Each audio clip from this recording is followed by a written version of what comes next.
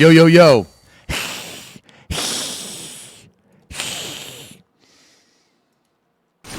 Sup. Sup. Sup.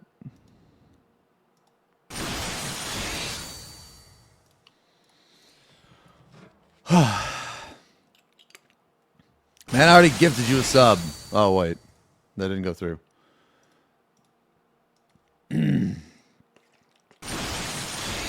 Yeah, we're going to watch the... okay, so I've seen a little bit of it. I've seen a little bit of it, but honestly, man. But honestly, I was asleep. I didn't even wake up till like 11:30. I went to the gym. I did a really, really, really good fucking cardio session, man. I hadn't even taken a shower, man. Yeah. Hey, Latte, thank you for the resub. 28 months. Ziz with the 16. Illy with the year. Squee with the tier 3. 28 months. Holy shit, brother. Yo, Die with the 30 months. Savage in July. Yeah, so I do know the release date is June 28th, which is actually it is earlier. It's Cammy. It's Cammy. Yay. Take the cookie. Eat the cookie.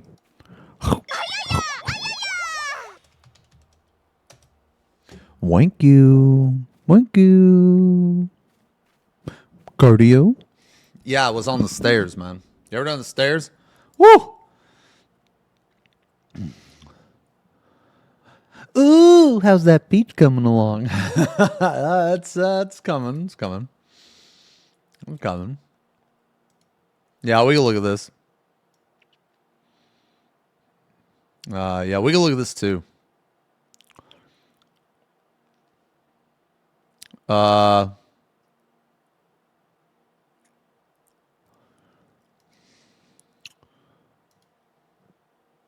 Wait, what is all this crap, man? What is this shit? Man, I don't want any of this crap. Oh, dearest of strummers, as Lil Zeem's father, can you go into detail how you instill good morals and discipline into him, specifically in the physical department concern? Hyperdisk.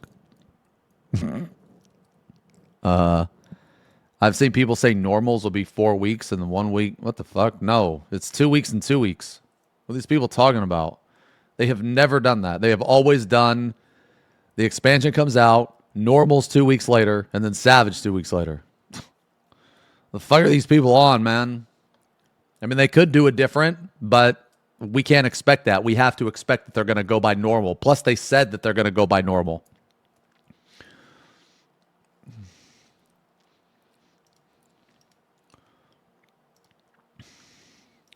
I already gifted you a sub, Blue. Now get the fuck out of here.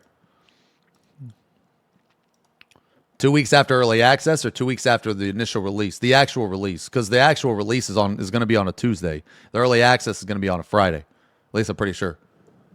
I'll have to double check, but what are we listening to, man? Let's listen to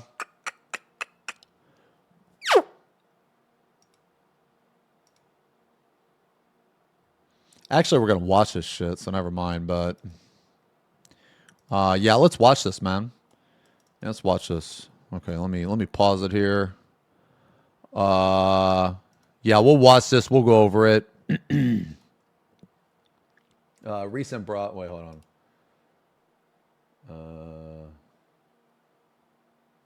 Yeah.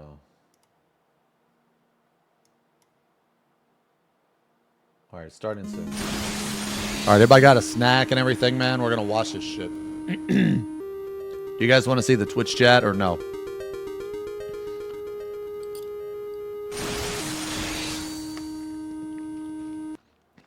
Yo, Seal, thanks for the resub. 16 months. Demons with the 11. Thank you guys very much.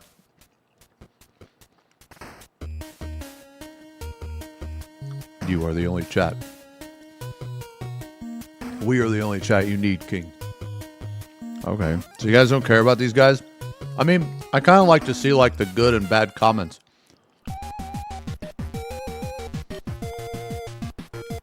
Hide the enemy chatters.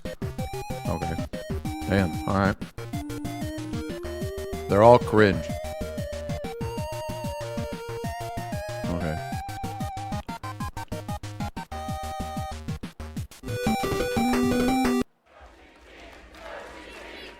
Okay, now, before we get started, I just want to say that I have seen a little bit of this, but I just mean a little bit. I just know the release date, and that's pretty much it. And pre-orders go on. Like I haven't seen anything else. I woke up at 11, like 11:30 today, and it was like already like 30 minutes deep into the shit. So, whenever we watch this, I like to skip around.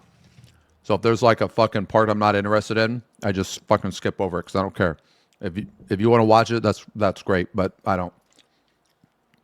There's a lot of like dead air and stuff that I also skip. So anyway, with that being said, how long is this total broadcast? Okay, it's an hour. Okay. Okay. Yo, you're 33 today? Wait, what the fuck is going on?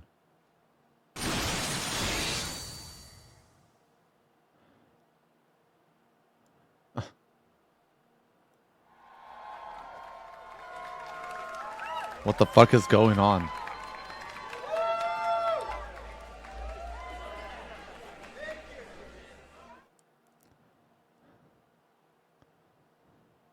I feel like I'm missing a joke.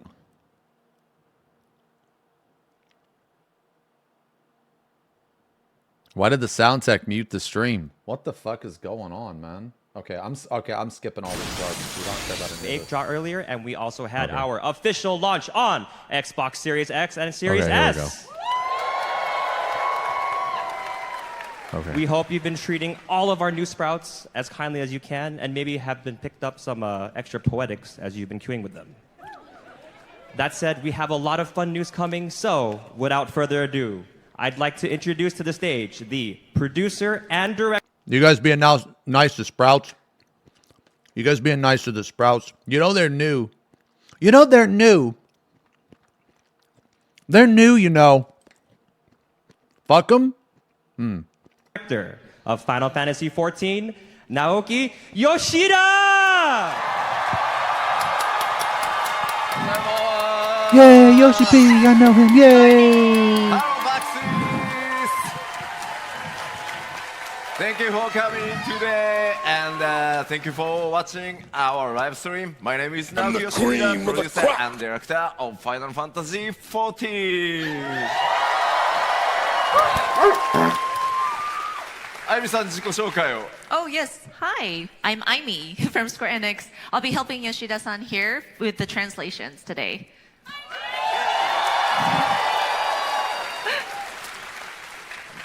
You guys want me to disable redeems?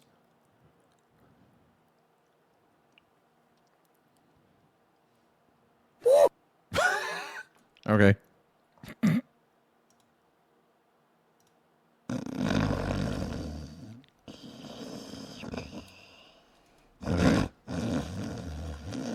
Okay. 皆さん本当にたくさんお集まりいただいてありがとうございます。 Well, yeah, thank you guys so much for coming to today's panel. Lots of you out here. It's ファンフェスみたい。 like Fan Fest again.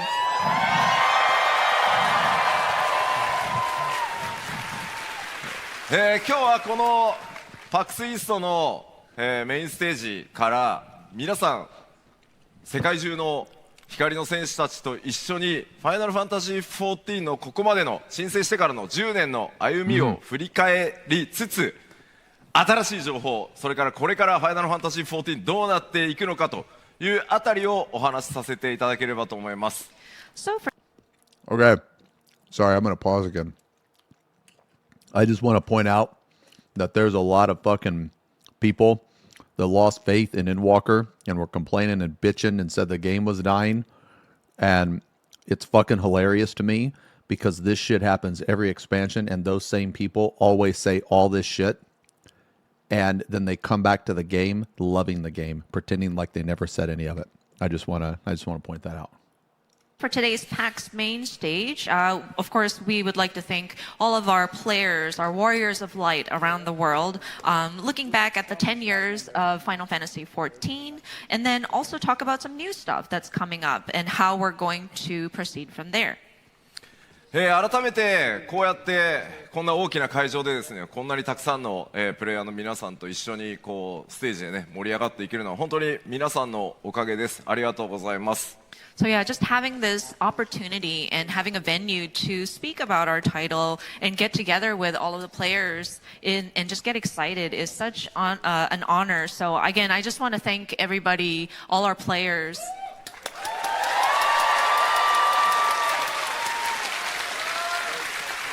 ではちょっと2013 You're welcome, Yoshi P. Now, you're welcome, Yoshi P.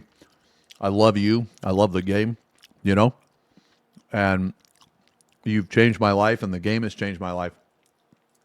And I'm going to continue to play this game regardless because I love this game so much. Now, you know, I'm not going to be mad when I don't get invited to the media tour. I'm just going to be upset. I'm going to be disappointed. I'm going to be sad because this will be another time where I'm just not invited to the media tour. 3年の ARR、レルムリボーンのリリースからここまで、累計アカウント数がどう変遷してきたかちょっと振り返ってみたいと思います。Okay, so I'd like to take a look at our trajectory since 2013's release of A Realm Reborn and the registered number of accounts. Okay. レルムリボーンリリースしてから400万人、そして1000万人、1800万人、こうどんどん増えていきました。So as you can see, we've seen an increase from 4 million to 10 million to 8. Dude, this is insane. This is insane. This is crazy. Remember how people were saying the game is dying? People are logging in less, all this shit. Now, granted, this number is not indicative, like 100% of how many people are actually playing the game, right? But just the fact that the game just keeps getting bigger and bigger and bigger and bigger and growing, that is fucking huge. That is huge, man. Look at this. This is crazy. 18 million. ちょっと正直信じられない数字まで、皆さんのおかげでこう。I just want to say one more thing, man, is that they have not changed their formula in like fucking 10 years. And it just keeps getting like more and more and more people keep playing the game. So I always find it really, really, really fucking hilarious whenever people... This happens every time, by the way. At the end of Heaven's Ward happened. At the end of Stormblood happened. At the end of Shadowbringers it happened. Even at the end of Shadowbringers, I heard people saying that the game was fucking dead, man. And that was when fucking Asmon and all them came over, were playing the game, all the WoW people. This was during the WoW apocalypse. You know what I mean? And people were still saying it. People were still saying it, man. And people are saying it now. It's just like, as a person that's played the game since 1.0, I just find that really fucking funny. バックアップねしてもらったかなと思ってます。 But yeah, we are truly blown away by these numbers. It's almost unbelievable to us. Asmon and who? Asmon and Rich, Max, Echo, all those guys, man.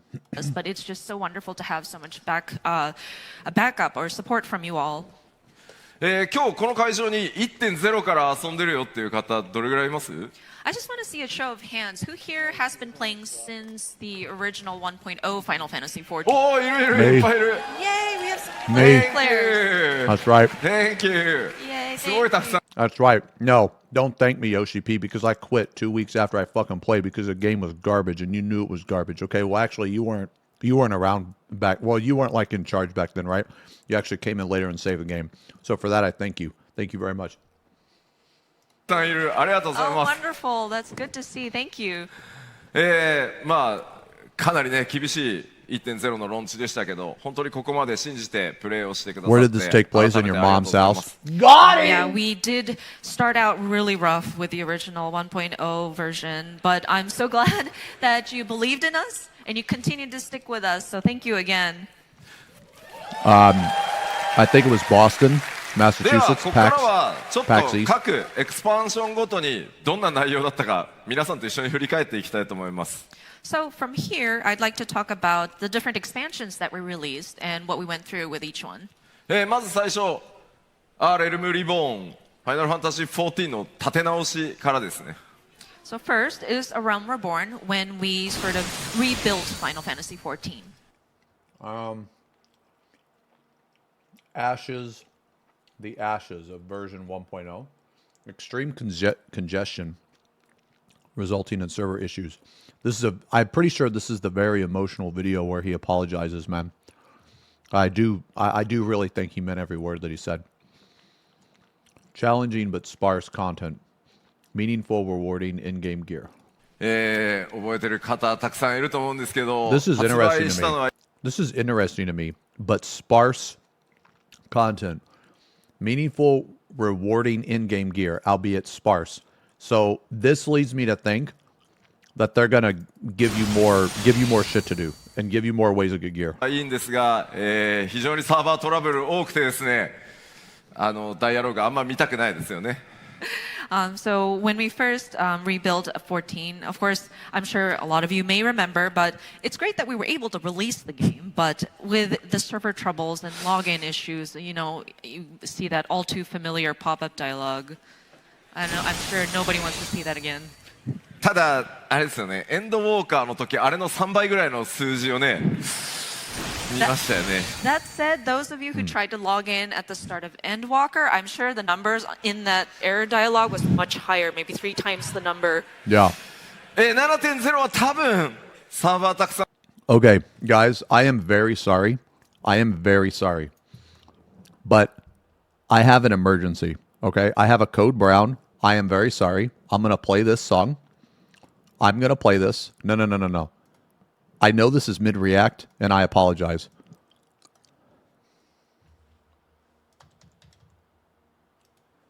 Watch this just for a minute. I'm very sorry. I have a code brown.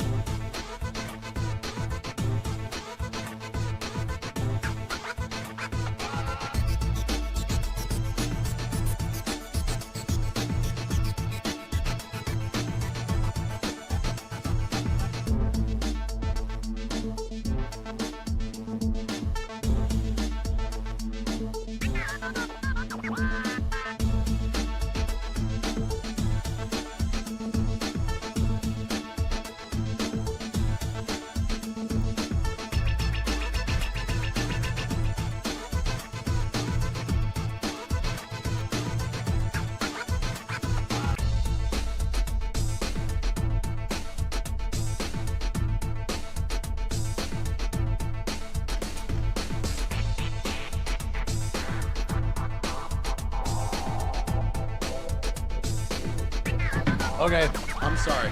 I'm back. I'm sorry.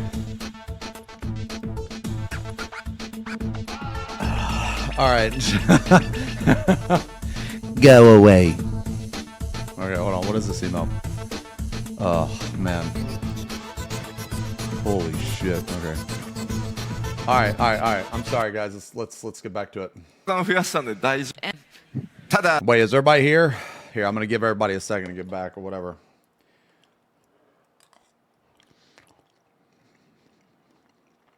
Okay. あれですよね、エンドウォーカーの時あれの3倍ぐらいの数字をね見ましたよね。 That said, those of you who tried to log in at the start of Endwalker, I'm sure the numbers in that error dialogue was much higher, maybe 3 times the number. Yeah. 7.0 は多分サーバーたくさん増やしたんで大丈夫だと、信じております。 But with Dawn Trail, we have increased the number of servers, so I'm hoping, fingers crossed, that this dialogue won't pop up for you guys. Okay. Nah, see, let me tell you guys something. Man. You log in and you just don't log out. Okay? Now, you're probably asking yourself, okay, how do you do that? All right, well, there's a cousin. Okay, there's a cousin. Okay? Yeah, there's a family member that will every so, I want to say, actually I can tell you.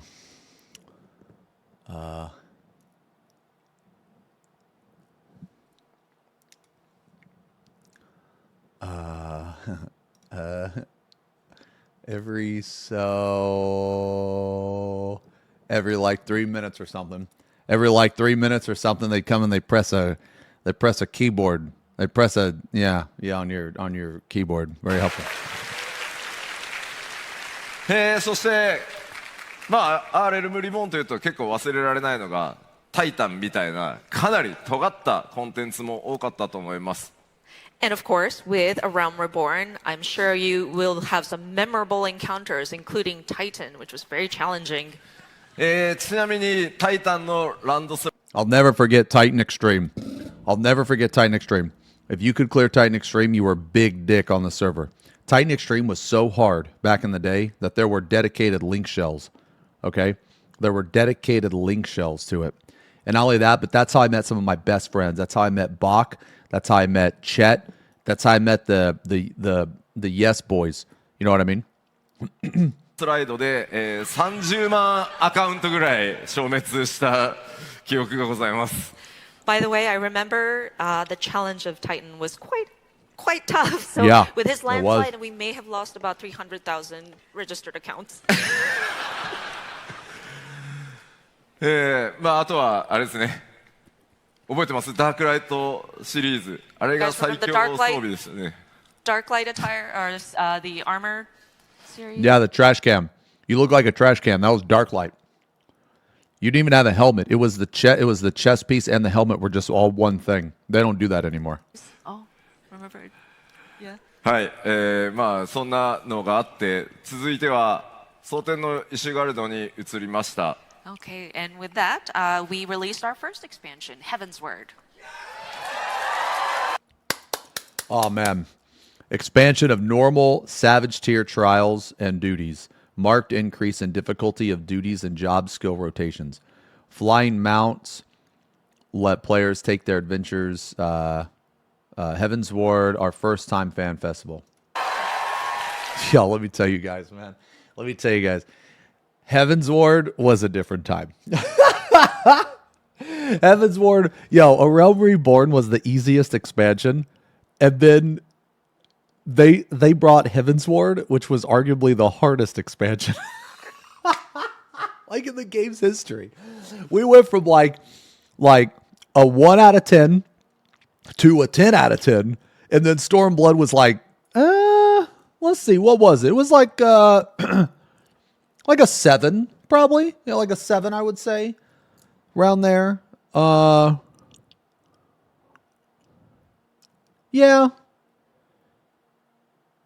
Yeah, Stormblood also introduced the ultimates too, and UCOB shit all over everybody. I don't know, maybe it was an 8. I don't know, man. I don't know, 7-ish. なんといっても蒼天の石ガルドから、レイドには難易度のねノーマルとこうハードみたいなものが入って、まあ、いよいよコンテンツを少しずつこう多層化していくみたいなタイミングがスタートしました。So with the Heaven's Word, we tried to look at the difficulty level of the different battles, encounters, dungeons. So with the raids, we incorporated the normal and savage tiers. ただ我々にとっても非常に学びの多いエクスパンションで、プレイヤーの皆さんからの ARR のフィードバックでちょっとレイド簡単なんじゃないかなっていうフィードバックをたくさんいただいていました。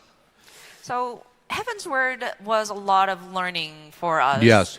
We received a lot of feedback after the release of A Realm Reborn, and some of it was, oh, isn't the raid just a little too easy to get through? Okay. No. I'm going to stop this right here. Because I am going to tell you with 100% certainty that all of these like loggers and all these parsers and all these motherfuckers, man, the game's too easy. Game's too fucking easy, bro. This shit's easy. You do not want them to make the game hard. You don't. You think you are good. You are not. You are not good at this game. You have got comfortable. And because everything is so scripted and the jobs are so easy, you feel empowered. You feel, yes, I'm so fucking good at this game because I can get some 99 or 100 big dick easy game. You don't want this game to be hard. You don't. You do not, because contrary to what these loggers believe, that they're good at damage, they're not. They're not good at damage. And I say that because the only time damage matters is during prog. The only time it matters is during prog. And these motherfuckers can't prog for shit. They suck at prog. They're horrible at prog. They don't know how to play safe. They don't know how to get uptime. They don't know how to do any of that shit. Okay? They suck. All right? And if they make the game as hard as Heaven's Ward, you will have another raid cataclysm. You will have another wave of so many people that can't fucking clear because of a damage check. Like these motherfuckers, they think that they have introduced damage checks in the game. Okay? You guys think that P8 was bad. Now, P8 was unbalanced. There's a difference between unbalanced and hard. P8. So P8, you bring the right comp, you can actually have a death. That's not a DPS check. That's not. That's unbalance of the jobs. A DPS check is when no matter what comp you bring, you have to do damage. Your rotation is hard.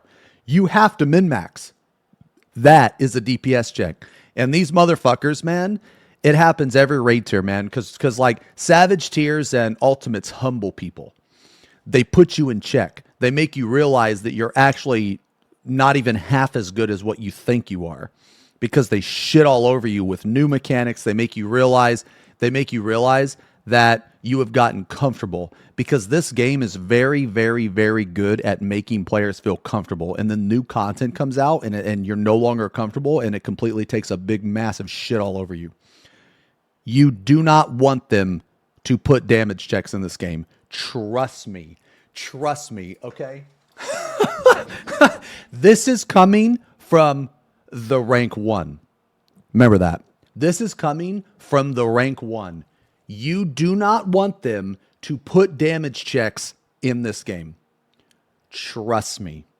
But you know what? I kind of hope they do. So that when they do, you'll realize, holy fuck, that bald idiot is right 100% of the fucking time. It is insane how someone can be right this much. It is insane. You don't want him to put damage checks in here. You don't. Gordius was so fucking hard. It killed the raid scene. It killed the raid scene. Literally killed the raid scene. 我々よし分かったじゃあ難しくするかと。And so we were like, okay, fine, we get it. It was a little bit easy. そしたらですね、やりすぎだと。too much って。 So we adjusted it. We adjusted the difficulty level, and now everybody was saying, "No, it's too hard. You did it too far." まあそこから Exactly. That is exactly what happened. Exactly. ね、コンテンツやジョブのメカニクスいろいろ皆さんのねフィードバックをいただいてこうアジャストを始めていったというタイミングでもあります。 But with the feedback received, that is when we reviewed the job mechanics again and the different abilities that were available and made adjustments accordingly. そしてなんといっても、1.0 から僕、担当するようになってなんとか開催したいと思っていたファンフェスが、開催できるようになった年でもありました。 And of course, we were able to hold our very first fan festival this year. さあこの1回目のラスベガスのファンフェス行ったよっていう方います？ By the way, with the first fan festival, did any of you attend the very first Las Vegas fan festival? May I see a show of hands? おいろいろありがとうござい Oh, ます。 we have- Thank you. Thank you. Yeah, I did. I'm pretty sure I've been to every fan festival.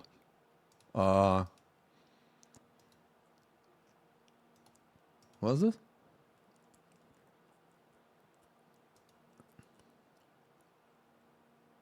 Oh, what? Oh, new polls. What? Okay, maybe later.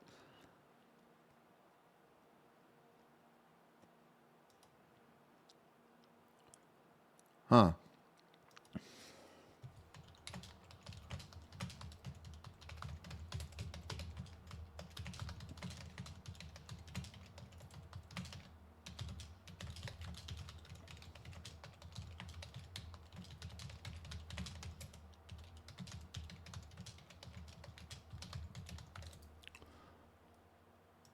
Okay.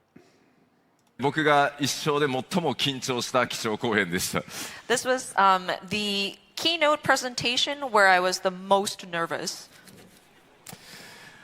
そして続いて、ストーンブラッドへ、時代が移っていきます。 Next, we released the Stormblood expansion. まあここは本当にたくさんのフィードバックをいただいて、まあジョブのメカニクス Stormblood was my favorite expansion. Stormblood was my absolute favorite expansion. It was the best. It was the best overall. The only thing that it didn't have that I wish it would have was better primals or trials, but yeah, it's whatever.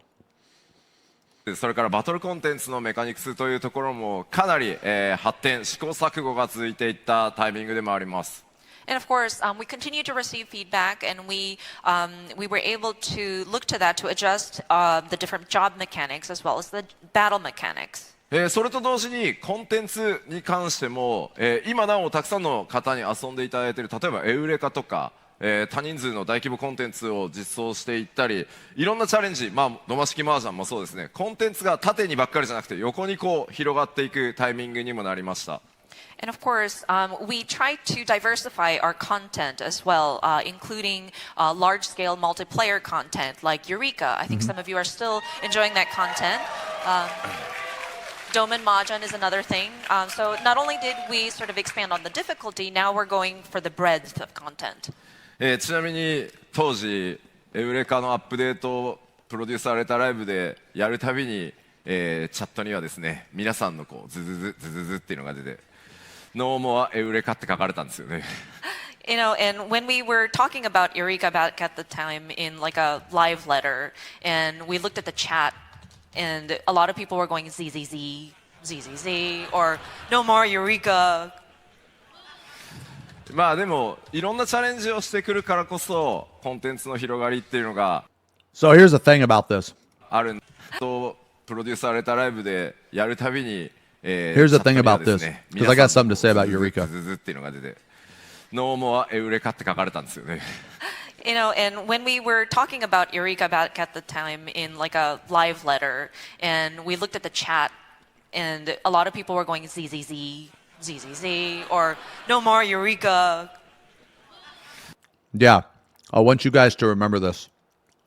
because I want you guys to be aware of how brain damaged the Final Fantasy 14 fucking community is actually. No. Don't get me wrong, there's a lot of nice people here, okay? Now, I mean there's some awful individuals, but overall it's, it's no worse than any other MMO. However, one common thing amongst a mini 14 player is that their brain does not function, okay? Because at the time, people hated Eureka. They hated it. And now, the devs were like, okay, you hate that content, so we're going to take it away. And now in Endwalker, everybody's like, Eureka was the best thing. I am going to say this.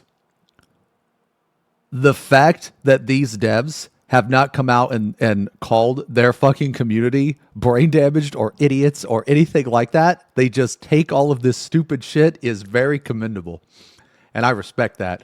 Me, there's no way I could do that. There's no way I could do that because all you motherfuckers are so fucking dumb. You say, no, this is bad, this is horrible. Then they take it away. And then they're like, oh my God, where is Eureka? This was the best content ever.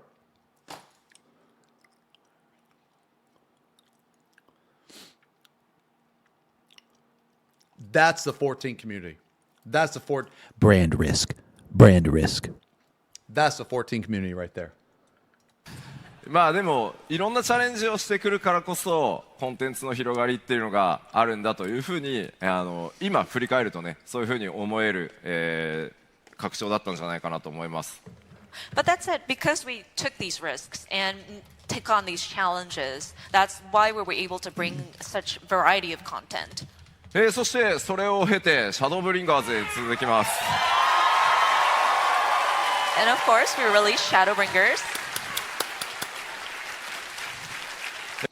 One thing that they're forgetting to add, I feel, is that with each expansion, they have drastically changed the combat. So, from A Realm Reborn to Heaven's Ward, the combat got way, way, way fucking harder. Okay? Way harder. And then from Heaven's Ward to Stormblood, the combat got easier, but basically, okay, the combat was way too hard in Heaven's Ward. It was way too hard. It was way too punishing for the average person. Way too punishing. Now, was it awesome for me? Yes. Okay? But that's biased. Heaven's Ward was not good for the overall health of the game. The ceiling and floor were way too far apart. Stormblood made that gap a little closer. Shadowbringers made the gap even closer. Endwalker is basically like this. This is not good. Shadowbringers was not good, actually. I feel that Stormblood was the perfect balance. Stormblood was the perfect balance between punishment and high skill ceiling. Because you have to remember that this game's for everybody. It's not just for the super good players. But it's also not for the super shitters either. So you have to make it in a way that appeals to the biggest chunk of people the best. So Heaven's Ward appealed too much to the super good players, I feel. Stormblood had it perfect. And then Shadowbringers appealed a little too much to the shitters, and then Endwalker just appeals to the shitters. And I know this because I love Summoner, and Summoner is so fucking easy, and it does so much damage. I think Summoner is one of the best fucking jobs in the entire game, I'll be honest. If you play one tank, you can play any tank, it doesn't matter. You play one healer, you can pretty much play any healer, it doesn't matter. So basically, they need to separate that a little bit. They need to go back to Stormblood, where you actually have to, now, if you go in on any job in any role, you learn that, and then you can go in on the same on the same role but another job, and you'll be able to do it perfectly. It used to not be like that. There used to actually be a little bit of learning for every single specific job. Okay? 特にですね、ファイナルファンタジー14、MMORPG ではありますが、RPG としてどれだけ質の高いストーリー、それからバトルの融合というのを、目標にやってきたんですけど、その、集大成に近いところが作れたんじゃないかなと思ってます。And so with this expansion, we kind of focused on the story and the RPG aspect of it and trying to blend together the narrative into some of the combat that you encountered. And we feel that we were able to start reaching that sort of culmination point as of Shadowbringers. 皆さんのおかげでですね、本当 RPG としても、随分大きく成長させていただけたというふうに感じています。And I think because of your help, we were able to grow as an RPG as well.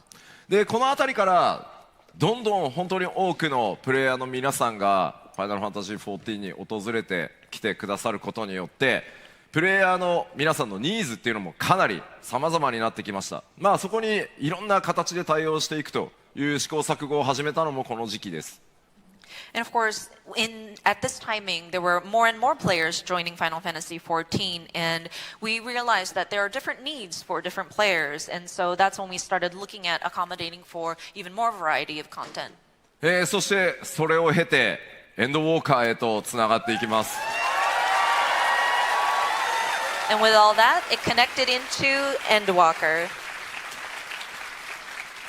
こちらは MMORPG というね終わらない、物語というか終わらない世界ではあるんですが、節目ということで、1回目のストーリーフィナーレを目指すという形で皆さんに本当に物語と体験をお届けしてまいりました。And of course, with Final Fantasy XIV, we are an MMORPG, which doesn't technically end per se, but we tried to bring a sort of finale to a story arc at this time. ただそれと同時にやっぱり RPG Keep in mind, we are an MMORPG. Okay? That's very important. としてのストーリーの評価の高さというところもあって本当にたくさんの人に遊んでいただけるように特にソロコンテンツそれからソロでプレイすること、少人数で遊べるといったあたりのシステム開発にとにかく注力してきたタイミングでもあります。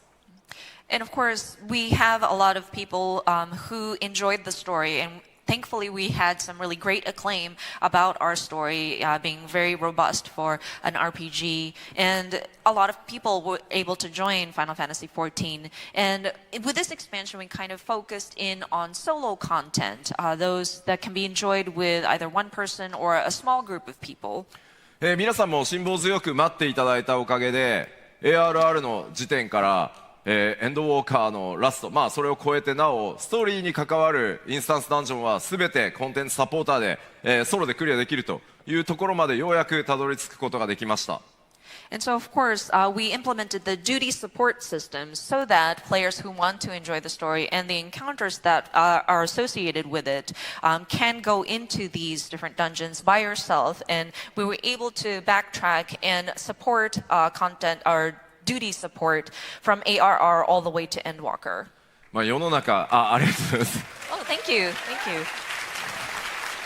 世の中不思議なものでやっぱりオンラインゲーム MMORPG 人と関わって遊ぶのが嫌だということでなかなか14はじめとする MMO Nah, it's good that they're doing that. They're doing some solo stuff, and they also reworked the MSQ. They need to rework Crystal Tower series too to make it a 4-man or 8-man, so you don't get into the stupid fucking roulette. 手に取ってくださらない方というのも非常に多いです。It is kind of curious because even if this is an online game where typically it's necessary for people to work with other players to play, there are certain people who hesitate because they don't want that sort of interaction with other players, and so that's why they didn't try Final Fantasy XIV. ただ今回こういったソロ対応とかをやってくることによってじゃあ遊んでみようかな、そしてゲームへ訪れてくださって皆さんの本当に温かいコミュニティの力に触れてどんどん光の戦士たち増えてそして育っていってるのを実感します。That said, with content duty support, of course that also helped, but then the community welcomed these new peoples and they were able to support them through their growth, and I think we were able to grow in numbers of our Warrior of Light, so I think that's also a great step forward as well. そしてそれらの状況を受けて、次に See, dude, he's a mastermind. He's a mastermind. Okay? No. Look, you guys, okay, all you guys are doing, if you're going to pause, at least give us some kisses. No, you guys are acting really fucking stupid right now. All you're doing is typing dumb shit in chat and saying looping and unpause the video, blah, blah, blah. And then you fucking complain that I'm not looking at the stupid shit that you're saying. Well, then stop saying stupid shit. Okay? Anyway, he's a mastermind. Okay, he is trying to appeal to so many different people. You know what I mean? And that's good. Because it's getting more people into the game, okay? 我々が目指していくのが新たな拡張パッケージとなります。 So with all that said, now we're striving for the future, which leads us to our next expansion.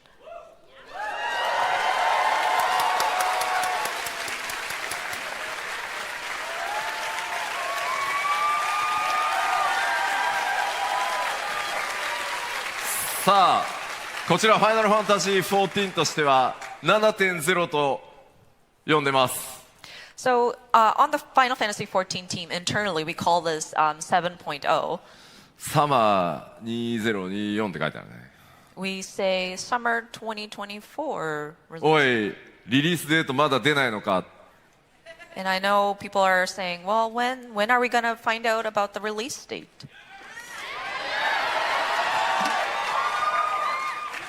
大丈夫、もうちょっと後で話すから。 Don't worry, we will talk about it just later in the presentation. He's debating, man. He's blue balling. さあ、 He's こ blue の balling, dude. 7.0 ドントレールから、さらにこの先10年間またいろんなチャレンジを皆さんと一緒にしていこうと思います。 So of course, this 7.0, aka Dawn Trail, is our next challenge in the 10 years moving forward. その10年、次の10年に際して我々が、まず最初にチャレンジしていこうと思っていることがこちらです。 So one of the first challenges we want to take on for the next 10 years is going to be this. これまで、6.0、6.X シリーズで、たくさんのカジュアルプレイヤー、ソロプレイヤーたちを迎える準備というのができましたので、ここからは改めて MMORPG としてさらに、高みを目指して進化にチャレンジをしていこうと思います。 So, of course, throughout 6.0 Endwalker, through the 6.x patch series, we were making different preparations to welcome in those more casual-leaning players or people who wanted to enjoy content by themselves solo. So, with Dawn Trail, we want to aim for evolving as an MMORPG. さあ、ではじゃあ具体的にどういうことなのというのを Okay, that's really good. That's really good to hear because this is not a single player RPG. Now, there are like I mentioned earlier, there are brain damaged individuals, really stupid individuals that are like, "No, this is a single player." No, it's not. It's a fucking MMO. You just don't want to accept it. It's a fucking MMO, man. Okay? So this is really good to hear. This is really good to hear. ざっくりコンセプト方針をお話ししていきます。 So, I would like to go through what we're thinking about specifically in a sort of like an overview of our concept. まずその一つ目、マルチプレイという部分をさらに強化していこうと思います。 Okay, hopefully they give So, of course, examples. we would like to focus in on multiplayer aspect as one of those things. それに際してラージスケール、多人数で遊べる Oh, と more large scale duties. Okay. Okay, all right. Okay. So like DRS and all that shit. So Okay. with that, we would like to refine DRS was to awesome. tackle on more large-scale duties. エウレカやボズヤに続く、バトル系の大型の探索コンテンツというのの開発もすでにスタートしています。 So content that kind of are in the same vein of Eureka or Bosnia is going to Okay. be in the works. Okay. このあたりもちろんまだ公表してないコンテンツというのも開発、スタートしてたりはするんですが、とにかくファイナルファンタジー14というゲーム、たくさんの、価値観のプレイヤーに遊んでいただけているその力を今回 7.0 以降 7.1、7.2 でこうみんなで遊ぶということをさらに突き詰めていけたらなと思ってます。And so there are lots of content we're trying to develop right now, some of them that may not be mentioned here today in today's presentation, but we understand that there are a lot of different values that people hold as they are playing Final Fantasy XIV. So we want to also focus in on large-scale content, multiplayer content, as we go through 7.1 and 2 and beyond. まあもちろんその 6.X シリーズでね、バリアントダンジョンみたいな少人数で遊ぶコンテンツっていうのもそのシステム開発しっかりできましたので、それらをやらないというわけじゃなくて、そういったコンテンツもやりながらさらにラージスケールのコンテンツも作っていきます。Of course, we're not neglecting the solo or smaller scale content like the variant dungeons. We will continue to update that. And so it's going to be more in parallel. We're going to have the smaller scale content versus the large participating content as well. そしてもう一つ重要なポイントがこちらです。And another important element that I want to cover is this. 遊びごたえの強化というのにちょっと改めて意識的に取り組んでいきたいなと思ってます。So of course, a more fulfilling gaming experience is how we worded it, but we want to kind of focus in on this as well. 例えば、まあ本当に世界中たくさんのプレイヤーの方のフィードバックから、まあ我々こうじゃあこの遊びごたえって何かっていうと、こうボスのターゲットサークルがやけくそにこうでかくなっていったりとか。So, for example, this is one of the many feedback that we have received that kind of relates to that fulfilling gaming experience. For example, the target circle of your enemy, the hitbox, is ridiculously large at this point. Okay, all right. あとこう、ギミックの内容に関してもちょっと似たようなものが増えてきて、実際にプレイしていてもちょっとまたこのパターンなのかとか、まあもちろんなんだろう、こう経験が積みやすいから楽ではあるんですけど、実際にちょっと自分でプレイしてても眠くなってくるなっていうのがあったりしてます今。And in terms of battle mechanics, they tend to be very similar content to content. Okay. And some people might feel Stack, that it's spread, very chariot, repetitive. It's dynamo. like a pattern almost. Okay. And of Yeah, course, yeah. it might help if you are trying to build your like gameplay experience and try to get a hang of it. But for some players, me included, I kind of get sleepy because it kind of gets routine and mundane. All right. まあ僕あんまりこうゲームしながら寝落ちすることないんですけど。Okay, so they're changing hitboxes and they're making mechanics more もう diverse. ちょっと Okay. エキサイトメントを高めていきたいと思います。Okay. You know, we rarely fall asleep when we're playing games if we're really into it, but then sometimes when I get too tired, it's like, oh, okay, I'm gonna. So I'm trying to see if I can spice it up a little, bring the excitement back. さあここで注意点です。Yo, I just want to reiterate that I said that this was slated to be the best expansion ever. I just want to reiterate that way back when they first showed Dawn Trail, I said when they first started about Dawn Trail, I said this was slated to be the best expansion ever. And every single piece of information that they have given us has proven my point over and over and over and over again. That said, I do want to advise you. こういう話をすると、 So we'll see. やばい、 We'll 吉 see. 田また難易度を上げようとしてるっ We'll て see. 思う方たくさんいらっしゃいます。When I talk about something No, I like think this, ever. I know I some think it's people gonna be the might best get a ever. knee-jerk reaction of, oh no, Yoshida is going to make everything difficult again.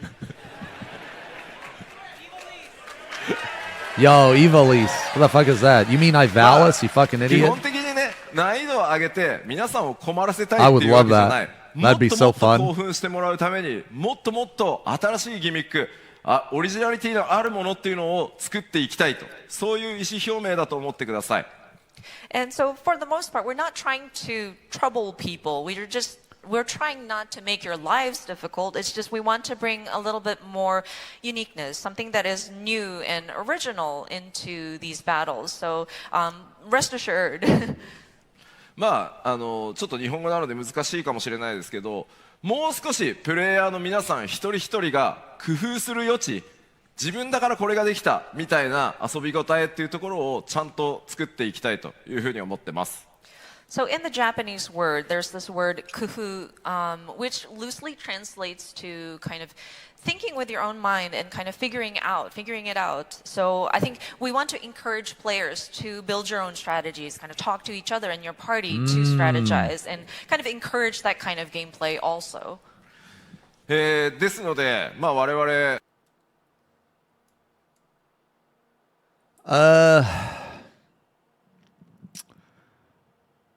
Okay, I admire it, but that ain't gonna work. That's not gonna work. Not in this game. I don't think so. Maybe he's talking about it. I mean, he did say like loosely translates. Maybe he's talking about the because they're gonna add this really cool feature. It's like a raid planner, but in game. They're gonna add that. But I am gonna tell you with like 99.9% certainty that players will take the path of least resistance. So once a player sees that someone else has gotten past a mechanic, they will do that exact same thing. Okay? They will do the exact same thing no matter what. What's a raid planner? It is this thing here. It's kind of cool. It's like create a raid plan. So like put like a boss targeting system here. Then you got like tank here, you know, this type of stuff. Yeah. For anyone that doesn't know this exists. This will actually be in the game. This will actually be in the game later. いろんなチャレンジをさらにこうなんだろうリスクも取りながらやっていこうと思うので、まあ時折失敗してね皆さんに怒られることもあるかもしれませんが、だんだん慣れてきてしまった14を今一度エキサイト持って楽しめるように、さらに拡大させていこうというのが当面の目標になります。And so, of course, we would love to take challenges. I would like for my developers to be able to take on challenges, take risks in creating their content. And, of course, we may screw up. We may have a misstep, and we might be up here apologizing to our players once again.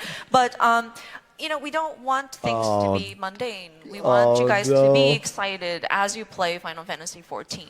まあこうなるとジョブ Oh, no. Oh no, dude. Okay. All right. Okay. He said that because he already knows they're gonna fuck up. Okay, so this is what I get from this. I could be wrong. Is that he has told the developers, or maybe not him, but it has been common knowledge amongst the dev team that to keep things relatively the same and only experiment a little bit. But now they're going to experiment a lot more, and that experimentation might lead to another Gordius or might lead to another situation like that. So if that happens, he's already apologizing for it. Okay, all right. Ooh, I fucking hope it happens. Ooh, I hope it fucking happens, man. I hope they put fucking DPS checks back, and I hope all these fucking loggers and all these parsers and shit, they're like, yeah, I'm big dick. I got fucking 99, bruh. Fucking top 10, bruh. And then it just completely shits all over them, puts them in their place, makes them humble, makes them think, oh my God, makes them quit the fucking raid tier, dude. Ooh. These motherfuckers, man, that think that they're just on this high horse, dude. They think they're so fucking good at the game because they got a nice number on a website that doesn't fucking matter. They think they're so fucking good, dude. And then they're going to experience an actual DPS check, and they are going to fucking shit themselves, man. They're going to shit themselves, and they are going to be so fucking bad. It is going to be great. It's going to be great to see this happen all over again. Oh, man. The first time was insane. Okay, the first time was insane. The second time is going to be even worse. It's going to be even worse. ジョブはどうなるのかっていう心配がきっとあると思うんですが。And I'm sure with this kind of talk, it might beg the question, like, well, so what's going to happen to the different jobs and their mechanics? まあジョブに関してはせっかく節目のねレベル100が来るので、今何かを大きくめちゃくちゃバトルメカニクスも含めていじるってことは 7.0、7.X シリーズではしません。今の延長線上にちゃんとアップデートを行います。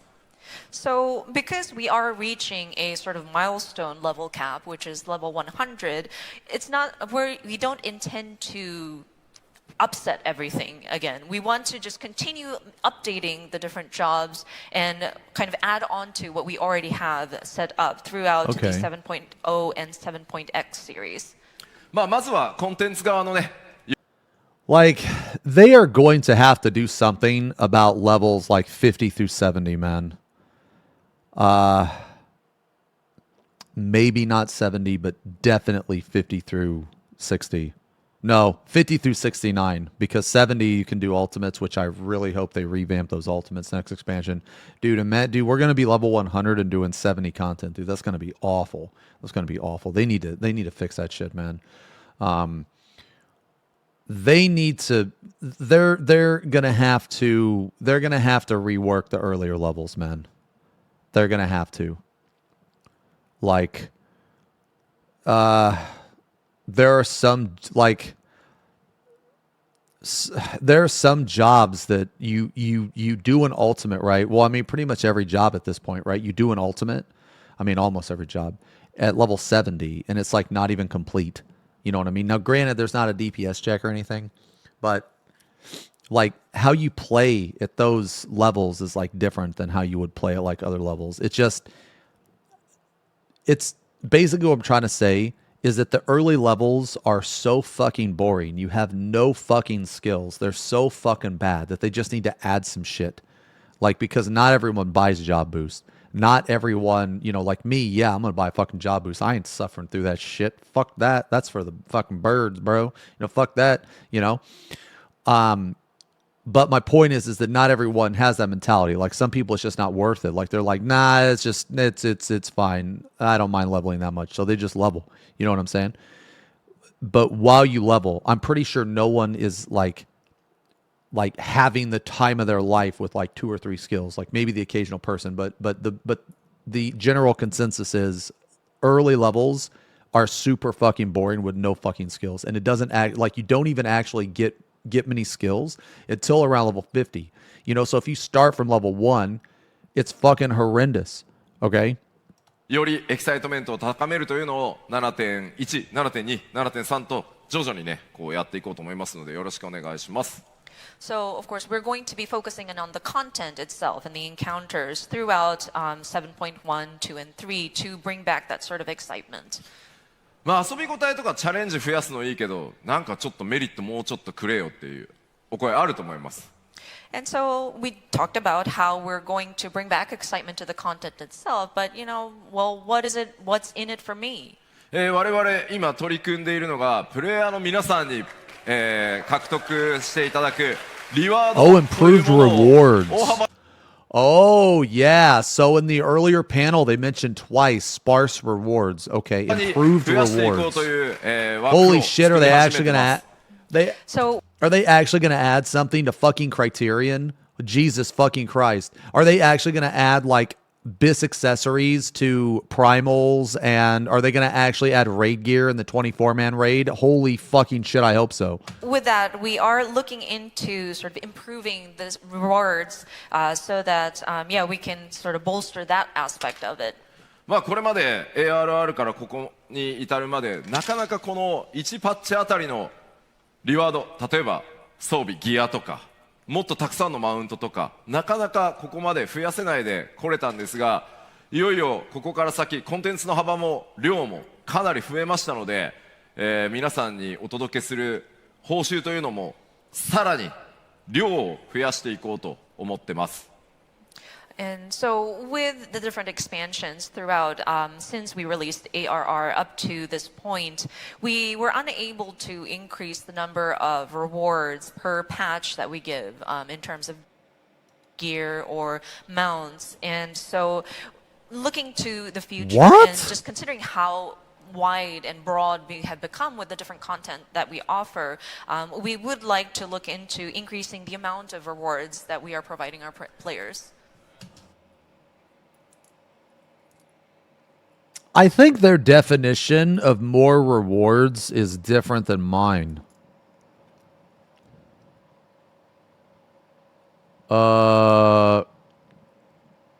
because back in A Realm Reborn, there were a couple times where you actually got super good accessories from primals, and trials didn't also drop, or they didn't always drop a weapon either.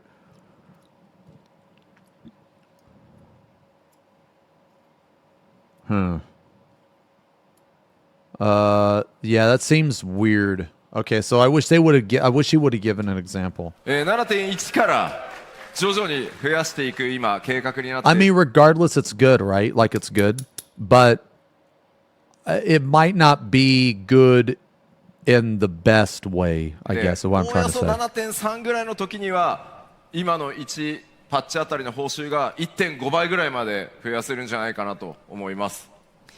So the plans are in place. So our goal is that by patch 7.3-ish, we would have maybe 1.5 times more compared to current. Okay. So more rewards. Like, how can they mean? They can either mean more quantity of current rewards or more quantity spaced out. So what does that mean? Like, so that means maybe instead of one book you get two. That could mean one way. Or the alternative, it could mean that you get the same rewards from like Savage, we'll just say for an example, but then you also get raid gear from the 24-man raid, which you should.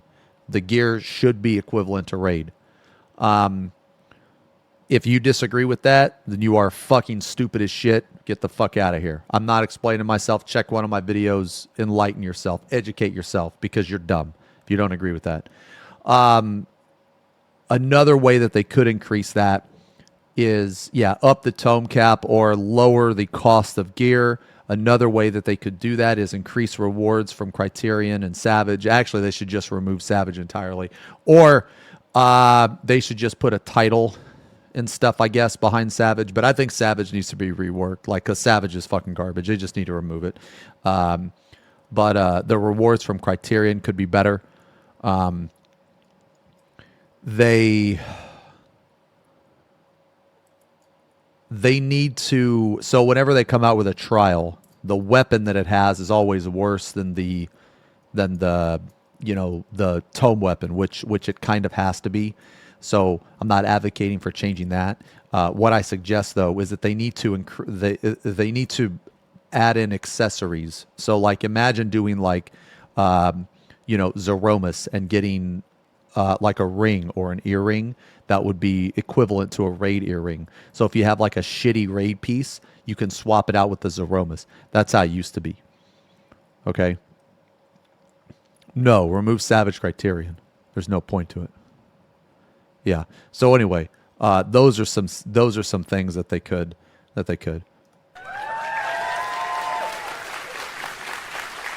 まあたくさんの皆さんから、たくさんね利益もいただいてますので、さらに還元してとにかく皆さんと一緒にさらにこう14盛り上げていこうと思いますので、どうぞよろしくお願いします。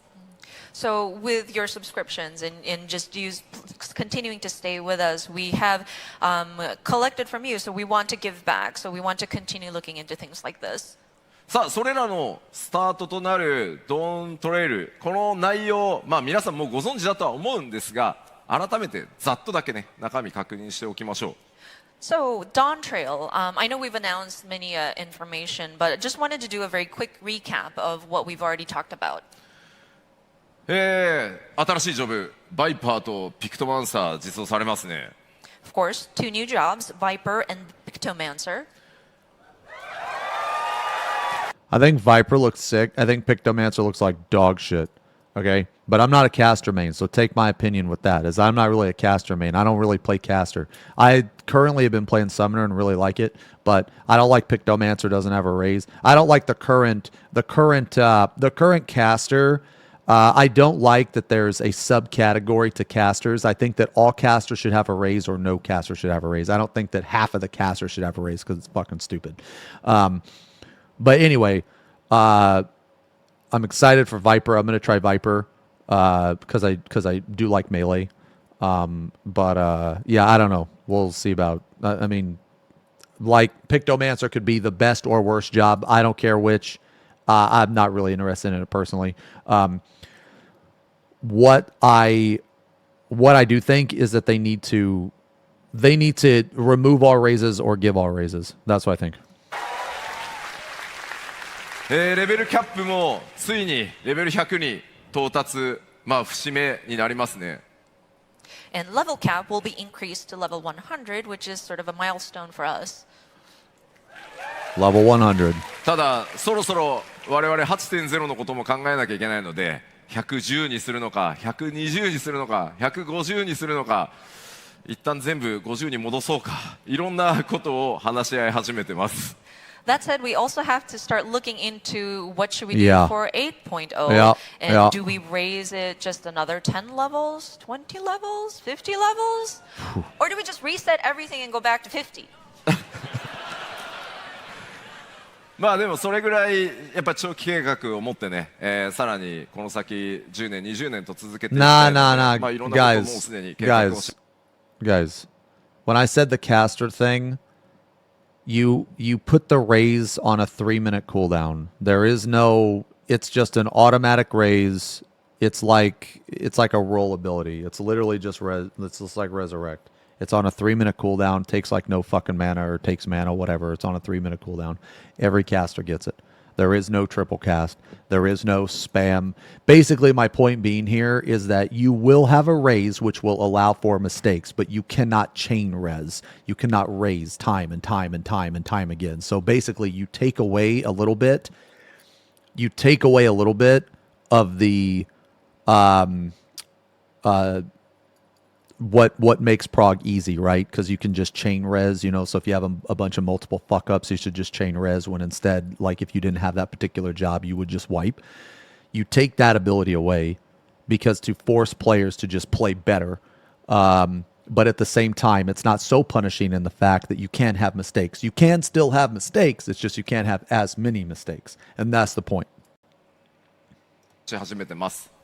That said, jokes aside, we are looking into a long-term plan. That's why we're trying to also look at what would it look like 10 years, 20 years from now.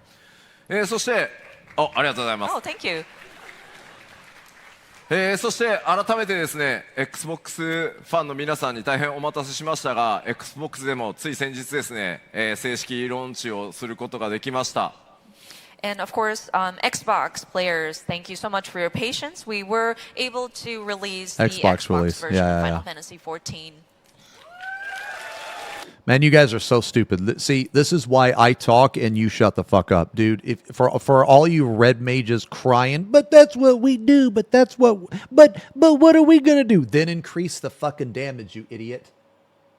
Then increase the damage of red mage. It's not that fucking hard to comprehend, bro.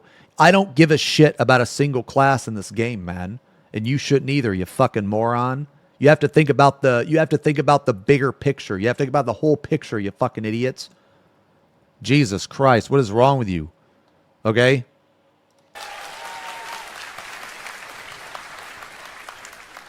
さらに、当然新しいエリア多数ありますし、新しい敵も多数出てきます。そして多数のダンジョン、新しいものを用意されてます。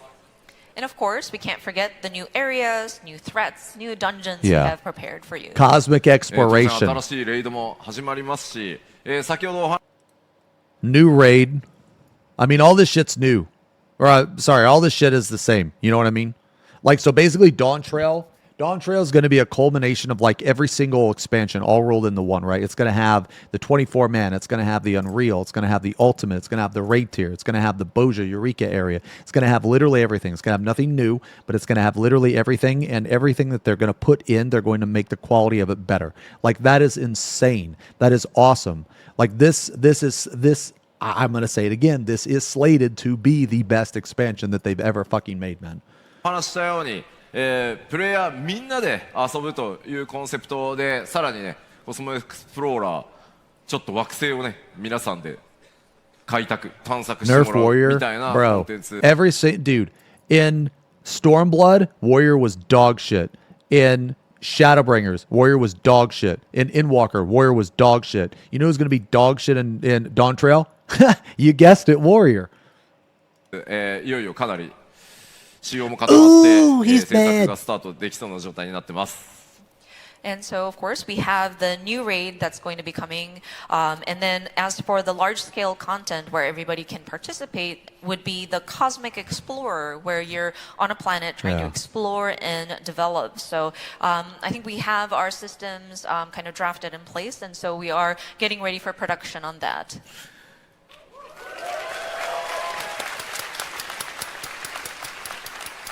そして こんなさまざまなチャレンジと要素を詰め込んだ、ファイナルファンタジー、14 7.0 の16 Don't Trail So of course, with a lot of challenges that we're taking for the new Final Fantasy XIV expansion, not 16, 7.0. Okay, there it is, dude. There it is, dude.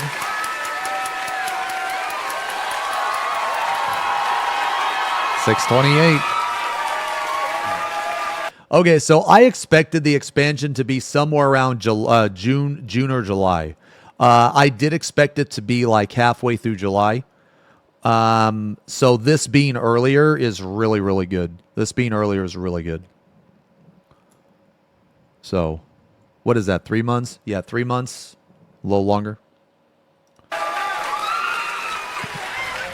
大変長らくお待たせいたしましたが、ファイナルファンタジー14、Don't Trail 6月28日アーリーアクセススタート。3 months for your static will clear top. Oh, you can clear top in 3 months. 正式 Just use the 発売 simulator. という形 Use the sim. で、 You guys will 今 get it. 最終調整を、最後のね開発の追い込みをやっているところです。 So thank you so much for your patience. I know we waited for a long time to announce this, but we are happy to say that we are planning to start early access on June 28th and Nice. Official release on July 2nd, and we're making our final adjustments on those.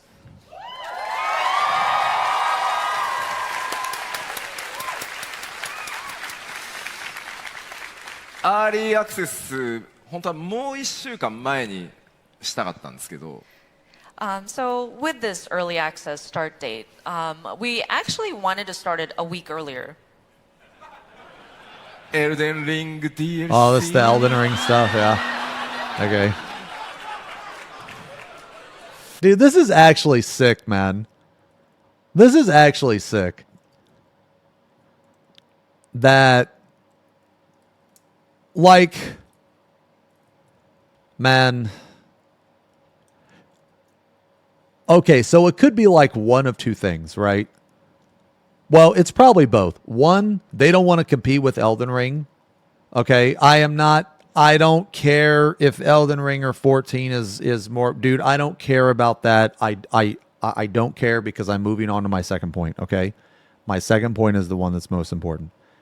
The second point is that even if they did or did not want to compete, the fact that he acknowledges that people are very excited for this game did win Game of the Year. He's very excited for this game.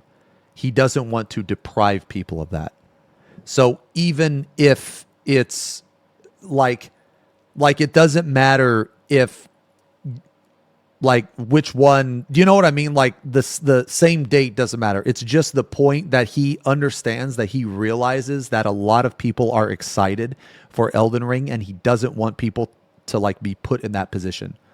You know what I'm saying? He doesn't want to put people in a position to where like, because I'm sure a lot of you play both. You play 14 and Elden Ring. So if 14 expansion dropped at the same time as Elden Ring, you would have to pick one. He doesn't want you to make that choice. And that's like, I don't even play Elden Ring, and that's awesome. I think that's awesome. Because it not having to choose, if you're a fan of both games, you're gonna feel disappointed a little bit because you can't play both. You know what I mean? So this is really cool. まあ皆さんもエルデンリングのね DLC やりたいでしょうから。 We figured everybody would be interested in playing the Elden Ring DLC. Yeah. When do I think それから Savage 1週 drops? 間 It's で going to す drop a month after I'll the give you one expansion. week. 1 week.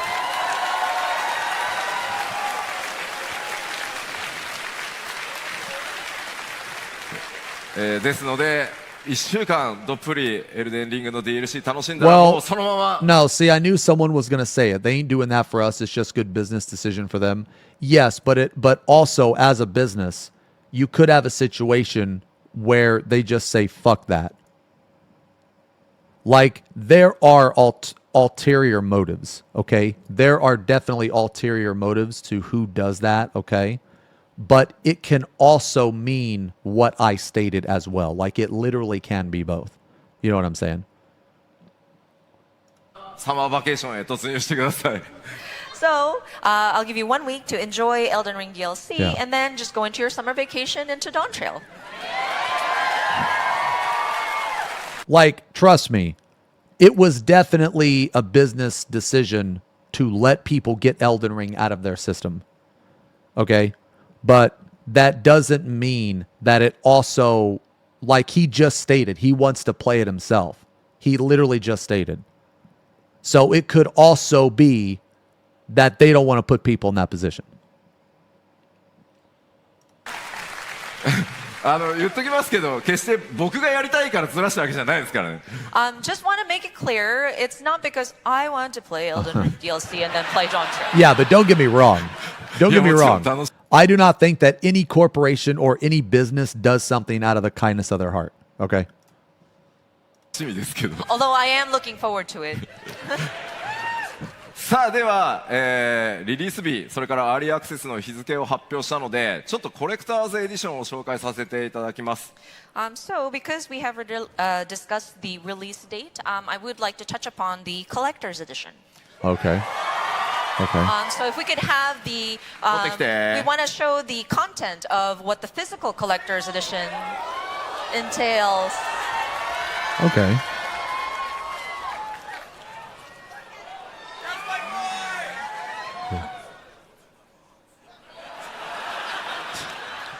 Oh, yo, good luck putting those on. Yup, there it is. There it is, brother. Dude, just don't even put those on.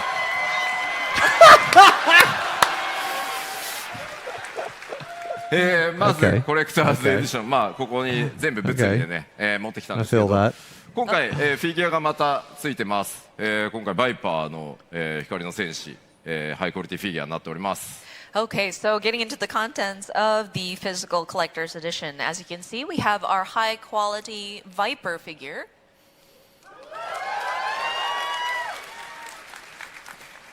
そして冒険には欠かせない Oh, that's kind of cool. Is that a playmat? え Is that aー playmat? ファイナルファンタジー14のマップですね Yes, we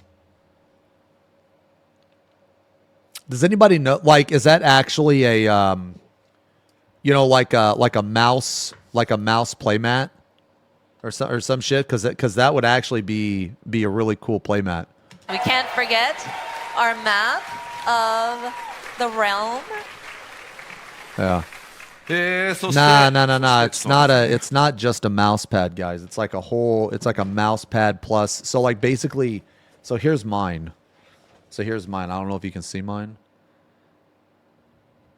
but here's mine. It's basically a yeah. So like what I particularly use, or sorry, what I specifically use is I use a playmat from Magic. Yeah. Yeah, and this is like one of my favorite swamp arts, actually. But like, I also have playmats. I also have a playmat of the X that I have. It's on the merch page. It's huge though. It's fucking huge. I use a keyboard tray. I do. Why is that bad? Why? Why is that bad? Why are you Omegalo?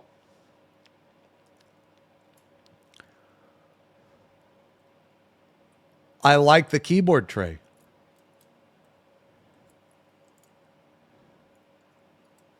What's wrong with the keyboard tray? I like Dude, I don't like having my hands up here, man. I'm gaming. I don't like that shit.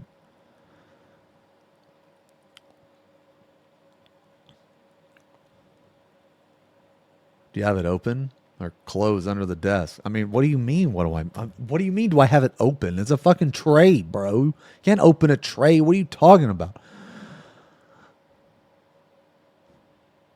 Anyway. Hold on. Let me neatly put this away. Oh, you meant sliding it out. Yeah, I slide it そし out. て、光の戦士たちが冒険でね使ってる愛用の機構録を今回ね物理アイテムとして作ってみました。I love Okay, next keyboard is trays. the unending journal, unending journey as a journal form. Sorry. Slide it out.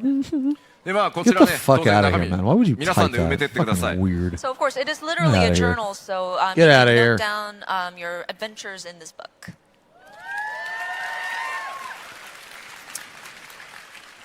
そして続いてがですねこちら何かというとちょっと古風な、ペン入れになってます。皆さんで埋めてってください。 I'm gonna write in my journal. Today, chat called me bold. I was sad. They said Omegalo treeboard K or treeboard or treeboard keyboard tray keck you. はい So of course it is literally a journal. So you can note down your adventures in this book. FB Pong treeboard K. そして続いてがですねこちら何かというとちょっと古風な、ペン入れになってます。 And so this, it's actually sort of like a vintage-looking pen case. かなりこだわってね作りましたので、まあ、冒険者感というのを大事にしながら作ってます。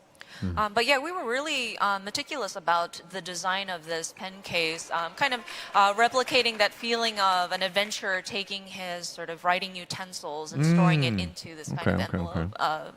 Book of で Gradies.、まあ、Going in the こ book. う巻いてですよ。 You can Oh, roll holy it up shit, man. That should be the Mighty. journal. and The- roll it up. A journal of まあこれ grudges. でこう And it has a string that you can close it with. まあなのでペンだけじゃなくてねいろんなものを収納してねこうバッグに持ち運びやすいように、なってます。 So of course, you can utilize this for not just pens, but any sort of stick-like objects to put in there. そしてちょっと待ってくださいね手袋した方がいい Actually, の this かな one we might want to wear gloves, or do we? もちろんこの天野先生のね最新書き下ろしのドントレールのとこの特装ボックスついてきます。 Of course, we haven't forgotten the decorative art box featuring the wonderful artwork of Mr. Yoshitaka Amano. Holy fuck, man. はいというわけでちょっとコレクターズエディションの今回物理アイテムですねご紹介しました。ちょっと待ってね IL 上げるからね。 So these are the physical components of the collector's edition. Sorry, let me put my accessories back on to get my eye level up. Okay. Okay. さあじゃあまあコレクターズエディションがねこんな感じになってます。 This is our collector's edition, physical Yeah. items. まあ今紹介した内容一覧になっておりますので I'm going to get that journal and write in it every time you fuck up the new ultimate at XenosysVex Omega Lull. Get the fuck out of here. Get the fuck out of here. No, you won't because you can't even view the stream now because you're fucking banned, idiot. Bye. ぜひさあコレクターズエディション物理どうしようかなと悩んでいただければと思います。 So, and this is a list of the physical items that will be included in the collector's edition. If you could, please consider pre-ordering this. But yeah, your Yeah, I'm gonna consideration pre-order. would be definitely appreciated. When's pre-orders? ありがとうござい Next ます。 Oh, おちょっと聞いてみようかな。ちなみに ARR から全部のコレクターズエディション持ってるぞっていう方いらっしゃいますか Next week. just out of curiosity, Tuesday, yeah. who here has collected all of the collector's editions since ARR? おすごーいありがとうございます。 I have Gosh. the digital. He didn't specify. Thanks. He didn't specify. Me. 面白いのがねスクエニのスタッフも手を挙げてるのがちょっと面白い。 I just noticed that some of our Square Enix staff also raised their hands. which is very interesting. 個人的に買ってくれてありがとうね。 Thank you so much for your purchase. さあここまでちょっと物理、アイテムの紹介をしましたので、ここからは、デジタルのコレクターズエディションのアイテムを Will ご I 紹 get the 介 physical したいと collector's 思います。 edition? No, I never Okay, do. so we went over the I'm physical not a, items in the collector's edition. Next, I would I don't like owning a lot of stuff.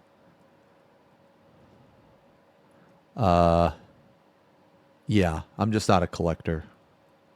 Everything that I own is like online. Yeah. So my reason for that is because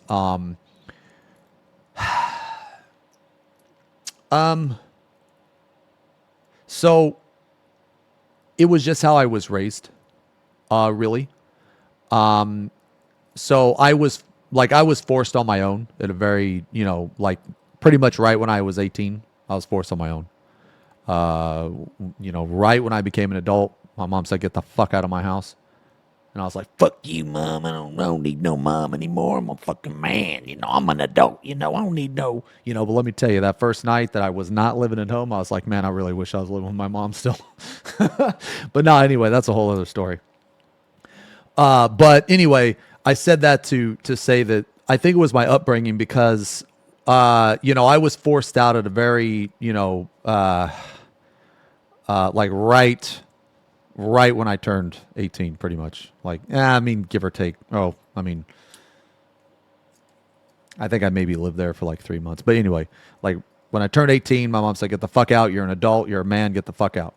So anyway, when I moved out, I lived with my friend when I was 18 for a while. Then I moved into an apartment when I was 19. I had my very first apartment. I was completely on my own when I was 19. I was paying rent and stuff when I was 18. I had fucking car payment and shit, which was pretty fucking miserable. But I was completely 100% on my own when I was 19. When I was 18, I lived with a friend, and me and him lived with his mom still. But that was just because I needed to save up money to get out. But anyway, so I never had much stuff. I've never had much stuff my whole life because I've had to move from place to place. So when you have to do that, you realize that your life, you only can fit so much stuff in your life, basically. And you need to be able to move, sometimes you need to be able to move within, like a couple months, right? And you don't want to be stuck hauling around like, couches and love seats and this vast collection. And that's just how I was raised. Okay. That's just how I was raised. So basically the most important possessions I have to me are like my computer, like my streaming equipment, my gym equipment, and that's it. I don't really have anything else. So I'd like to talk about the digital items. その前にそれに関係する動画をちょっと短いですけどご覧いただこうと思います。So in relation. Oh, are me and my mom cool? No, I love my mom. I love my mom to death. At the time, I was a hothead. I was young. I was a young man. I was a hothead. I thought I was on top of the world, all this shit. I had a lot of lessons to learn, and I learned them. And now, years and years later, I realized that was the best thing my mom could have done for me because my mom knew that I was strong enough to do it. She knew I was a responsible person, and she knew I could handle it. She figured I'd be mad at her for a long time. She figured I'd hate her for a little bit, but in the end, she was right. She was right to do it. And later in life, I was like, 23, 24, I started to realize how much of a good, person she was, how much of a good parent she was, because that's the kind of that kind of lesson is man, it's it was honestly probably the most important lesson of my life, to be able to live on your own, man, because there are people like 28, 30, 35, 40 that have never been on their own before, and they don't know how to handle themselves. They don't know, like they're adults, but they don't have the mind of an adult. It's like those are lessons that were taught a lot more back then than they are today. So anyway. to that, we brought a short video to show you. Please roll video.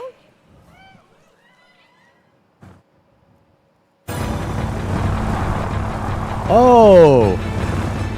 So that's just Cruise Chaser? That's the same model as Cruise Chaser, right?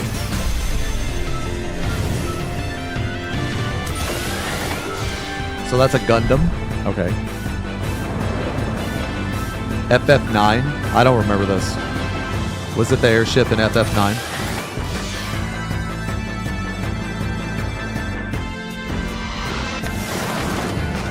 Oh, it's the Arc Summon. Oh, okay.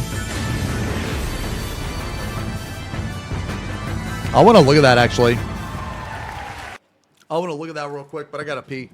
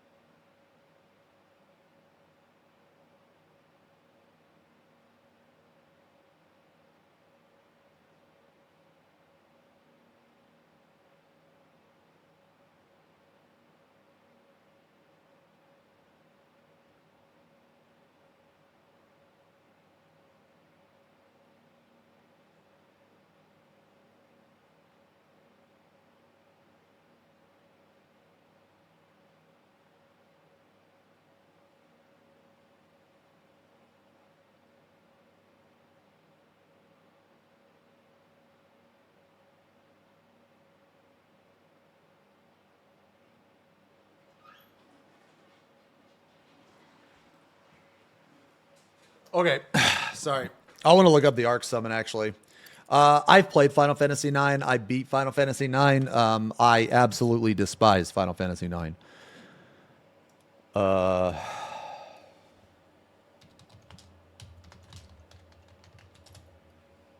do vaguely remember it. Okay.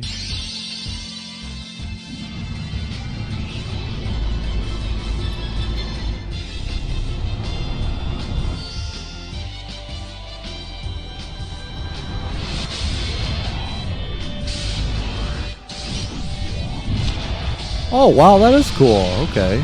I mean, it's cool that they put it in the game.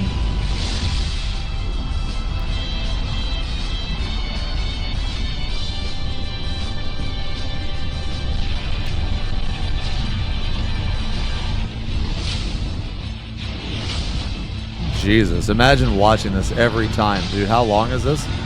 Imagine watching this every time you summon this thing. Dude, this is ridiculous.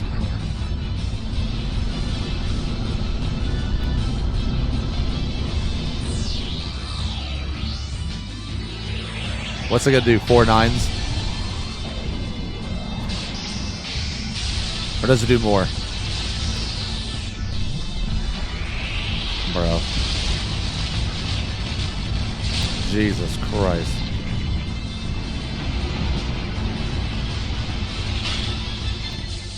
Oh my, it's not done? What the fuck? Bro, how long is this?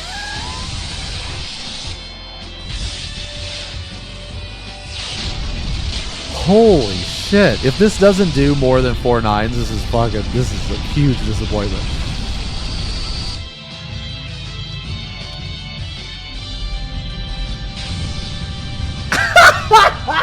Holy shit. Is it going to stop here? Oh.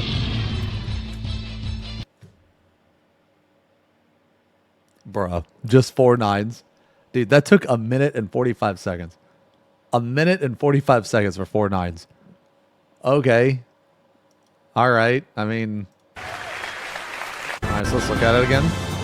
Okay.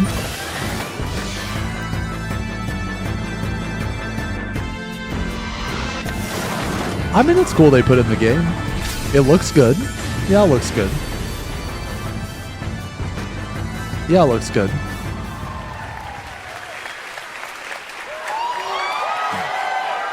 Okay. 今ご覧いただいたのが、デジタルのコレクターズエディションインゲームアイテム、マウントのアークとなります。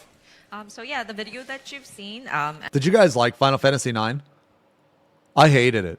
I couldn't stand it. Nah, I didn't like any of the characters. I didn't like any of the characters. I didn't like the story. The combat was okay. I know a lot of people like it. This is not the expansion theme.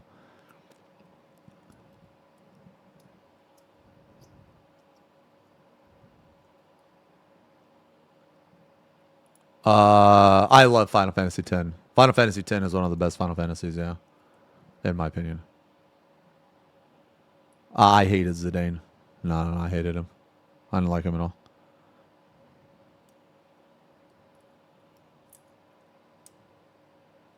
You think 10's overrated? I don't know. I don't think so. It's pretty self-explanatory. I But think it one of the deserves the digital praise it items gets. that you can receive in the collector's edition is the Arc mount. そしてその後で歓声上がったのはきっとガーネットのミニオンがついてくるからかなと思います And then I'm sure people had cheered for that Garnet minion too. I mean, no, don't get me wrong. I know Final Fantasy IX's popular. No, I'm not saying it's a bad game. I'm just saying I didn't like it, you know. I don't like the characters like at all. Like the guy with the dreads was stupid. The fucking chef was stupid. Garnet was stupid. The only one I didn't absolutely hate was Vivi. Steiner was stupid. Zidane was stupid. Even the fucking boss was, even like the main bad guy. What was his name? Kadaj or something? Or Cadage or some shit? Cabbage? I don't know what his fucking name is, man. Yeah, I didn't like any of that. Nah, I didn't even like Freya, the Dragoon. I don't like Freya either. Or Kuja. Yeah, and I didn't like any of that. I also didn't like the one thing that I fucking despised in the combat is the main character's limit break was just berserk. That's like literally it. Like, wow, okay, he just gets berserk. You know when I beat that game? I didn't even actually beat it. The last boss, which I think is Ozma, right? The last boss just cast berserk on my lead character, and my lead character just auto-attacked him to death. Like, all right, great fucking gameplay that was. Okay. I mean, don't get me wrong. I was glad that it was over. Oh, Ozma's the hidden boss. Oh, okay. Maybe it was a different guy. I killed Ozma.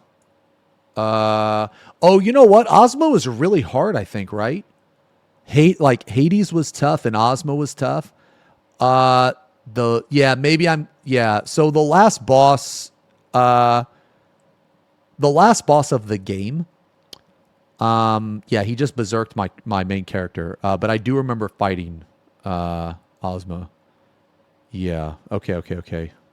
Yeah, maybe I don't. Okay, you know what it is? I don't really remember the last guy because of the way that I beat him. But I remember Ozma because he was really hard. I remember Ozma. I don't really remember the last boss because I didn't really get to play very much. But anyway. 武器の方は、新しく追加となるピクトマンサーの、武器である筆、そのチョコボの筆と、もう筆すでに用意してくれてる人いる。So, of course, with the Pictomancer being implemented, the glam weapon is going to be the Chocobo's brush. Okay. And I see in the audience somebody already has a Pictomancer brush. すごい That's amazing. もう完璧にクルルさんになって Oh, it's Cryo. Oh, thank you. Perfect. こちらがデジタルアイテムのコレクターズエディションですので、ちょっとここで SKU の説明だけ簡単にしておきます。So again, these are the digital items, but we do have a kind of complex sort of SKU lineup. So allow me to explain. 基本的にはエンドウォーカーと同じなんですが、ちょっとおさらいしておきましょう。Oh, so the collector's So the edition. setup is just like our Yeah, I'm last just gonna buy the expansion, digital Endwalker, but collector's just wanted edition. to go over this I really always get the quickly. digital collector's ま edition. ず Windows それから Mac、Steam を除く Windows と Mac 版でプレイされている方で、コレクターズエディションを買うぞという方は、一番上のコレクターズエディションを買っていただけ Is れば Viper like Blue Mage? No. ゲームもついてくるし、さっきご紹介した物理アイテムもついてくるし、今ご紹介したインゲームアイテムもついてきます。So if you are playing on a Windows or Mac, not Steam, I'm sorry, but that would be the top row where you see that collector's edition. This is the whole bundle where the game, the expansion, the physical goods, and the I will say this though. So I kind of like said I wasn't interested in Pictomancer earlier, right? Now my interest in it has no it's not like that doesn't mean that I think it's going to be a bad job or anything like that. It just literally means I'm not interested in it. But one thing I will say though that I am interested in are the mods that I'm going to see Pictomancer, because it is going to be fucking awesome if someone makes like a Final Fantasy or if someone makes a Twitch chat pack and you can paint like XFFing and like Wide Worry and Concern and that type of shit. That's going to be fucking hilarious.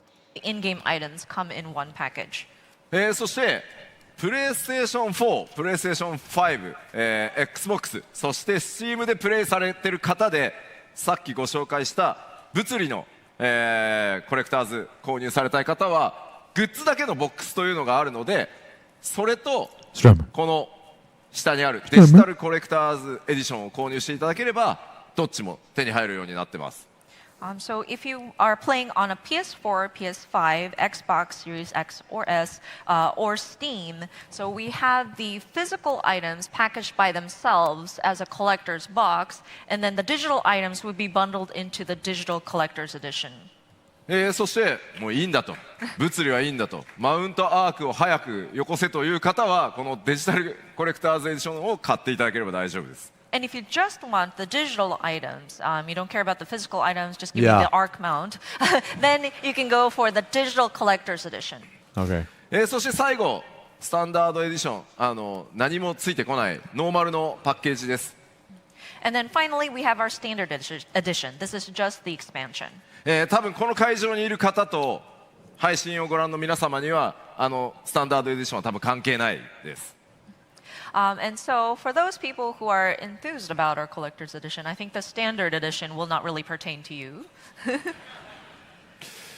さあというわけで、ちょっとね複雑に SKU になっていますが、これら改めて、ウェブサイトの方でも詳細説明されますので、ご確認いただければと思います。So yeah, I understand it's a bit complicated. So we will be having a website set up so that it explains the different lineups. So if you wanted to get more details, we encourage you to look at that page. あと1個注意点ですが、ファイナルファンタジー14はエンドウォーカーからもう一切物理パッケージを作っていないので、お店に行ってもドン取れる売ってないのでご注意ください。And another point of caution, and you may be familiar with this, since Endwalker, we have not produced a physical disc version of the game or the expansion itself. So please be warned, if you go into like a game retailer, you will not find the standard edition disc there anymore. It's all digital download only. Oh. はい、忘れないようにしておいてください。Okay.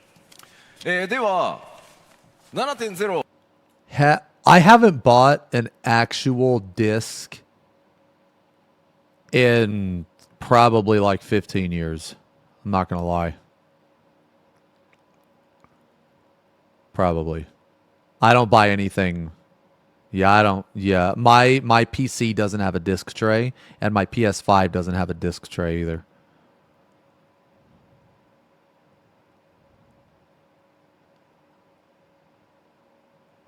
I mean, people do to like collect them. It's just like,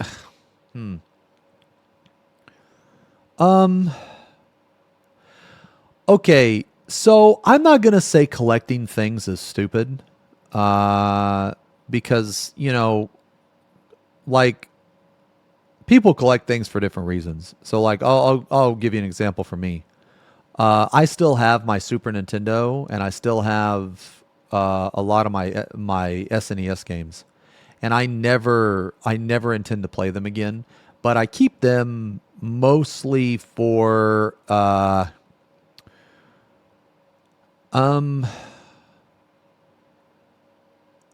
keep them mostly because like they're like good memories of like my childhood, you know what I mean? And another reason why is because that is the only way that you could get the game. So like, I guess back in the day, like, let's say back in the day that I was much younger and everything was digital. Well, I wouldn't have those. Like, I only have those because of that particular time in my life. So like I showed it earlier. I showed it in another stream, but I have like, you know, the actual cartridge of like Final Fantasy IV, which was called Final Fantasy II back in the day. Final Fantasy III, which is Final Fantasy VI. I have like Chrono Trigger, Seven Saga, Ogre Battle. I have like all of those cartridges still. And it doesn't really take up like that much space. Like they're all in a box and shit. But anyway, I kept them mostly because because of my childhood and stuff. But I will say this though, that if those games would have been available on like digital, yeah, I wouldn't have bought them. Yeah, I wouldn't have bought them. Did I own Anthology on PS1? No. I mean, I had it at one point, but I don't. Well, okay. Did I own it at one point? Yes, I owned it, but because it had 5 and 6 on it, and I remember I was bummed because it didn't have 4. But then 4 came out later on another game. 4 was included. I wasn't the biggest fan of 5. Like 5 was okay, but 4 and 6 always overshadowed it for me. But I never really cared about the Anthology because I already had it on the original cartridge anyway.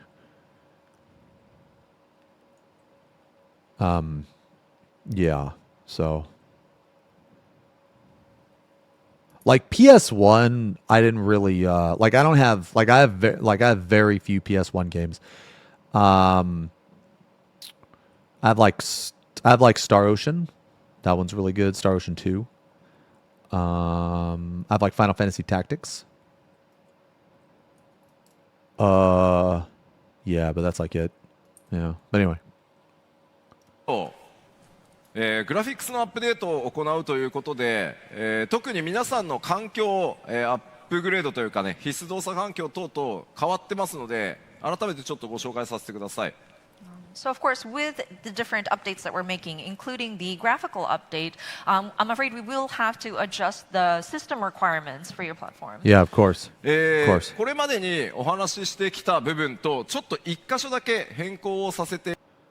What is this? 16 gigs. Yo, is there anybody in chat that's gonna have to upgrade? Is there anybody in chat that's gonna have to upgrade?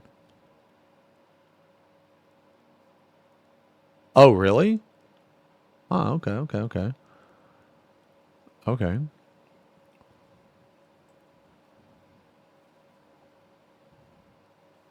Why did you have to upgrade? Was it because of the memory? Or the CPU? I mean, I wouldn't imagine it would be for the graphics card. Oh, CPU? Yeah, okay.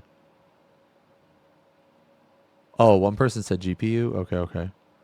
So, no, I was just curious because so my roommate, Marlby, he's had the same computer for like, I don't know, like fucking 6 years. So, and he refuses to upgrade unless he absolutely has to. So I think, yeah, so I was just curious as if anyone else was in a similar position. Yeah, yeah, you're the same. Yeah, no, yeah, he refuses to upgrade. He rated. Okay, so one time he was playing a game. I can't remember what game he was playing, but he got really mad at it. He took his headset off and he threw it at the monitor, and he played with this cracked monitor. So he had like he had like a crack running down his monitor, but the monitor still worked, but it was just this crack running through it. And he had this cracked monitor for like, I want to say 2 years before it finally went out. So he played with that crack for like, I don't know, 1.5 years, 2 years, and then it finally went out, and then he finally bought another monitor. Oh man, yeah, okay. いただけると助かります。Which is the singular point on this chart of system He requirements. raged like one of the streamer rager Windows comments. の Yeah. 環境で CPU、必須動作環境の I don't know what he played. 中にインテル Core i7 の6700というふうに表記させていただいてたんですが、I can ask him. Hold on. Yo, you know what? I'm curious, man. Let's see. Yo, Marlby. Didn't you one time throw your headset at your monitor and crack it? Why again did you do that? I know, random question. Lol. But we are talking about it on stream. Alright, when he responds, I'll let you know. を7700にちょっと変更させてください。 So originally on the Windows platform, the minimum system requirements indicated Intel Core i7 6700 series or higher. We are going to be bumping Why do you it guys up do that? to Why do you require guys- the 7. Why do you guys literally type out exactly what I type? You type FP Pong chat time and then you just like what's the point? Everyone knows what I'm typing because I literally just said it.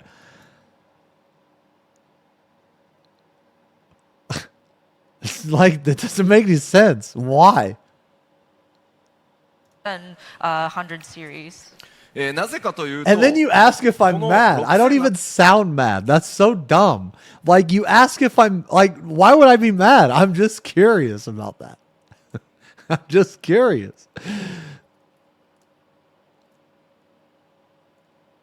Leave Zemo alone. Hi, Valley. It's Valley. Valley's here. Yay. I'm not even mad, dude. 700という CPU と特定のグラフィックスボードの組み合わせの時極端にパフォーマンスが落ちるっていう非常にそのグラフィックスカードと CPU の相性の悪さみたいなのが発見されたので、あともう一つ6700が、昨年で Windows のサポートが終了するっていうのが発表されたこともあって、 You can't play this game on PS3, but you can play it on PS4, right? Ooh, okay. Holy shit. Does anyone play this game on PS4?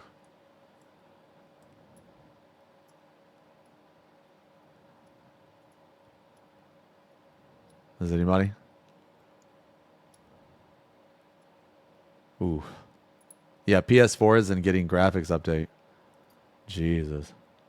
Yeah, Dawn Trail's last expansion for PS4. I'm actually surprised Dawn Trail's going to be on PS4.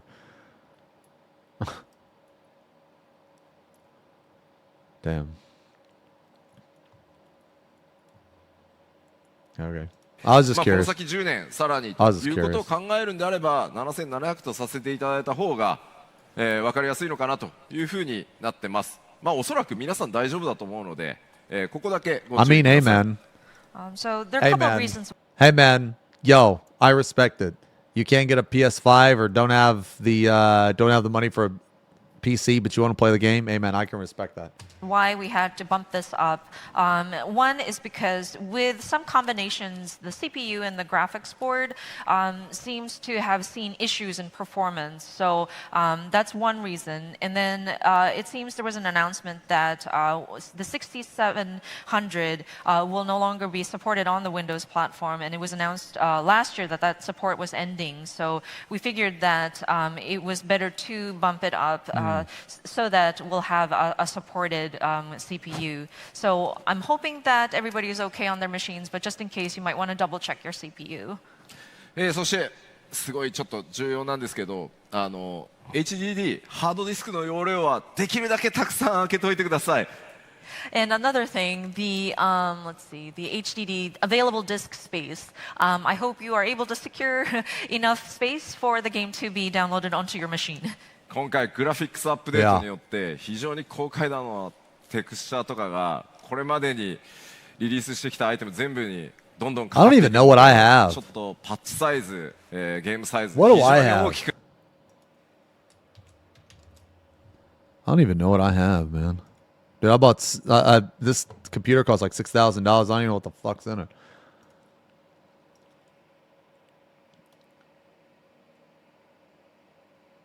$79.50 X3D.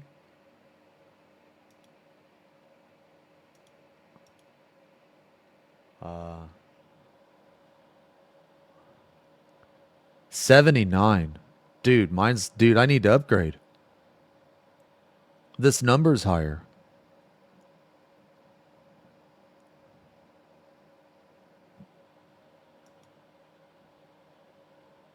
Let's see. What do I have?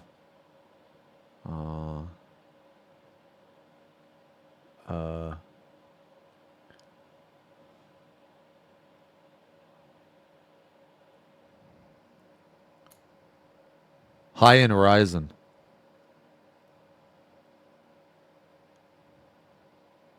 It's not good enough. I need to throw it out.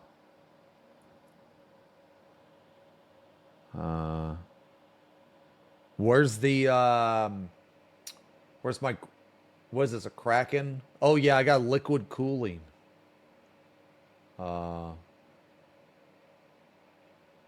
Samsung Pro. I have so I have 64 gigs. I have 232. What do I need? Oh, 16. Okay, I'm good.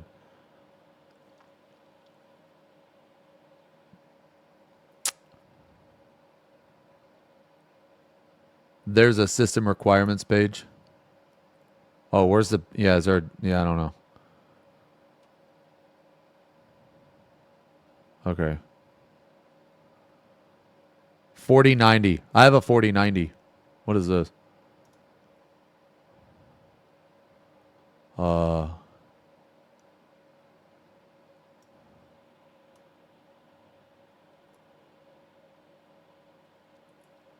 i7 plus Ryzen 9. 52. Speed rank 19th. 130th.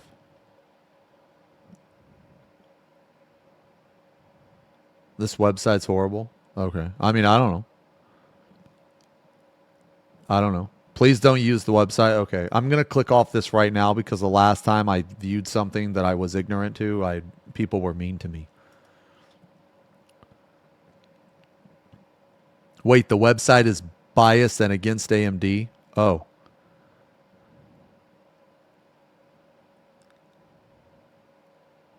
Okay.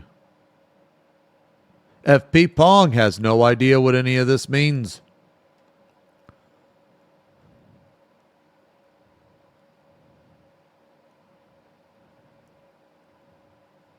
I may want to up my CPU. Should I do it? Should I up my CPU? I mean, I upgrade my computer every year. Yeah. I upgrade my computer every year.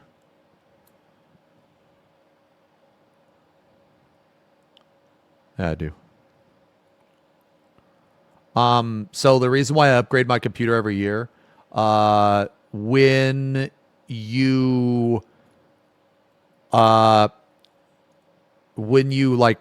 you file your taxes as an LLC, either you have to spend money on your business or you give it to the government. So, yeah. So for those of you that know, you know.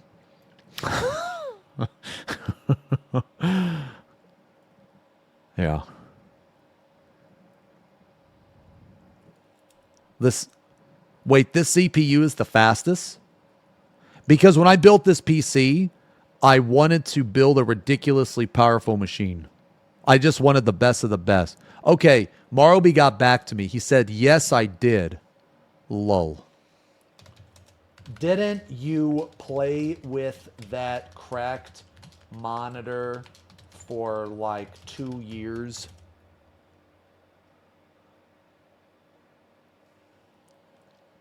He said, absolutely.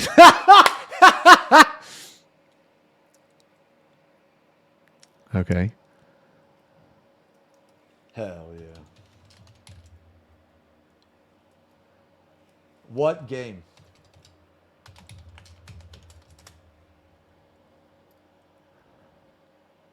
Yeah, no, I'm asking. He's gonna say some dumb shit like a fucking CS:GO or League or some stupid shit that's like bad for your health. FP Pong forgets main question. No, I didn't forget the main question. Or I don't know, maybe I did. Yeah, basically I upgrade my PC like every year, or I try to. For the past like 3 years, I've upgraded every year and a half ish. I might upgrade this year. I'm not sure. I still haven't done a 2 PC setup because I'm too dumb for that. Daily emote request. Oh my god, dude, I'm not adding this.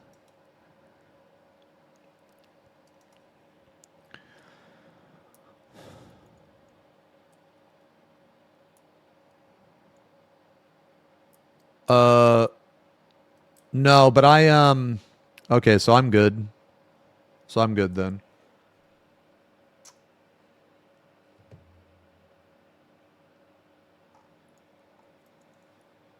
He says he don't remember. I slammed my headset on my desk and the earphone popped out and slammed into my monitor hanging by the wire.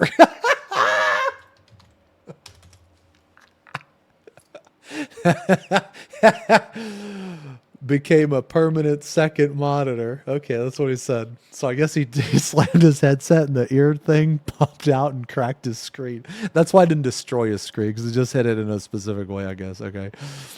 All right. Dude, that's how you know it was mad. Like you're mad about something stupid. You don't even remember what you got mad at. Okay. So anyway, I'm good. Sorry. ありますので、ぜひご注意ください。With the graphical updates, a lot of high-res materials will need to be downloaded into the game, and so the patch size, the expansion size, will be quite big. So please be advised. そしてお待たせしました。こちらが Mac 版の Mac? 必要動作環境と。Dude, what's a Mac? Is that like a Big Mac? Is Mac good or bad?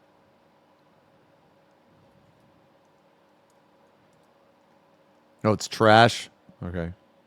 なっております。Mac でプレイされている方もですね、ぜひこちら、ウェブサイトの方にもしっかり載せますので、ご確認いただければと思います。And of course, for those of you who play on the Mac platform, we have updated the requirements on that as well. Again, we will have a website available to reference for these different details of your machine specs. はい。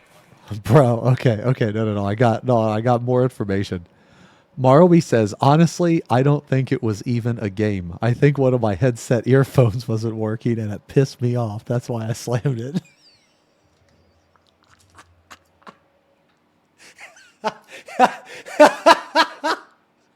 Okay. All right. The story, the plot thickens. It was when we lived. Yeah, I remember. Okay. では、A gamer moment. 発売日もアーリーアクセスも発表したので、じゃあ、okay. プレオーダーいつからだというお話をさせていただきます。Okay, so we announced the early access and release dates, so let's go into pre-ordering the expansion. Okay, pre-order. まずは当然、プリオーダーしたら何がもらえるのかからいきます。And of course, we'd like to talk about the bonus items that you will receive when you pre-order. Okay. I don't really care about the minion. I don't really care about the earring. プリオーダー予約をしてい I'll た give だ it 2くと claps. ミニオンジタンとそれからアクセサリーアーゼマイヤリングという新しいアイテム、装備アイテムですね、皆さんにお届けします。So, of course, when you pre-order, these are the in-game items that you would receive: a Zidane minion and then an Azuma earring.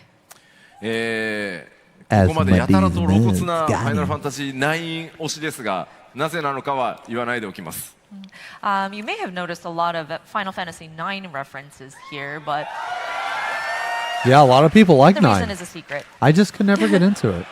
I could never get into it. man. こちらのアーゼマイヤリングに関しては、レベル90まで、モンスターを倒した時の討伐経験値が 30% アップしますし、プレイヤーのジョブのレベル、クラスのレベルが上がれば性能も自動的に上がっていくという、アイテムになっていますので、レベリングに非常に最適になってます。So of course, with the Azuma earrings, this is similar to the last pre-order bonus, but whenever you defeat an enemy, the experience points that you receive will have a 30% boost. And then the stats on the accessory itself will also kind of scale as your player is leveling your character. So it does become quite advantageous when you're trying to level your character. Yo, that earring そして sounds プ lit. レオーダーの特典と They already have something like that in the game, though, don't they? So it's already a thing. Yeah. I used it. Didn't we use it last expansion too? Yeah, it's the same as in what? Yeah. I mean, hey, that's cool. Yeah, no, it's good. I mean, it's good that they added, man. そし Yeah. てアーリーアクセスの権利が皆さんに付与されます。 So of course, if you pre-order the expansion, you will have early access. でちょっと忘れないでくださいね。今回の拡張が初めての14の拡張って方もいらっしゃると思うんで。 So of course, I do want to caution you because there may be some of you who are purchasing an expansion for the first time with Dawn Trail. 予約をしないとアーリーアクセスの権利がないので、やったー6月28から遊べるって言って予約を忘れてるとみんなこうバーって夏休み行ってるのに自分だけ7月2日まで待たなきゃいけなくなるので注意してくださいね。 So you need to make sure you have pre-ordered the expansion in order to gain early access. So if you don't pre-order, while everybody's going on summer vacation, June 28th, and you realize, wait, I haven't pre-ordered, so you have to wait until the actual release, which is July the 2nd. So if you want early access, you might want to pre-order. Yeah. One thing. Okay, let me ask a question real fast. How many of you, this is going to be your first expansion playing Final Fantasy XIV? How many people in chat right now?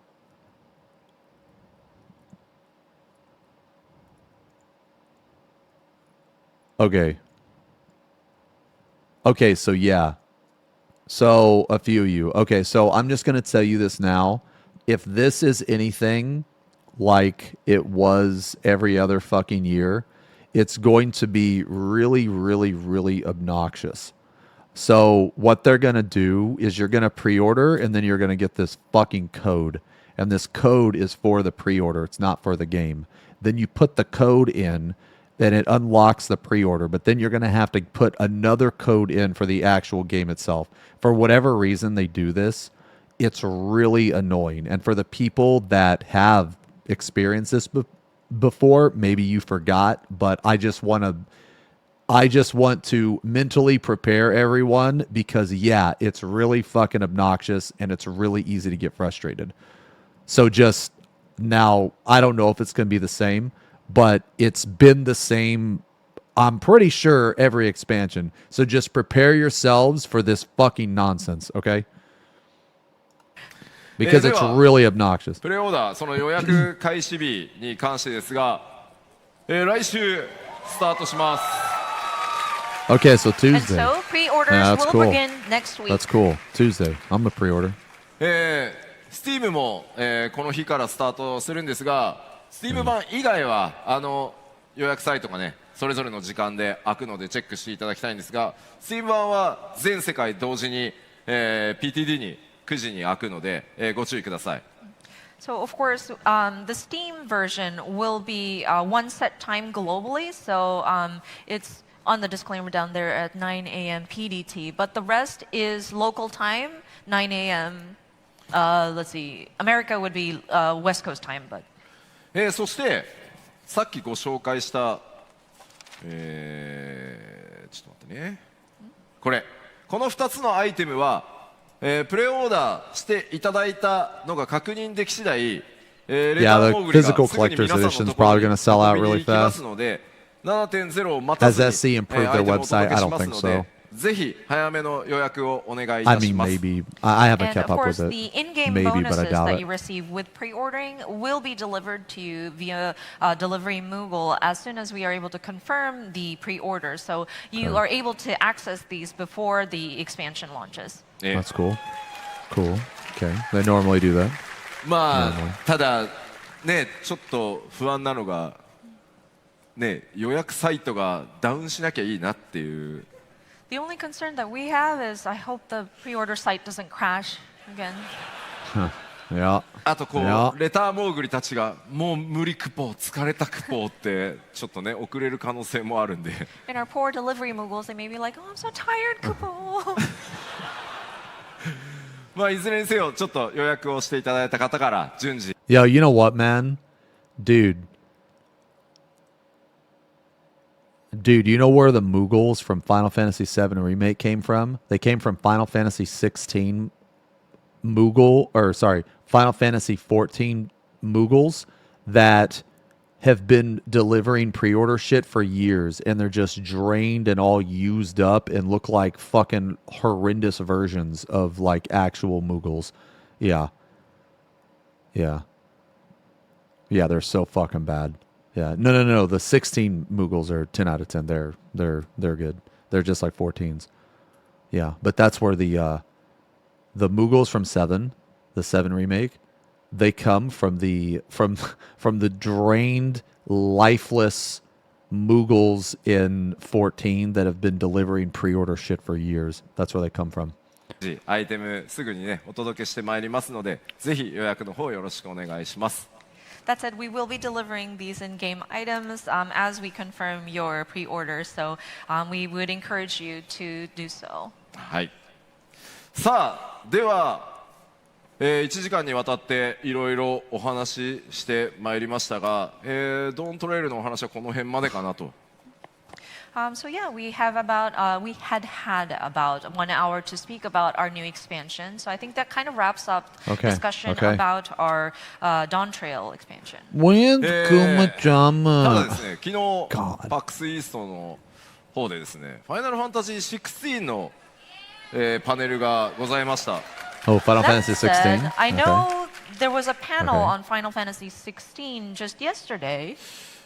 パネルを見ていたらですね、ファイナルファンタジー16のプロデューサーの吉田 P がですね And in that panel, the producer, Yoshida, クロスオーバークエストの、開始日、ヨシ P 発表していいよって言ってくれたんで mentioned that, oh yeah, Final Fantasy 14 producer director, you're welcome to announce the crossover quest line Okay. release All right. date.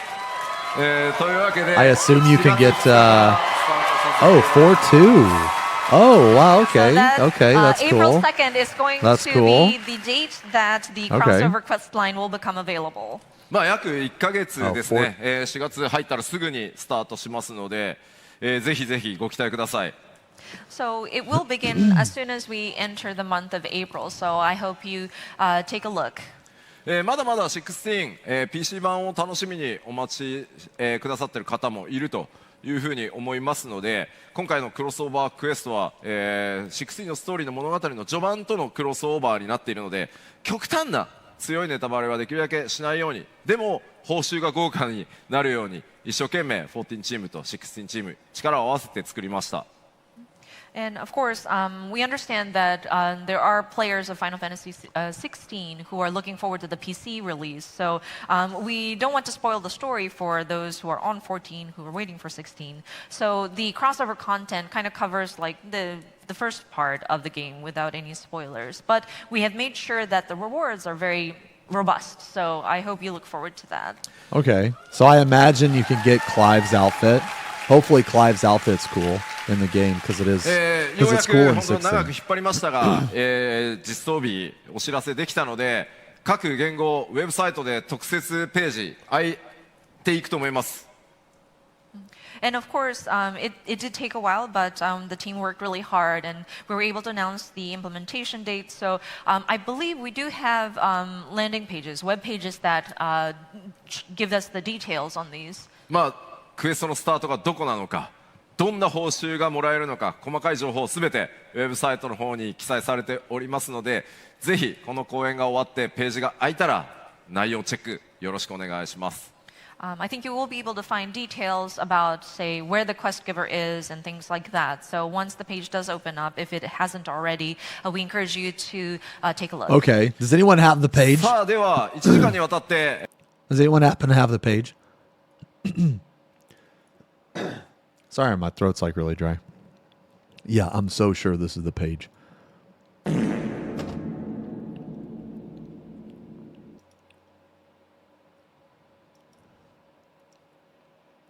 PAX イーストの会場からお届けしてきた14のステージですが、そろそろ終わりの時間となりました。All right, I think that we are approaching the end of this presentation, actually. これ以上スポイラーで話せないんだって。 No, there's too much spoilers. I can't avoid spoilers, so. When's the media tour, man? I mean, not that I'm going to be invited, but when's the media tour? ごめんごめん。 No. 歓声しか聞こえない。I'm sorry, I only heard the cheers. I was curious to know what that guy was saying. 何 What? Job action Oh, trailer. job action trailer. Okay, ごめん okay. ごめん。今作ってるから。 We are still in the process of making that, though. Sorry. Okay. まあいよいよ今日発売日、アーリーアクセス発表できたので、 I can't wait for Triple 5 Down. 月上旬からは世界中を回ったメディアツアー始まるので、そこから多数の情報もちろん出ていきます。So yeah, today was the announcement for the release timing, and so we will be conducting a media tour towards the beginning of May-ish, and we do plan on revealing more information in the lead up to Dawn Trail. そして4月には、久しぶりにはなりますが、プロデューサーレターライブも行って、いよいよグラフィックスアップデートの内容を実機ドーントレーラーのクライアントを使いながら細かいところかなり説明していこうと思います。 And of course, in April, we plan to do another letter from the producer live to talk about the graphical updates, utilizing actual in-game, using in-game. もう本当に今開発佳境に入っているので、正直僕このPAXイーストの会場の隣のホテルでジョブのチェックしてたりするんで。But yeah, the team is working really hard, and I think we're reaching the peak of our development production. And I actually am also reviewing the materials that come up in my hotel room. Oh, wow. Okay. なのでそれぐらい一生懸命作ってますんで、もうちょっとお待ちください。So the team is working really hard, so just a little bit more of your patience would be definitely appreciated. Okay.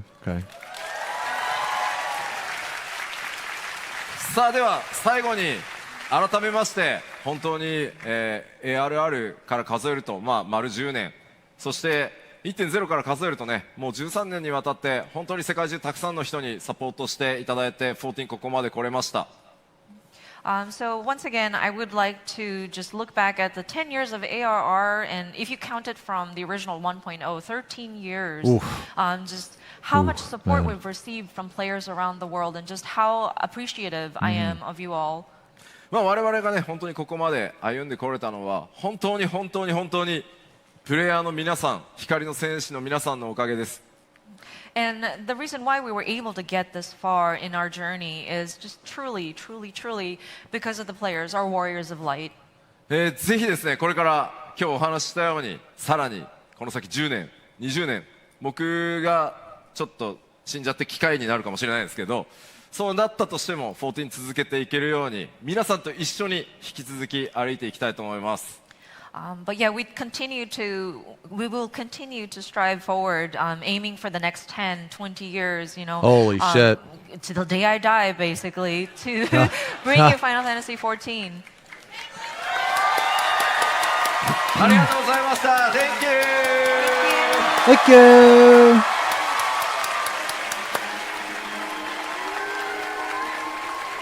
Yo, that was good. That was a really good, that was a really good live, I guess information reveal. That was super good.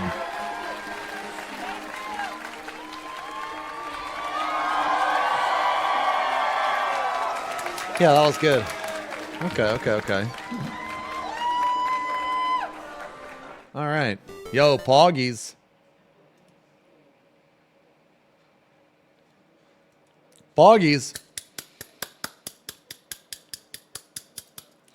Yeah, that was nice, man. Yo, what do I got to do to get on the media tour, man? What do I got to do? I mean, look, I'm just going to say that the best balanced the game has ever been was when the media tour that I went to. Okay. I'm just saying, man. Okay, I'm just saying. You know. Yeah. Yeah.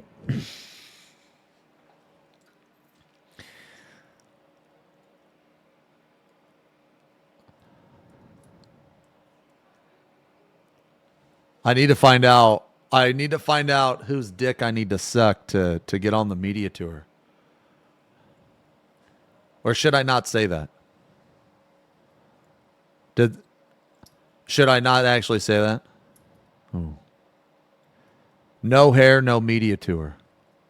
What if I put on a wig? Didn't someone give me their card for this? Yeah, but they never. But they leave me on read. They don't respond to my emails.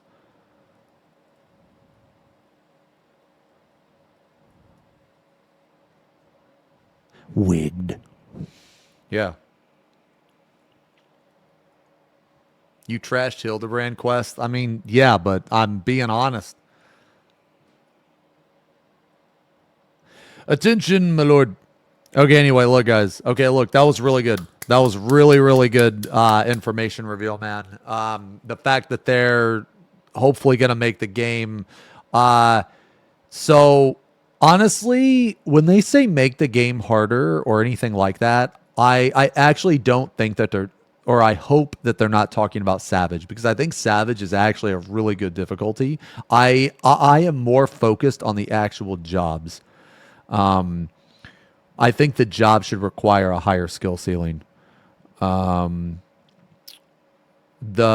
The difficulty of the raids is fine. As a matter of fact, I think it's just a little bit too hard. I think they need to tone it back just a little bit on some of the mechanics, like caloric, for example. There's no reason why a mechanic needs to be that fucking awful, man. But overall, I think the difficulty is exactly where it needs to be. And if they make it harder, then they make it harder. And if they don't make it any easier, then that's fine too. But the biggest issue, like the difficulty of the raid isn't really in question at all. I think the biggest thing in question is the difficulty of the jobs. I think that they need to separate the ceiling and the floor just a little bit. They need to make jobs just a little bit more punishing. They need to make jobs just a little bit more rewarding. They need to get back to the Stormblood levels, in my opinion. But yeah, they did mention the hitbox thing, which is good. So maybe they'll bring back tank positioning, which will really separate good tanks from bad tanks. There's another thing. Yeah, so this has been really good.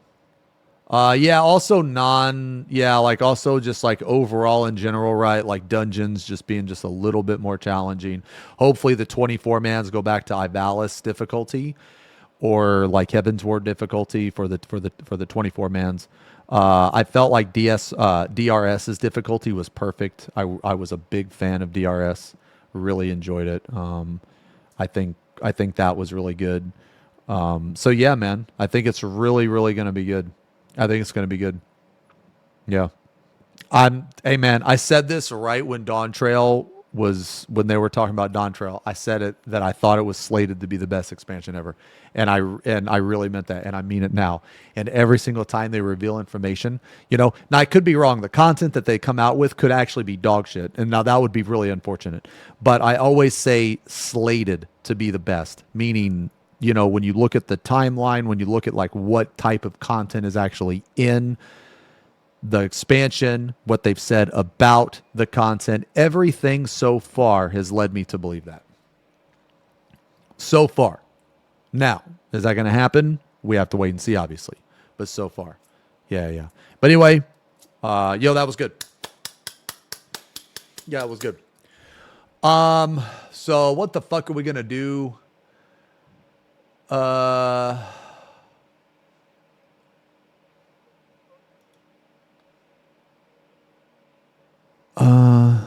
Let me see.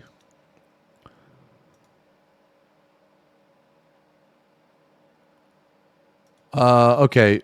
Let me put on this, man. I'm going to go. Let me take a couple minutes, guys. Let me take a couple minutes real fast. Let me use the bathroom. Let me grab a drink. Yeah, I need to get up and stretch real quick. Oh. Oh. All right. Kiss these level criticals, drummer. Oh, thank you. Thank you. All right. Give me like a couple minutes, guys, and then we'll play something or talk about something. I don't know.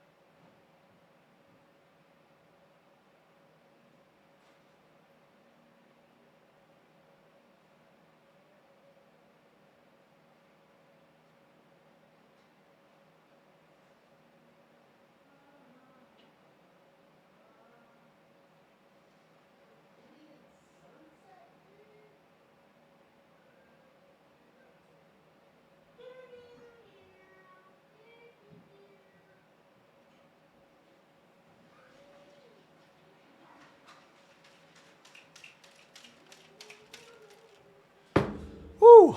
All right.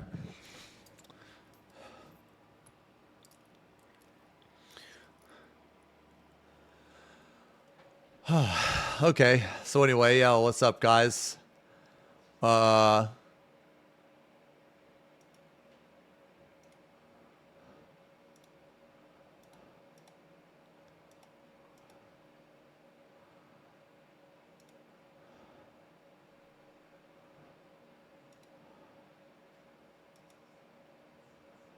Uh.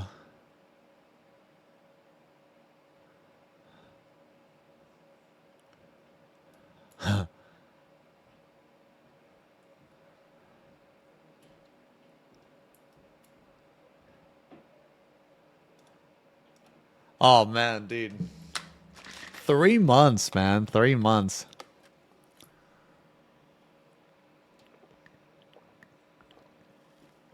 Oh yeah, the envoy. Where's the envoy? Thank you guys very much for all the subs during the racked, by the way. Sorry that I didn't see that. Also, Sindal, thank you very much for the raid. Hopefully you're still here, man. Yeah, I'm sorry. My notifications were turned off. Thank you guys a lot for all the subs and the resubs. Hide the envoy. Show the envoy. Jesus.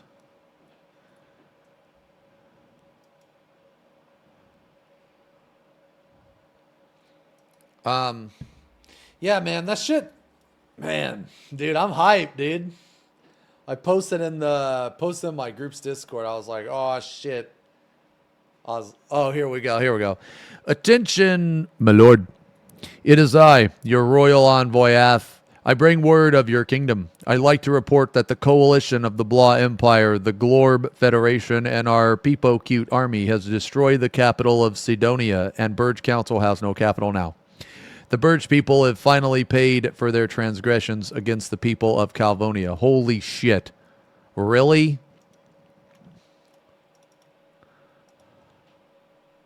Let's look at the map. Let's look at the map. Bro, what the fuck? I can't edit this. I can't look at the map anymore.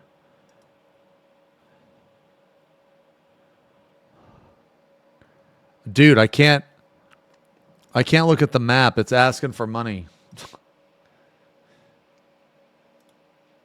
Oh, I can look at the map. Okay. I just can't edit the map. Okay. Okay. Well, I guess that's over. Game's over. Game's over, bro. I think. Did Capcom make it, dude? Maybe. Maybe. Yeah, I don't know.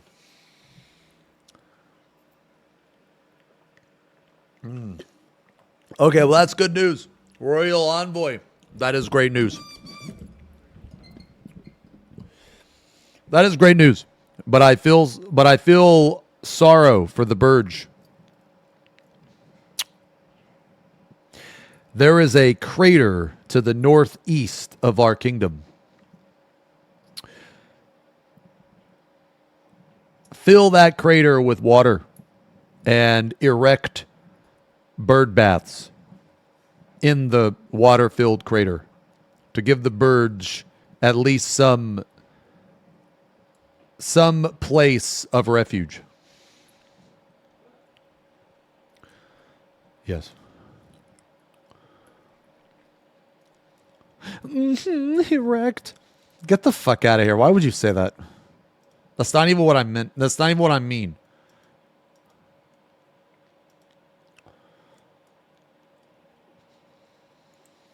Right away, my lord.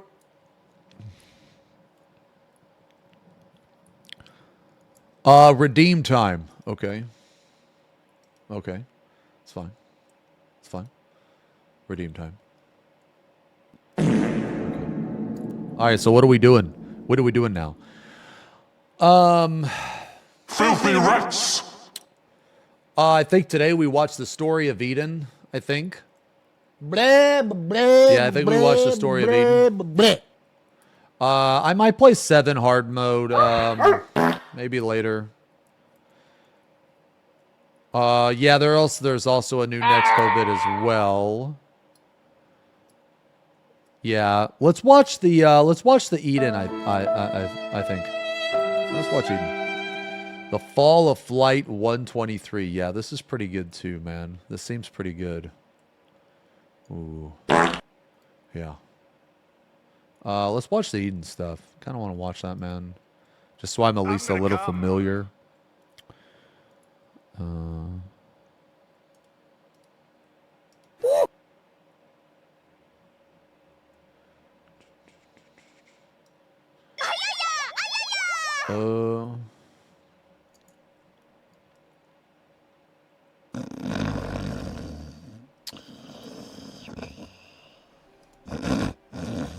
You guys don't want to watch this?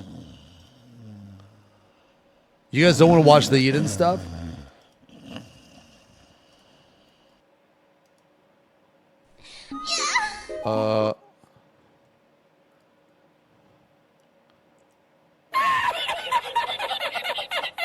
Okay, yeah, because I kind of want to.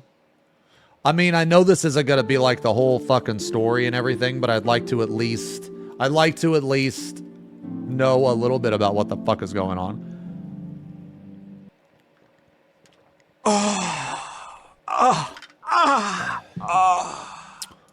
Yeah.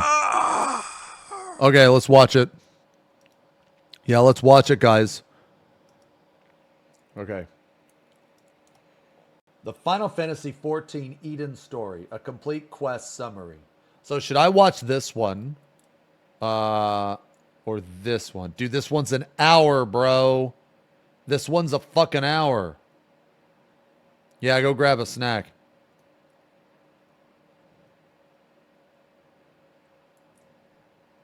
Which one?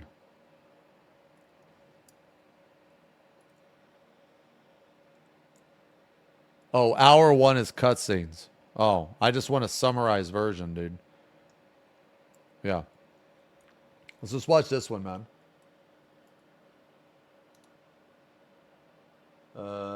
Yeah, let's watch this one. Okay, is everybody ready? Is everybody ready? All right. Let's go.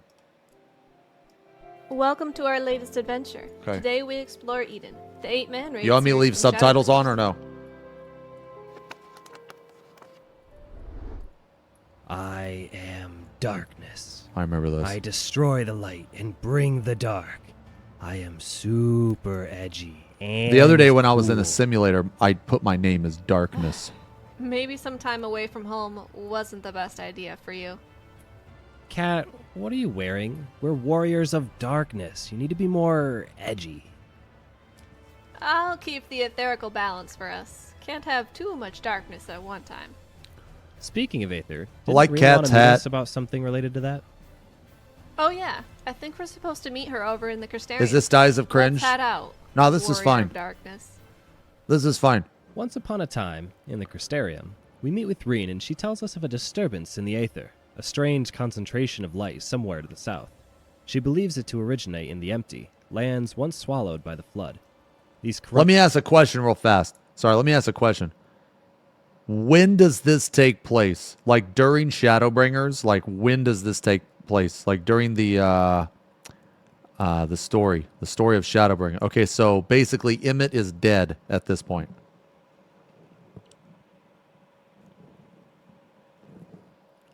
Okay. Did lands stretch 9/10 of this world and are incapable of supporting life. This could be the presence of another Light Warden, and as the Shadowbringer, it's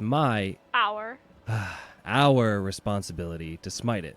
Okay. Reen takes us to Amarang to meet up with Thancred and Urianger. After meeting up with our friends, we plan our journey into the wastelands of the empty. We'll be relying on Rin's aether sensing abilities to get in and out of the area before exposing the party. Is it Rin or Rhine?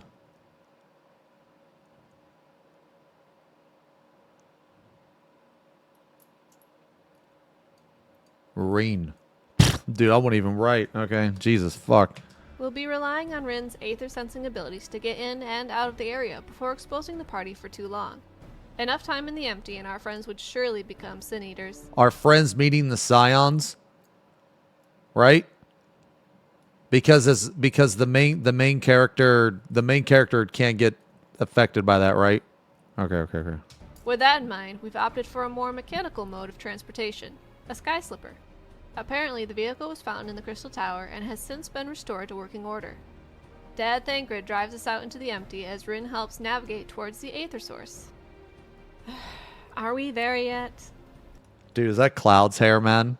Dude, is this Cloud's hair? Towards the aether source. Don't people want Cloud? Isn't Cloud's hair hard to get in game? Are we there yet? Okay. After a quick nap in the back seat, we awake to find our target. There over the cliff is the source of the disturbance. A large, sleeping... what is it? Rin doesn't seem to think it's a sin eater. It doesn't fill itself with light. She says this creature is light. Urianger believes it's the original sin eater, the one that began the flood and whom Minfilia vanquished a century ago. A foe of great power and the origin of our struggle on the first deserves a fitting name. Eden. Utopia. in Fae. It's clear that we must put an end to Eden before it wakes and recreates the... Wait, so Eden was a light light bringer?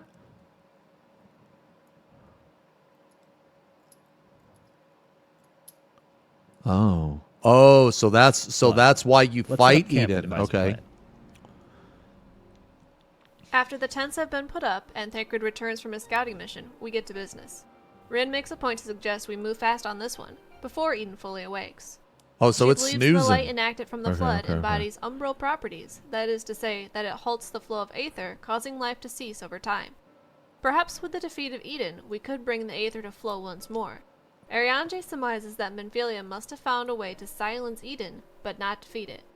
As Minfilia's successor, Rin may still possess a means to exert her will over Eden. The way to defeat Eden is most likely by destroying it from the core, where the most aether is concentrated. By employing Aethernet shards as beacons, we could trace the ethereal flow to Eden's core, and in doing so, secure a means to teleport to the very heart of the beast. Ariane can fashion a means by which Rin can communicate with Eden, hopefully allowing us to drop its defenses. And perhaps most important of all, if any baddies come our way, the Warriors of Darkness can put them down. Okay, so hold on. So there was a disturbance. What's her Reen? Ryan? Dude, whatever. Fucking Ryan, man. I'm just calling her dude. Okay, Minfilia. Okay. So there's a disturbance and Reen can sense it, right? So she goes there. She finds out that Eden may be the original Lightbringer. The original Lightbringer. So, but it's like hibernating, right? Do we know why it's hibernating?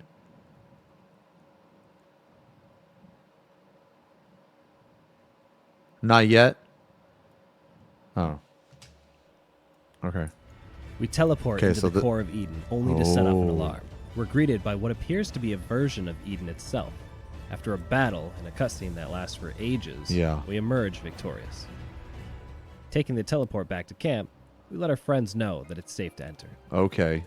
So we go in there Now and we prove a inside the point. core, Rin communicates with Eden, although it's clear that Eden wishes not to be bothered as everything around us begins to shake. Eden rises up from the land and takes to the air. As it does, Rin gains control of Eden. However, she is unsure yet how to give it commands. Suddenly, an alarm goes off. We have an airborne intruder, and even some within Eden already. Ariane and Thancred will deal with those inside, while we head topside to deal with our uninvited guests. Oh, and Rin this is teleports the us to top Eden and creates a platform by which we can fight. Oh, this is Void Walker, or whatever the fuck his name is. Okay, Our so guest arrives, carried by a winged okay, so this is why we're fighting on top of Eden. Okay, so this guy's like attacking Eden, trying to get in.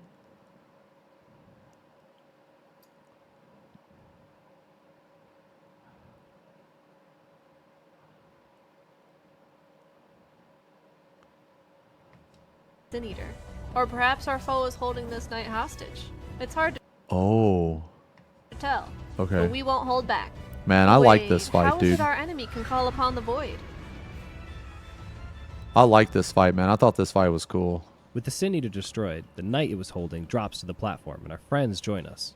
Our mysterious Dark Knight rises and curses the light. Rin asks who she is, and in their confusion to answer the question, they pass out. Oh, Rin senses shit. something off about her Aether, but she isn't a Sin Eater. Thancred, being the supporting father figure he is, takes the knight back to camp so that we can try and speak with her again once she wakes. Back in Eden's core, Urianger makes note that Shit, okay. Who's the third boss? Oh, it's Leviathan. the battle we encountered gave way to rifts through which void This was such a good raid tier. Rin gets Emmett Selk vibes from her. Though Urianger believes her not to be an Ascian, perhaps she's a servant of Zodiark in some way. And they're talking about the knight, right? Anyway, while we were fighting off the invaders, Rin made a discovery on how to control Eden. Similar to that of the Flood, the balance in the empty is attuned to Umbral. This is why the empty is in a stasis. That said, Eden has the ability to... Wait. This is why the empty is similar to that of the Flood. The balance in the empty is attuned to Umbral. What's the flood? What's the flood?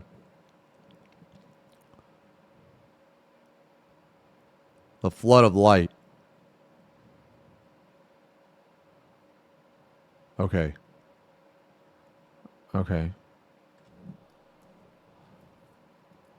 Yeah, okay, so the flood of light, the balance in the empty is attuned to Umbral. Okay. So they're both attuned to Umbral. What the fuck is Umbral? What is Umbral?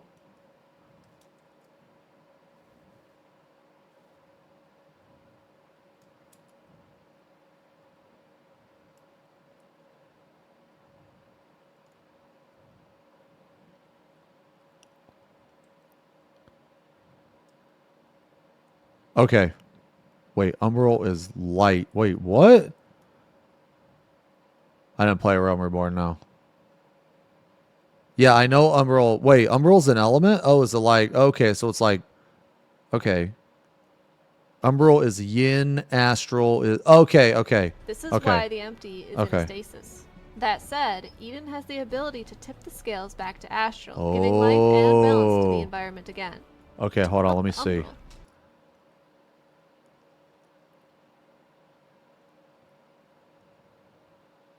Oh, so the Umbral's light. This is why the empty is in a stasis. That said, Eden has the ability to... Okay, Said, okay, Eden so has the that's why we ability to want tip the Eden's scales help, back is to make it astral giving life again. and balance to the environment Okay. again. To ensure a widespread change, we'd need to revitalize each element Okay. back into the world in order. Okay, I understand. Arianje suggests we spawn manifestations of the primals to do just that. And it would be up to our memories of these primals to give shape to their form, so that we may contain them while the element is absorbed. Oh.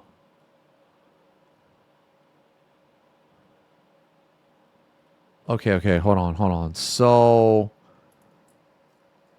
Okay, so why does... Okay, so Eden can take the overflowing light and turn it into darkness to balance out the astral and the umbral. Okay. But why does it need memories of like Leviathan and Titan and Shiva? Why does it need those memories? Oh, it will be Okay. I was just making sure I didn't miss anything. So which element should we tackle first? Perhaps water, the source of all life? And if we take Eden to the one steep ocean as our summoning ground, we would near guarantee the water element would overpower the battle. Well, what the fuck, bro? So you're telling me that the Leviathan we got, that's not anything like the Leviathan we fought. Let's hope I don't remember Leviathan any harder than it used to be. FaZe, what did you do? This is way worse than before. Okay. I was thinking about how I didn't want to deal with two targets like before. Okay. I'm not sure two All right. giant heads is better than a head and a tail to fight. It'll be easy. Just don't fall over the edge like you always do. I'm gonna push you over the edge. After felling the great sea serpent, we rejoin our friends in Eden's core. We have to explain. Man, I remember when that fight came out, I hated it. I thought it was boring. But then Edenverse came out, and then I did the third turn of Edenverse, and then I loved Leviathan. To Rin, after felling the great sea serpent, we rejoin our friends in Eden's core. We have to explain to Rin how primals in our memories are much different than those we've experienced on the Source. For on the Source, the beast tribes had a religious tie to the primals, whereas our encounters had always been of conflict. Oddities like the two-headed beast are bound to happen again. To see if our plan is working, we head back to camp in the empty. Except the empty isn't so empty anymore. Oh. Where once was a barren Now we got a wasteland, water now crystal? sits a crystal from which water flows. A sure sign that we're on the right path. Okay. On to the next element. So it's not so Naturally, empty that would be anymore. Earth, All right. So we can rejuvenate the soil and pave the way for further life. Oh, and while we're thinking about it, how's the night? Thancred assures us. Oh, so is the empty like void of all elements besides light?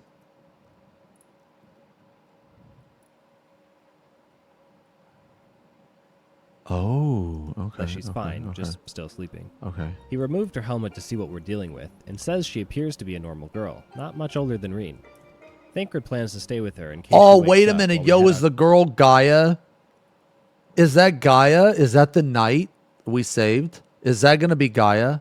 Oh, okay. to the mountains east of Norvrun. Okay. Our Earth-aspected primal of choice is Titan, Okay, Lord okay, of okay. Crags.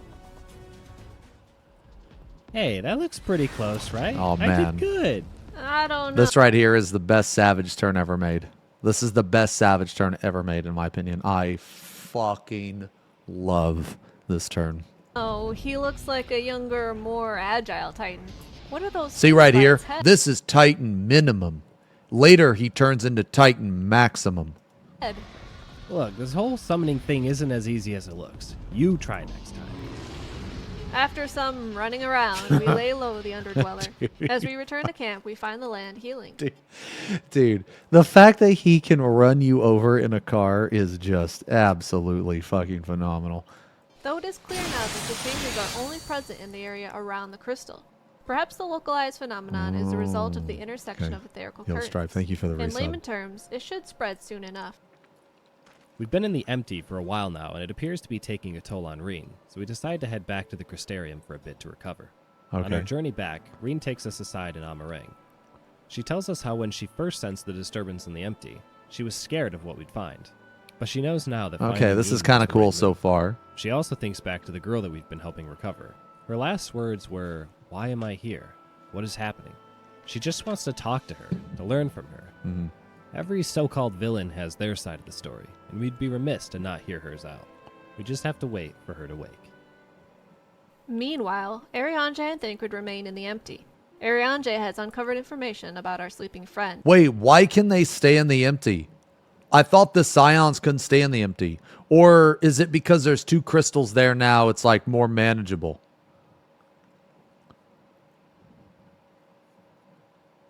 Okay. The Oracle of Darkness. After some time to recoup from the empty, we get word that our sleeping girl is awake. She claims her name is Gaia and is a free citizen Oh, of okay, Yulmar, okay. yet, oddly enough, does not remember any of the events pertaining to Eden. As we talk, Gaia and Thancred return to Amarang. They've been asking around in Yulmar, looking for information about who Gaia might have been, but came short on any useful details. Gaia is convinced that the only way to learn more is to stay with us and uncover Bro, her is he lock. carrying... Dude, Gaia is is this luggage, bro? convinced that the only way to learn more is to stay with us and uncover her locked away memories. We sit down with Gaia and tell her of the events on Eden, which she does not recall. She doesn't have much to say herself, other than Yo, that Fearless, she thank seems you to for the recognize resub. us, but has no idea from where. As she 2 talks months, with us, welcome back, though, man. her memory becomes less hazy. She explains how she feels like there's someone else within her, a voice in her head. The voice tells Gaia to use its power for some sort of magic that allows her to tear open the fabric between realities. The similarities of how Minfilia speaks to Reen are all too obvious. Perhaps this voice Wait. inside Hold on. magic that allows her to There is a voice that tells Gaia to use its power. Oh. Now I've done the Eden raids, so that voice is like... That voice is an Ascian, right? If I remember correctly. Or is that not correct? It is an Ascian. Okay. tear open the fabric between realities. Okay. The similarities of how Minfilia speaks to Reen are all too obvious. Perhaps this voice inside Gaia's head is what helped her resist Fothri's influence, and what made Ooh. her jump into battle when Eden arose. If Arianje is correct, and she is the Oracle of Darkness, then we have to be very careful going forward. Gaia has So it's already suspected that she's the Oracle of Darkness. Okay. had enough idle chit-chat, so we decide to take off for Eden once again. As we chase after her, we find her face to face with a bug. Without much hesitation, she casts a spell on the bug, which appears to have done nothing to it. As the bug charges at Gaia, a clock ticks, causing a delayed magic burst on the creature, destroying it in a Oh, wow. Wow. That's a fucking raid mechanic. single explosion. That seems all too familiar. Gaia claims to have had this power since she was a child, but the spells have always been delayed and only come when the voice in her head asks her to use them. Is it too late to leave her behind? Okay. No, Rin won't have it. We shouldn't lock someone up for the threat that they can't control. What good would that do for this plot? We should help them I mean, that's uncover kind of its cool. meaning I never together. knew that. Okay. Rin plans to face the dangers that lie ahead in Eden with Gaia at our side. Maybe in doing so we can learn more of Gaia's origin. Hard to argue with that. With a focus party, we head back to the empty. As Gaia stares out at Eden, she can't help but feel like it's only a matter of time before she learns of who she really is. And she wonders if knowing her true self is a good thing. One thing is for certain. Though she may push everyone away, Reen shows her support for Gaia. Inside Eden, we look to continue our work. Arianje suggests we Okay, pick so an this is, element as a this is catalyst. Rama. And what better than lightning? Yeah, this is Oh Rama. boy, that means Okay. Ramu. Half man, half beard, and another part half beard for good measure. Yeah. You're way worse at this than I was. Why is he half horse? I may have been briefly thinking about the mounts I need to collect after this. Ramu is supposed to be an old guy that doesn't move. Something tells me this guy is gonna... Dude, it's Rama.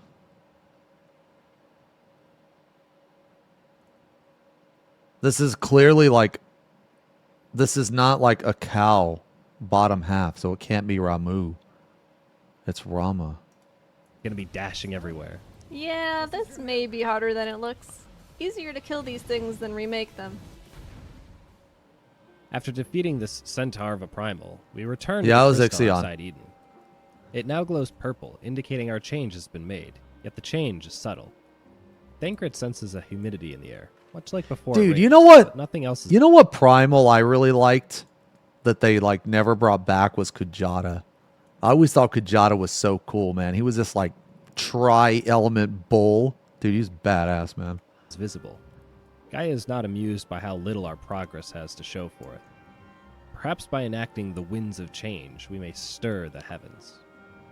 If we're looking to make it rain, we'd need 2 more elements. Fire, which would evaporate the water into the clouds, and wind, which would move and Oh, cool wait, the so clouds that's to why rain we to fight form. them both at the same Very time? bored of our science lesson, Gaia suggests that we just draw them both out together. Damn, okay. Extremely dangerous, yet holds some merit. The elemental wheel dictates that wind and fire are both astral energies. Oh, I have this in my house, bro.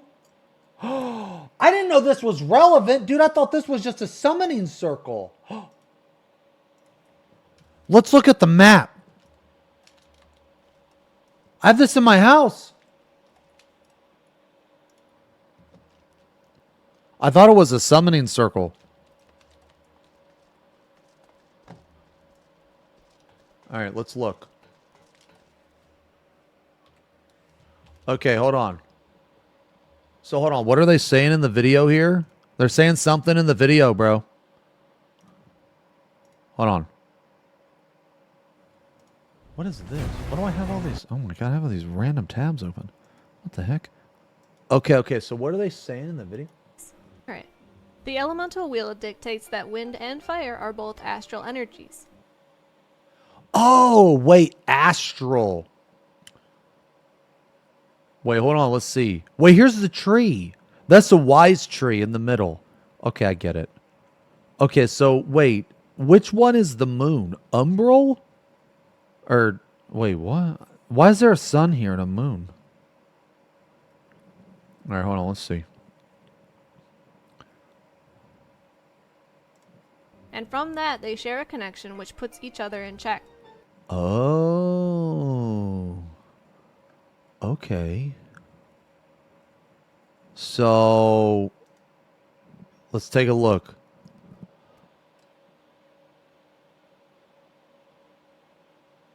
So this is Shiva, Titan, Leviathan, Garuda. Wait, okay. Rama, Ifrit, Titan, Shiva, Leviathan, Garuda.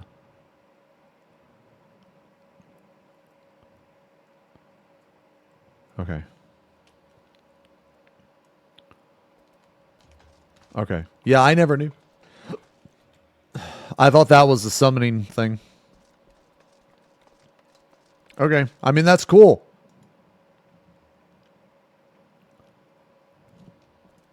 That's why paladins use ice magic.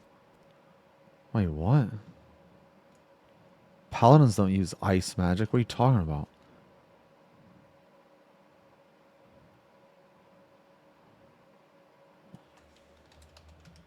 I don't know what that means. Okay. I don't think a paladin has ever used ice magic anywhere, but okay. Okay, anyway. Summoning both may help stabilize not only the astral umbral balance, but also keep each from becoming unstable. While we work out the details, Gaia steps away. Okay. Rena's clearly distracted, so we cheer her up to see what's bothering her. She's just surprised at how Gaia seems so distant to her. Reen hardly knows anyone her own age, and she's been nice to Gaia ever since they met. Damn. Yet Gaia seems to care not for anyone other than herself. Orion J and Thancred tell her that she should still continue to reach out to Gaia. Persistence is key. In time, Gaia will come around and open up to her, and perhaps together they can help shape a brighter future for the First. Reen decides to go and talk to Gaia. We act totally natural and listen in from a distance. In a Okay. moment of courage, Reen asks Gaia to have coffee biscuits with her. Sadly, Gaia immediately turns her down. Damn, Rants Gaia's about how kind of a she's goth bitch. and doesn't do what other people do. She does what she wants. Gaia tells Reen that she's not her friend. Big sad. Damn. Dude, she's kind of a fucking cunt. Not exactly how What we the thought fuck? it'd go, but here we are. We'll sweep it under the rug for now. We have 2 primals to focus on. Aboard Eden, we make plans for Ashfall, where we will summon both Garuda and Ifrit. Okay. Hey, second time's the charm for me too. They're pretty close to before, I think.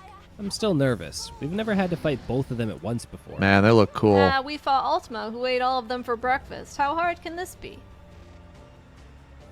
We might want to rethink that. What's this? You worry too Rakshasha? much. Yeah. Back at camp, the crystal glows green and red. Ooh, Not okay, only okay, that, but okay. it begins to rain in the empty. While we celebrate, Gaia screams out at Eden. Why can't she remember who she is? Suddenly, the voice in her head yells back.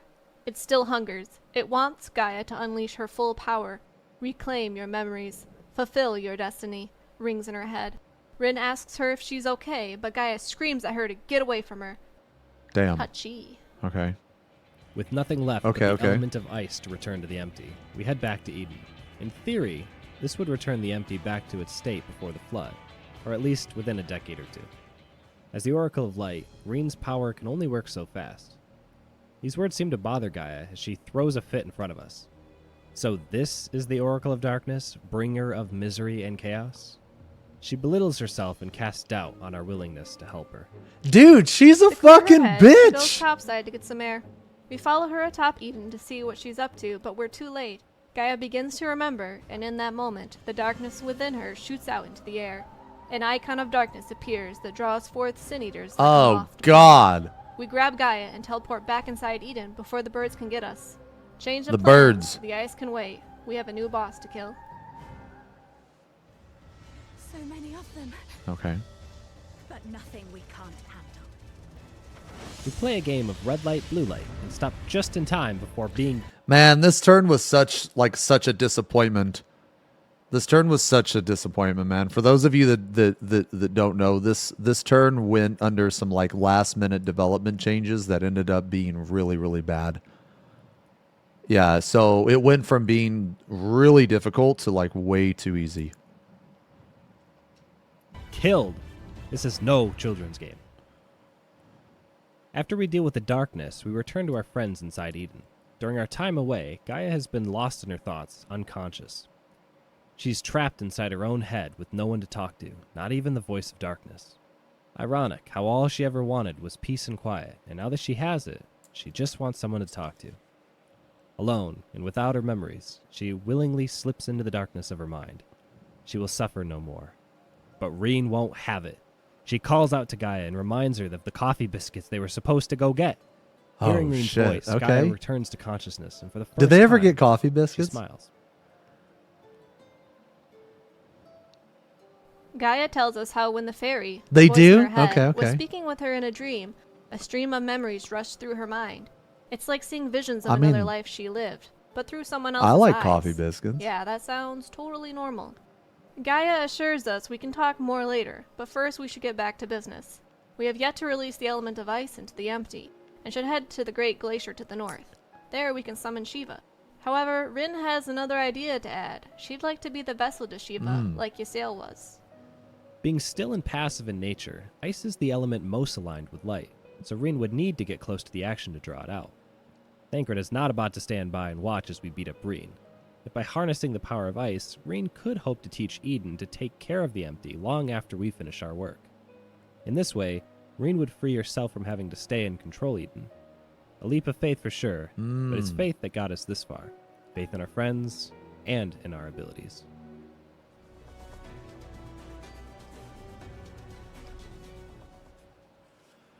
As we enter Okay, so I'm going to ask a question. Does Shiva always possess someone?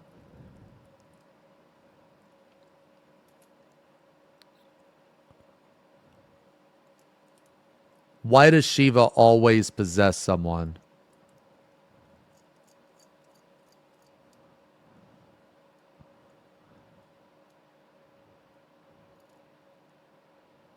She's a human primal.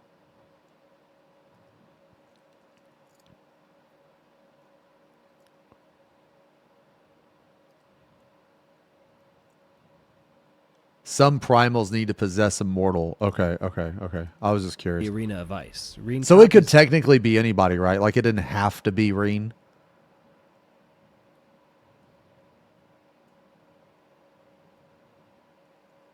Okay. the pose Ysael did when calling forth Shiva. In a blast of ice, Shiva is summoned and immediately takes control of Reen. Unable to fight against it, we battle against our friend and foe. After Rin inappropriately flashes us a few Oh times, my and we, God. of course, look away. Yeah, look we defeat away. her Shiva Yeah. form. Or so Glad we they put thought. that in there. In a Glad flash they of put white, that she in there. freezes over. Because there's a bunch of perverts. There's a bunch of perverts to play this game. Okay? See, look, we got perverts in chat right now looking. There's one guy that passed the mechanic, not looking at Booba. over and we defeat her Shiva form. Or so we thought. In a flash of white, she freezes over and captures us in ice. Unable to move, she begins to expel a huge force of light. From a void gate, Gaia, the Oracle of Darkness, jumps through carrying her hammer. She screams for the release of her friend and begins to chip away at the ice. Oh, shit. Once Okay, I free, remember we join this. her in stopping Rin from releasing her light. Gaia's magic is able to reverse the summoning effect and return Rin to normal before anything drastic happens. Okay. With everyone safe, Reen and Gaia find comfort in each other's company, talking about how the never-melt ice they found would make a great necklace. Yeah, that's fine. I'm good, thanks for asking. Back at camp, we find a pleasant surprise. Life is returning to the empty. Oh, that's kind of cool. All right. With life slowly returning to the empty in hopes that it'll spread, Reen thinks now is a good time to take a break. And to make things better, Gaia decides to stay with Reen and us. It would seem that ice is thawing around Gaia, too. Ooh. After some personal time away from the whole Eden crew, we get word that Ariane would like to I see hope us we at get the a hammer Wandering tank. Stairs I'm in the gonna main it. Crystarium. With Thancred, I Rin, love and hammers Gaia in here games. too, Ariane explains how Thancred and himself plan to leave the First. This day was always known to come, but now with the Eden Project in motion, they see this as a great time to leave the project in our hands. Though Rin is sad to see her friends go, she still has us and Gaia to keep her company. Heartfelt goodbyes are shared as we set off to see our friends back to the Oh, source. they leave mid-raid? After helping What the our heck? fellow Scions get back to the source, we decide to check back in on the First. Reen and Gaia have been having fun. They enjoyed their coffee biscuit date and made a necklace out of the ice crystal they found. When we find them, they were just about to go check out the empty, which sounds great. We'll join. Gaia drives us out to the campsite, but when we get there, we see regression in the environment. The crystal reflects a shade of yellow, indicating the overwhelming presence of light. This may be from when Reen nearly exploded light energy while impersonating Shiva. A voice rings out in Gaia's head, telling her to restore the darkness to it. Gaia suggests that due to the overabundance Okay, I have a question. Don't we want darkness? Like, if the plane is overflowing with light, don't we want darkness? Like, why wouldn't Gaia just unleash the darkness? Or is it like too much darkness?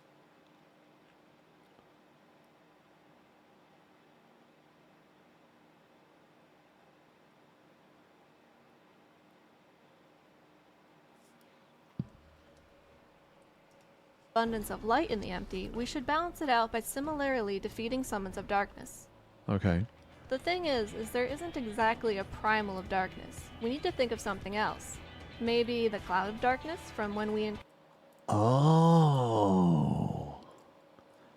Okay, so now we're trying to release a little bit of darkness energy.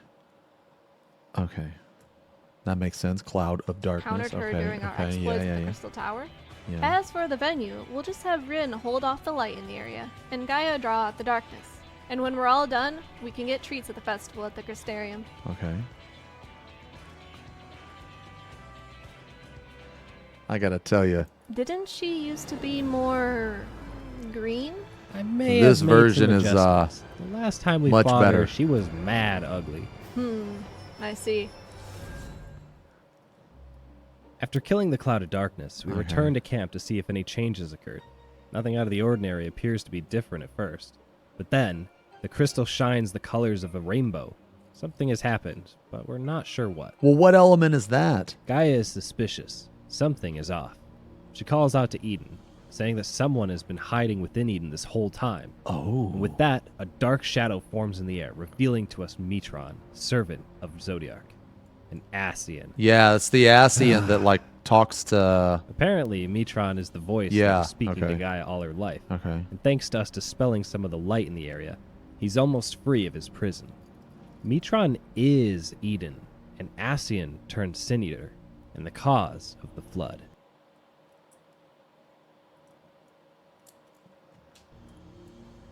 So Eden was an Metron, Ascian. in typical Okay. villain fashion, regales us with his tale. Long ago, the 13th shard was flooded by darkness, left to the void. As with all imbalances, the effect ripples to the other shards.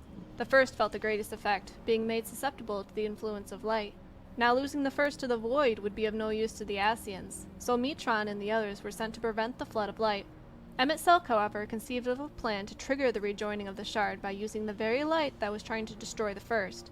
It was Ardbert and his companions that first defeated the Ascians, and in doing so, doomed the first to the light.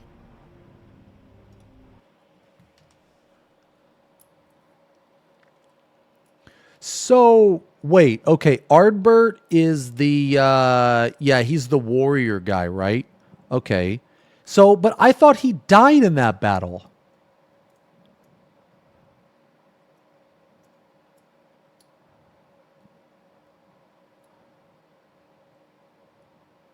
Was it another battle?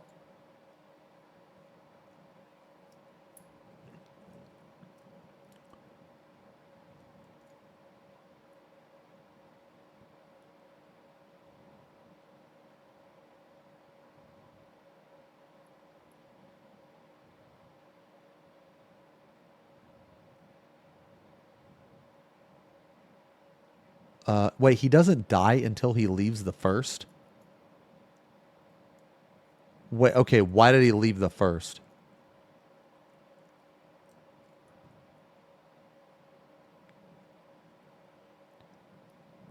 He unalived himself and his friends to travel to the source during Heaven's Ward. Okay, I don't know anything about Heaven's Ward.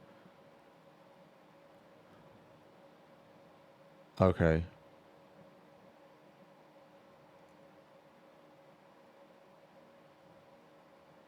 Okay. The Ascians, and in doing so, doomed the first to the light. While the other Wait. Hold on, wait.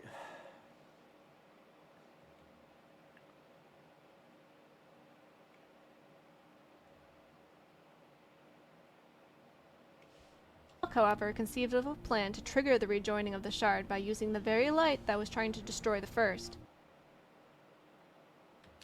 It was Ardbert and his companions that first defeated the Ascians, and in doing so, doomed the first to the light.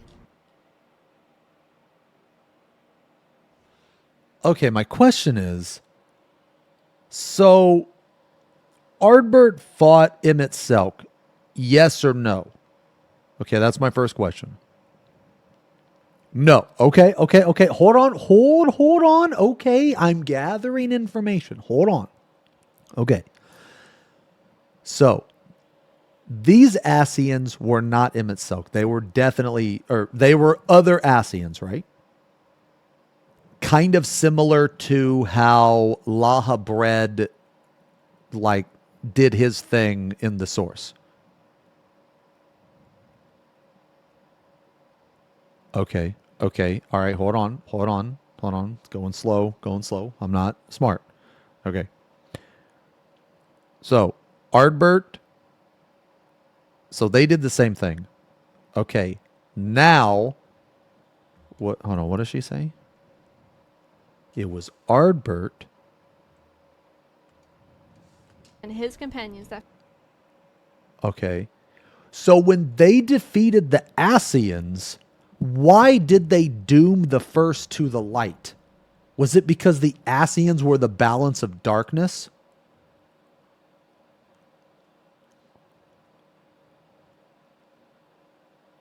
Oh, so they were like a necessary evil.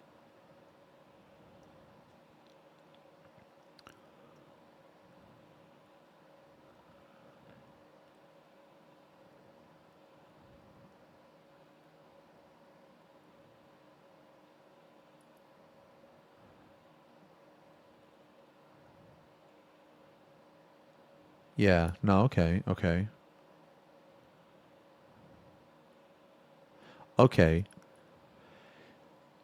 So. Okay. So. Oh. Okay. Okay. Okay. Okay. Okay. Okay. Hold on. Hold on. Hold on. Hold on. Hold on. Okay. All right. All right. All right. All right. All right. Hold on. I think I got it. I think I got it. Okay. So. Man, we're gonna do this paint. Hold on. Hold on. We're gonna do some paint. We're gonna do some paint real fast. We're gonna do some paint. Okay. So here we go. So we got. Where's the circle? Okay. So we got. What the fuck? Okay.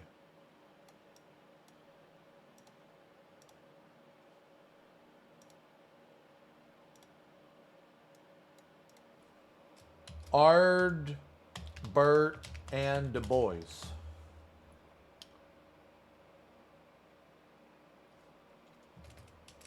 Light. Okay.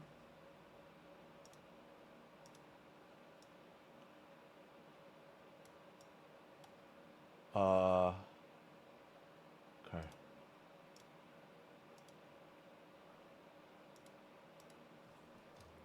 Ascians.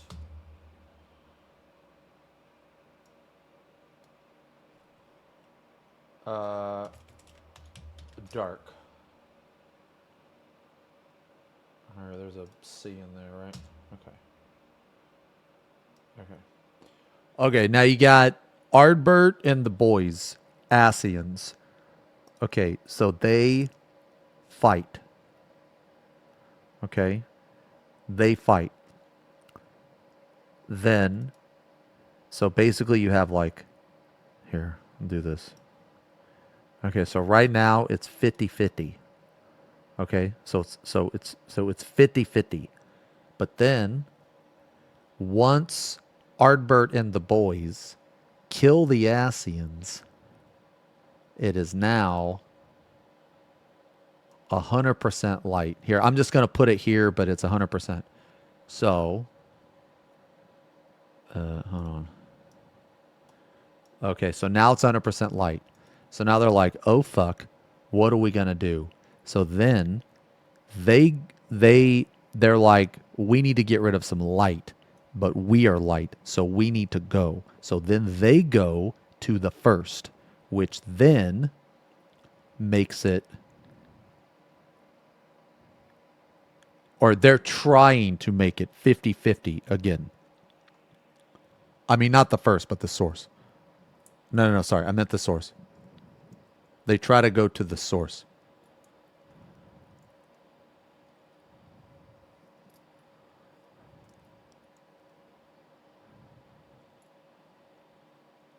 They made a deal with Themis to save the first. Oh, they were lied to. Okay, so I haven't got to that part. Okay. Okay.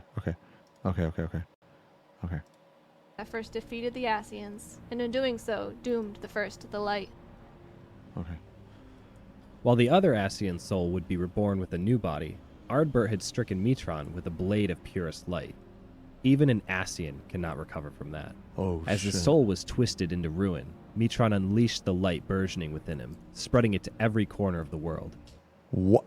Wait, so Ardbert hit this guy so fucking hard, he turned him into a light Morden?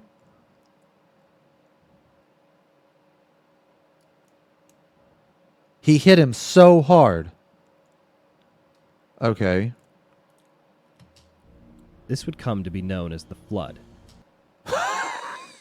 So Ardbert is so strong that he fucking hit this guy so hard that he caused the first to basically be overflooded with light and face cataclysm. So he's a rank 1.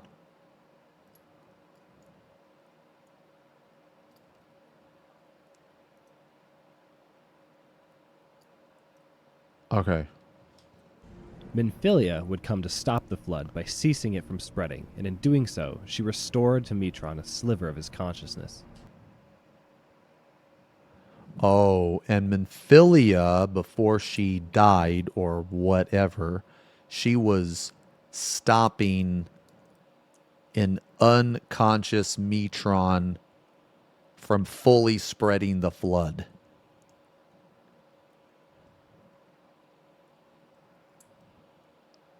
Okay, okay. Enough to whisper as he lay dormant in the wake of what we Okay. now call the Empty.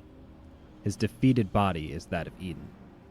As to not further destroy the balance of Aether and potentially destroy the Shard, Emmett Selk never came back from Metron. The only other person that can save him is Gaia. She need only... Why did Emmett not come back from Metron? He just simply didn't give a shit because his sole purpose was to reunite the shards, and Metron being alive or not did not matter. Like, basically everything that he wanted Metron to do, he already did, so he doesn't give a fuck anymore.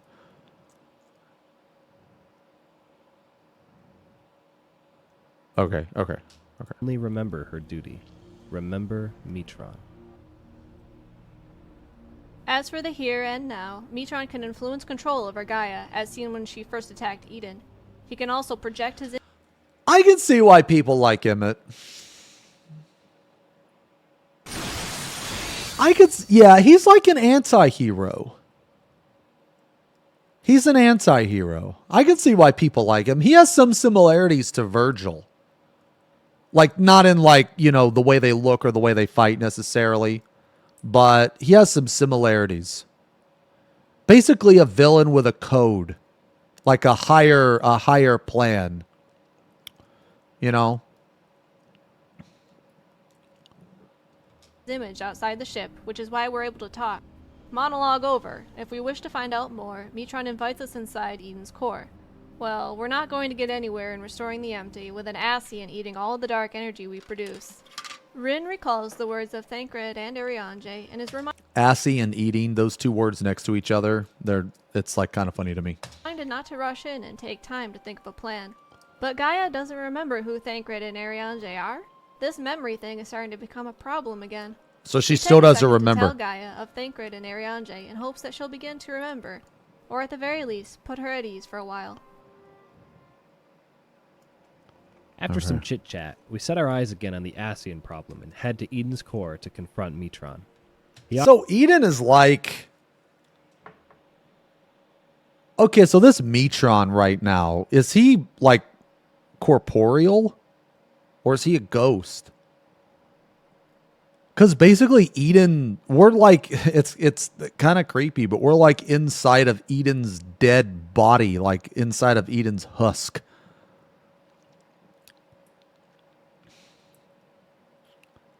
You know what I mean? No, I understand that he is Eden, but we're inside of Eden.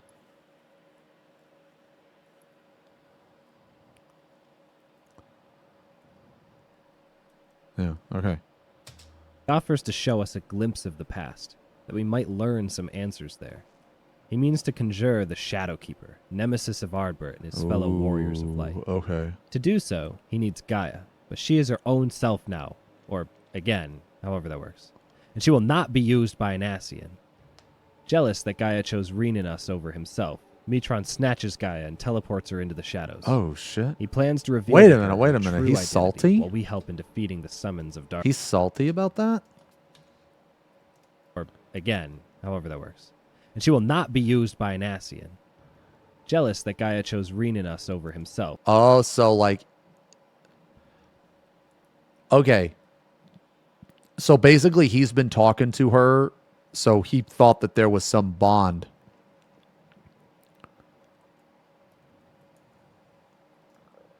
Okay. Metron snatches Gaia and teleports her into the shadows. He plans to reveal to her her true identity while we help in defeating the summons of darkness. With that, he teleports us out of Eden.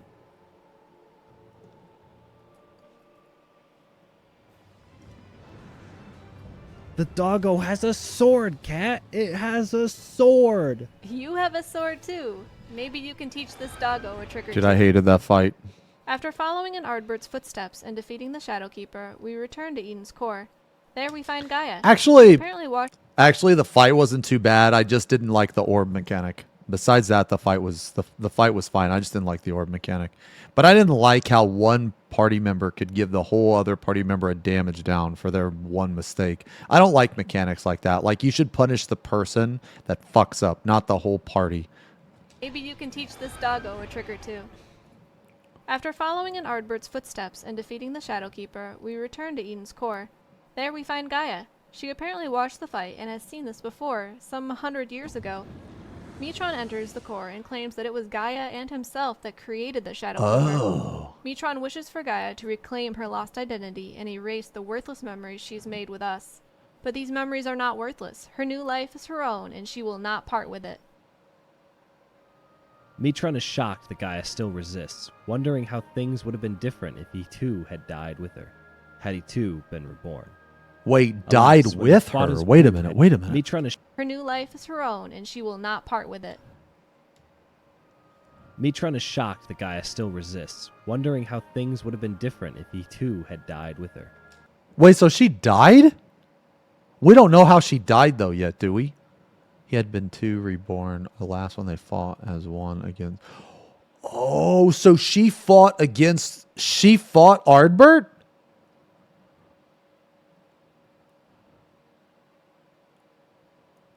Oh. Had he too been reborn. Alas, when they fought as one against Ardbert, joined in both body and soul, Ardbert tore the bond between them with his final blow.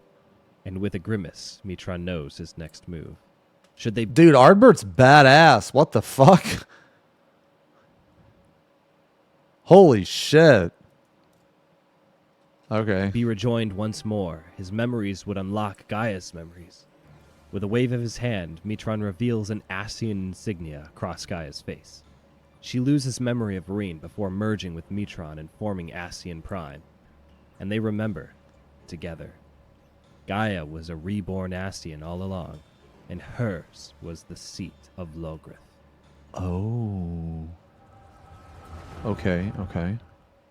We suddenly receive a vision from the Echo of Metron and Gaia as their previous selves. They served together on the Convocation of the 14. We learn Gaia was previously given the assignment Elidibus would come to take, and Metron was her protector. The two had an undeniable bond and promised to never separate. So before us is Okay. the culmination of the power held by two members of the Convocation. Seems oddly familiar. Reen just wants her friend back, regardless of if she's an Ascian or not. Ascian Prime won't have it, and shrouds Reen in dark magic. Visions of doubt and fear cloud her mind. Highlander? Similar to when focusing on a What's wrong with target in Highlanders? summonings we did earlier. I know this place. It's the jail in Yulmore. Oh, this is Thancred. Without much of a choice, we must face off against Reen's agony by defeating the twisted manifestation of her memories. We face off against a version of Thancred and Ranjit in the jails of Yulmore. Back in Eden's core, we face off to Ascian Prime once more. Wait, hold on. Sorry. Guys, hold on. Give me one sec, man. Dude, I gotta pee.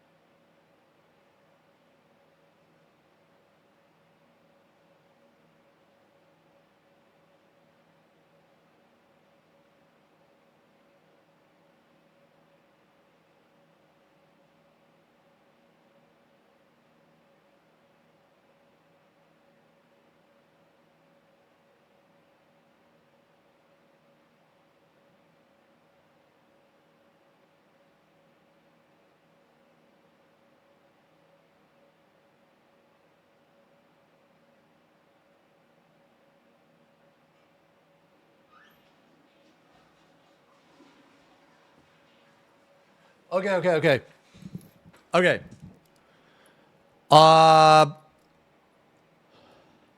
Fuck, I had a question. Oh, okay. Why? Hold on, man. Why do we face Thancred? What the fuck? is the culmination of the power held by 2 members of the Convocation. Seems oddly familiar. Reen just wants her friend back, regardless of if she's an Ascian or not. Ascian Prime won't have it, and shrouds Reen in dark magic. Visions of doubt and fear cloud her mind, similar to when focusing on a target for the summonings we did earlier. I know this. Oh, so was Reen like, okay, so Thancred saved her, right? So because she's like because that the Ascian did some fucked up shit to her, and now she's all like fucked up and confused. So she probably just like thought of the latest protector that she had, maybe. So that's why she happened to think of him. Place. It's the jail in Yulmore. It's Thancred and Ranjit combined. Without much of a choice, we must face off against Reen's agony by defeating the twisted manifestation of her memories. We face off against a version of Thancred and Ranjit in the jails of Yulmore. Okay. Back in Eden's Core, we face off to Ascian Prime once more. Our foe cannot comprehend how we overcame our fears while they had succumbed to theirs long ago during the final days. While Ascian Prime is baffled, Gaia whispers to us, "Now's our chance." Memories of Bryn and Gaia fill the room and are shattered in an instant. Oh, As a this last resort, explains the Ascian next Prime fight. fuses with Eden, creating one last final horror to face. Okay. Oh, and that's why it's called Eden's Promise. Channels the Yeah. power of Leviathan, Titan, Okay. Ramu, Garuda, Ifrit, and Shiva to become the Avatar, bender of all elements. Okay. We must protect Gaia's memories of Reen. It's the only thing preventing us from losing her altogether. Eden will become a utopia. I told you it would make a great Oh, and that's why there's so many memories. Okay. necklace. If this goes on much longer, she'll forget everything. A utopia. A dream. After defeating Eden, Gaia is returned to us and we are transported back to camp. Gaia is unconscious, but that doesn't stop Reen from reaching out to her. Okay. Reen won't give up on her friend. Gaia is again in her own mind in absolute darkness. Except this time, Metron's image appears and Gaia smiles. In his death, he is freed from Eden and able to be reborn. Perhaps one day he'll meet Gaia again. As Metron fades away, Gaia says farewell to not the Protector, but to her old friend, Artemis. After a long, long walk, she ends up laying down and looking at her ice crystal necklace. The necklace brings back memories of Reen. With the remembrance of her friend, Reen cuts through Gaia's black hole of a brain with Thancred's gunblade and rescues Gaia from her depression. Gaia wakes up to Reen in the flourished lands of the Empty, now a utopia. Oh, With shit. Metron out of the picture, the aether that Eden had absorbed is released and is able to spread more freely. Wait, I thought she died.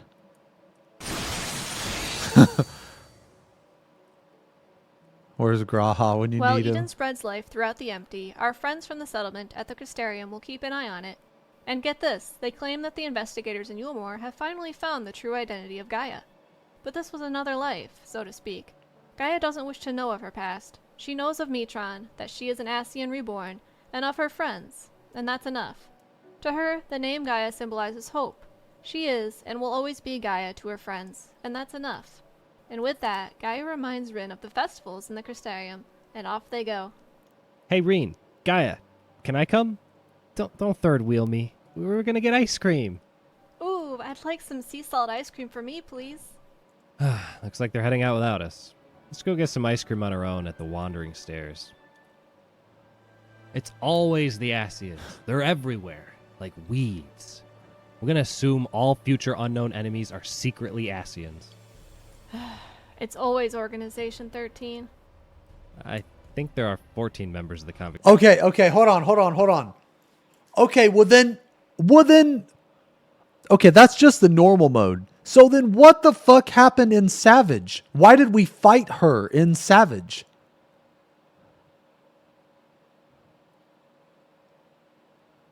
Oh, Savage isn't canon. Okay, no, that's fine.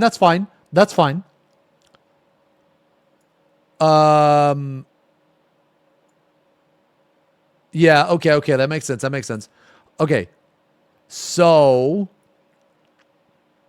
okay. So you could say that like the Savage version might be if she remembered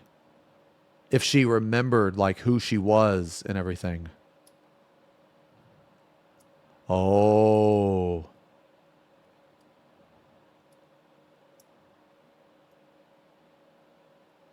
Oh. Okay.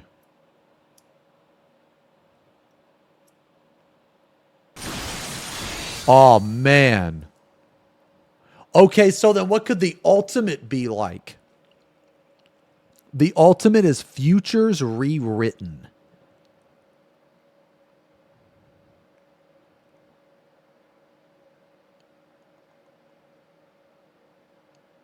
Yeah, it's another so maybe it's gonna be some shit like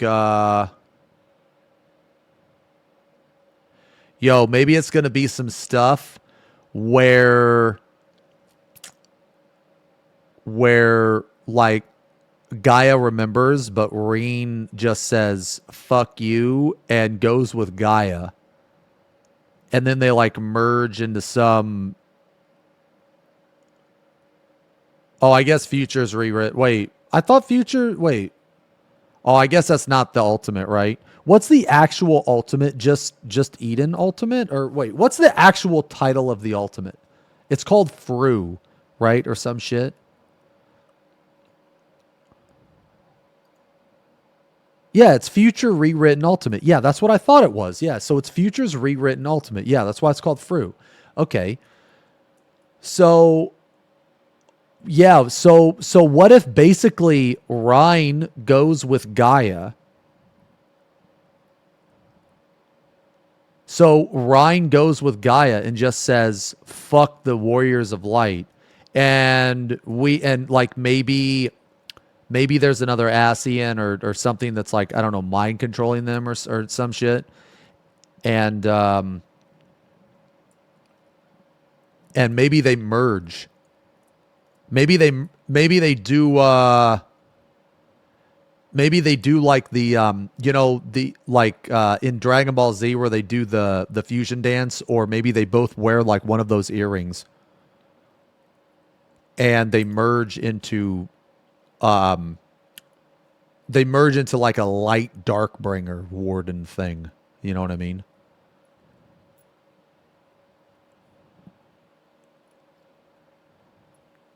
Cringe, lol. You know what's cringe? Your first fucking message in this channel. That's what's fucking cringe. That's what's fucking cringe. Get the fuck out of here. I like how this motherfucker just types cringe, lol, but doesn't actually provide anything like, okay, well then what's not cringe? Well then what do you think? Yeah, exactly. You don't think anything because you're fucking stupid. Future mod. Future mod.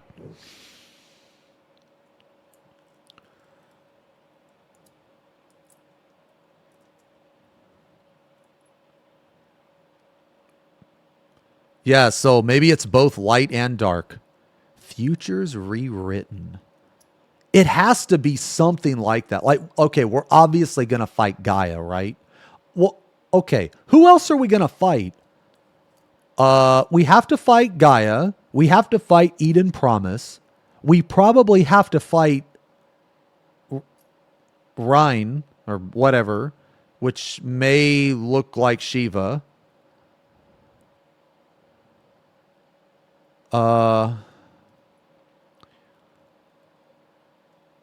No, I don't think we're gonna. I don't think we're gonna fight the. I mean, maybe we might fight the primals, but I don't think so.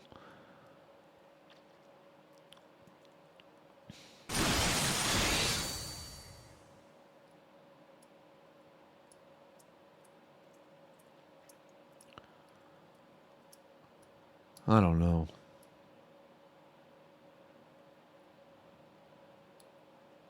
Yeah, we'll probably fight that. We'll probably fight Metron at some point. Probably. Okay, okay, okay. Okay. Okay. Okay, that's interesting. All right, all right, all right, all right, Vacation, all right. actually. Okay, okay, okay. 14 Hey, Toki, thank too you for the many. resub. I wanna Welcome do back, something man. Gas with completely the resub. No assy. Thank you as well. Something with cool black edgy outfits and swords. Hmm. Oh, maybe something post-apocalyptic with robots. Okay, okay, okay. Have you heard the latest rumor out of Comra? The dwarves had the strangest find, though actual details as to what the find actually is have yet to emerge. From what I understand, though, the ruins are filled with all kinds of machina. Sounds like our next adventure is near. Be sure to hit the thumbs up and subscribe down below. That was a good video. What did you enjoy or not enjoy about the That was a Easter good eggs? video. I enjoyed it. Let us know in the comments below. I enjoyed the Thanks for video. watching. Yeah, I enjoyed the video. Yeah, that was good. Okay, okay, okay, okay. Hmm.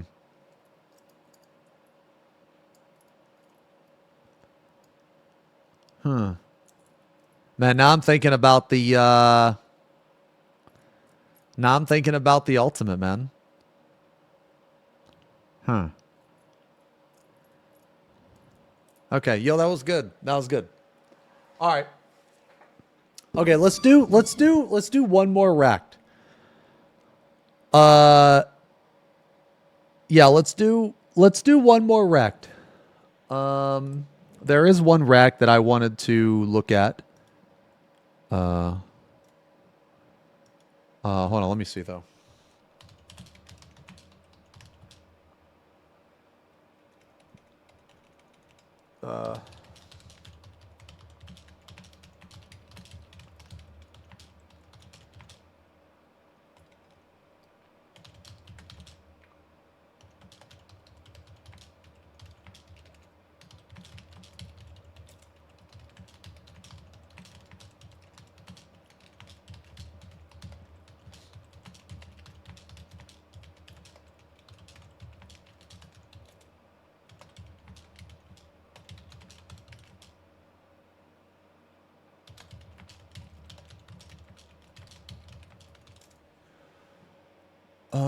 Okay. I want to rack to this, man. I want to watch the. I want to watch this. I want to watch the next video. The fall of Flight 123. Aboard a Japanese passenger flight, a structural component fails, leaving the 524 passengers on it to plunge through the night sky.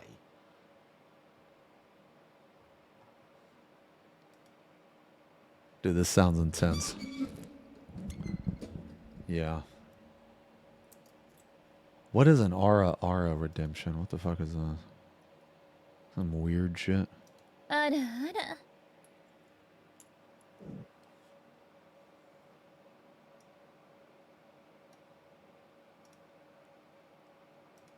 Okay.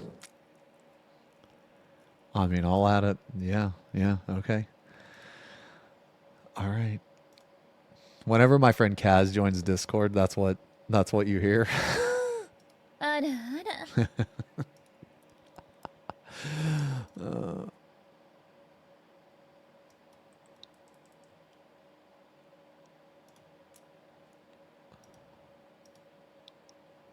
Okay, hold on.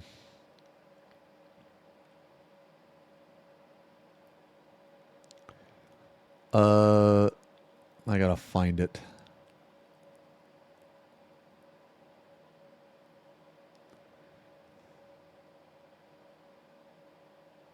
Wait, where the fuck's it at? Oh, let me refresh. Okay.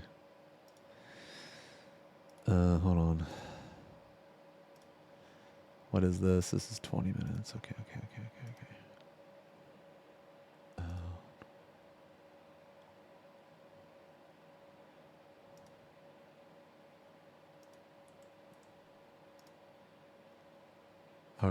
All right, let's watch this.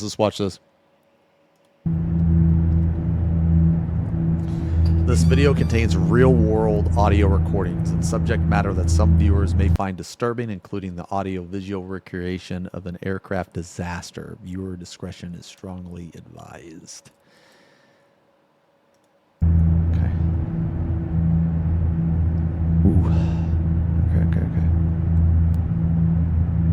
Nexpo with love. Dude, Nexpo's channel is awesome.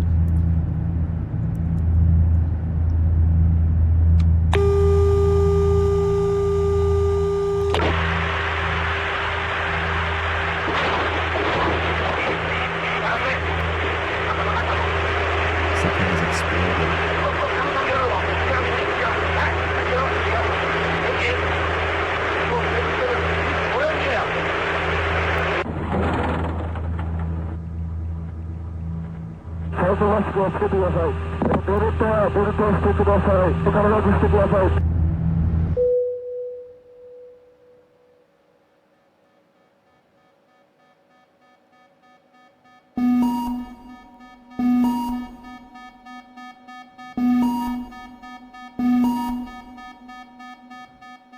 Aboard a Japanese passenger flight on the 12th of August 1985, an alarm begins to sound.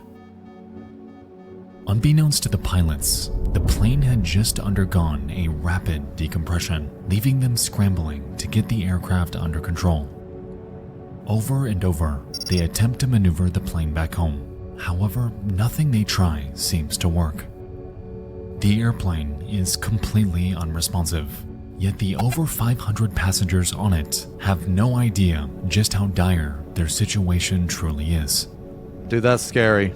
On this aircraft, a structural component has undergone a catastrophic failure. A failure caused by a near-decade-long oversight. And a failure that would lead to what is now known as the single worst disaster in global aviation history. Holy shit. This is the worst flight disaster. There's a new Chilla game. Oh, I might have to play it. I'm a big fan of Chilla games. Tonight's video is sponsored by Incogni. Okay. As we move towards an increasingly interconnected world, Do you guys know about the Incogni? idea of online privacy becomes more and more imperative. Every day, data brokers are scraping data from you and are building a personal profile of your entire life. Your data, your home address, is more than likely just a search away. And to me, the thought of having details like this out there is horrifying. Enter Incogni, a service that actively fights for you, searching for and requesting removal of your data from the hundreds of brokers out there. Dude, you know what's 5 crazy, minutes man? is all it Do you know what's crazy?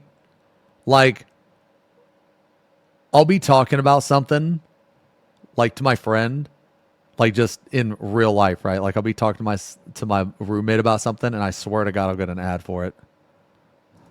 takes to get started, granting you an entire team of experts dedicated to restoring your Yeah, privacy. fucking crazy, dude. I recently saw reports that 84 data brokers had my information. 84. However, knowing that Incogni is actively working for me to get that number down to 0, I'm given peace of mind that my privacy Man, he's is selling me getting on the this. upkeep it deserves.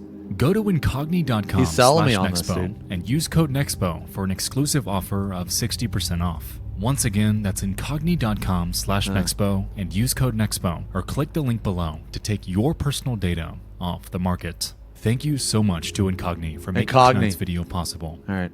Now let's get to it.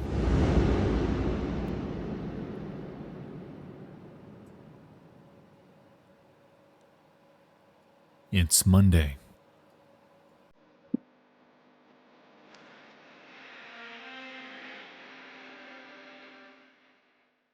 Delta Flight 191 is under investigation after a tragic accident. A string of unsolved murders grips a small town in Washington. And across the pond in Tokyo,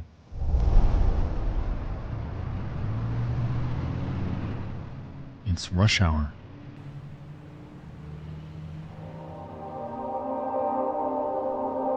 Man, I've been to Tokyo. I thought Tokyo was awesome, but I would never want to live there. Way too busy for me, man. Way too busy. I hate cities. It's the week of Oben, a Japanese tradition in which they honor their fallen ancestors, and thousands are scrambling through Haneda Airport to get home to their families. At 6 p.m., Japan Airlines Flight 123 prepares for its 5th flight of the day. This one is full, traveling from Tokyo to Osaka a little under an hour away. On this day, 49-year-old Captain Masami Takahama is training his co-pilot, 39-year-old Yutaka Sasaki, in a Boeing 747. The two were joined by a 46-year-old flight engineer named Hiroshi Fukuda in the cockpit, and 521 others awaiting this trip in the flight's main cabin. In every sense, this flight is entirely routine. All is going to plan, and they're just a few minutes behind schedule.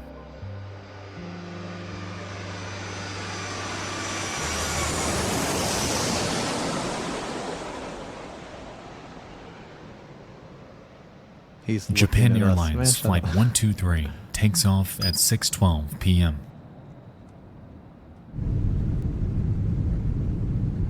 And as the aircraft powers through the clouds, the passengers look out of their windows to a Tokyo slowly fading.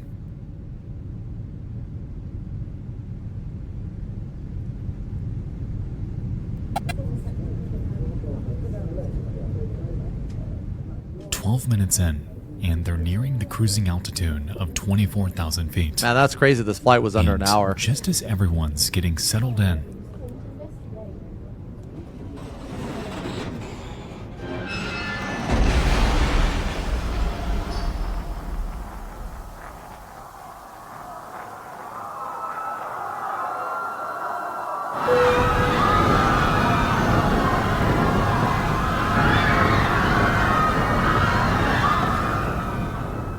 at 6:25 p.m., there's a deafening bang to the rear as the bathroom ceiling collapses.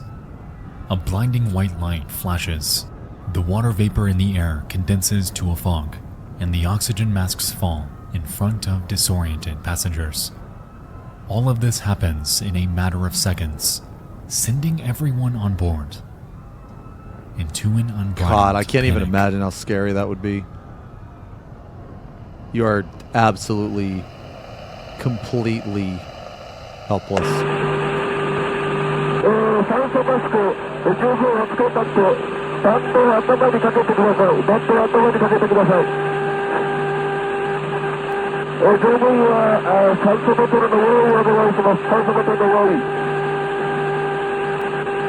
Put out your cigarette.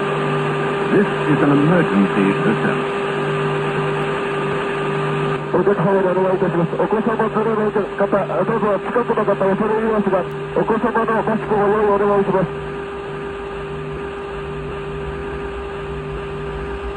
Yeah, you can't smoke on airplanes anymore. Yeah, yeah.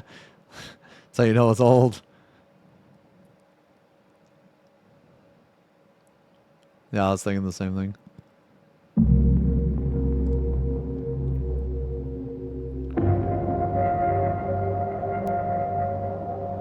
I mean, I think smoking is fucking disgusting. So I'm glad that you can't smoke anywhere. Smoking is so stupid, The so crew bad for you. begins to realize that the plane It has also become affects other people, too. uncontrollable.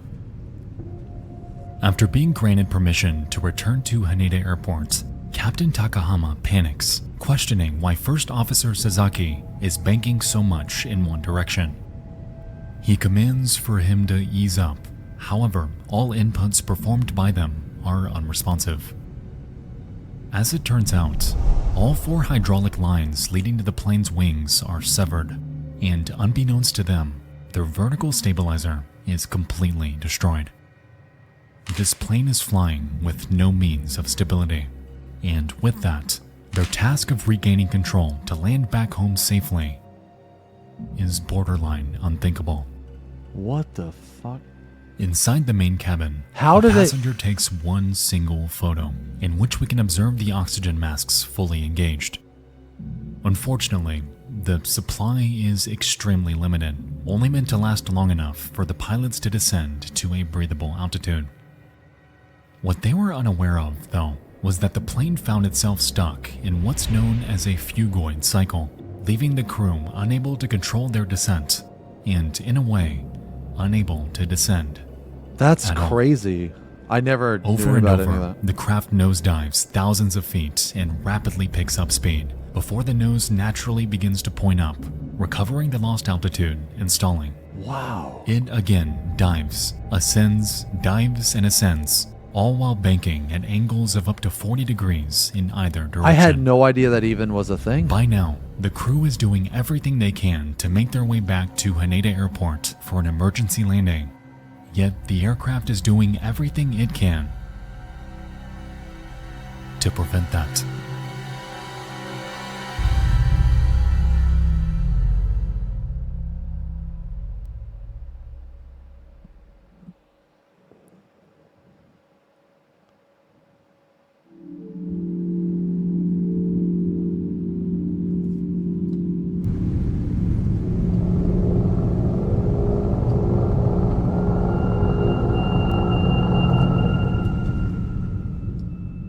The pilots have not utilized their oxygen masks, and acute hypoxia has taken its grip.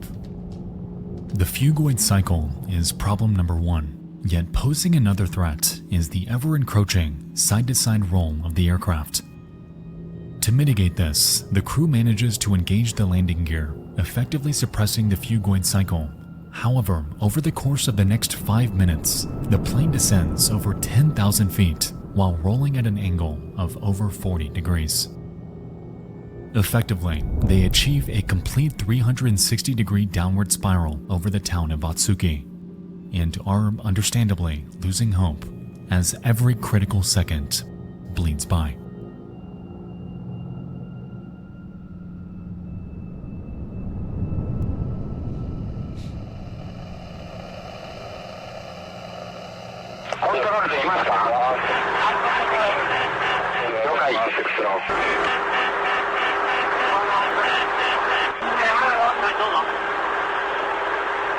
There's a mountain ahead.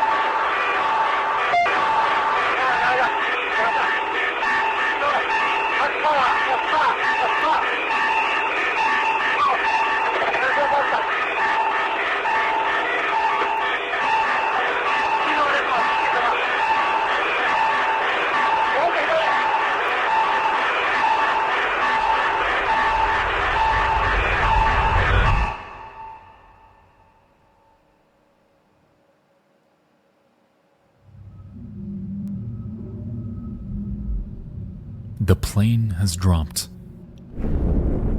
to a mere 6,800 feet. They are now heading opposite of Haneda Airport and straight towards Mount Takamagahara. Over the next 5 minutes, the crew fights to gain altitude to move away from this impending threat, and manages to climb again to 11,000 feet. False hope this is, however, as they find themselves in yet another downward spiral. This time, right over treacherous terrain.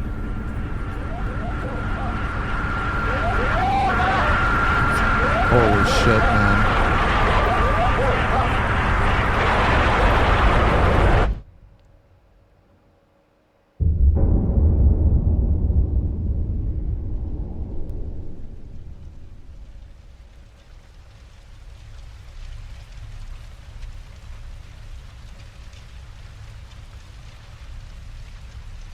Dude, that's intense when the pilot said this is the end.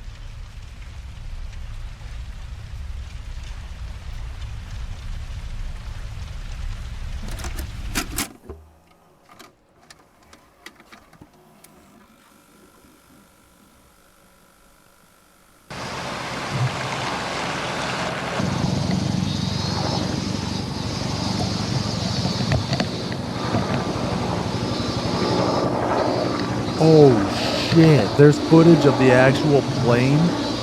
Oh no, that's a helicopter.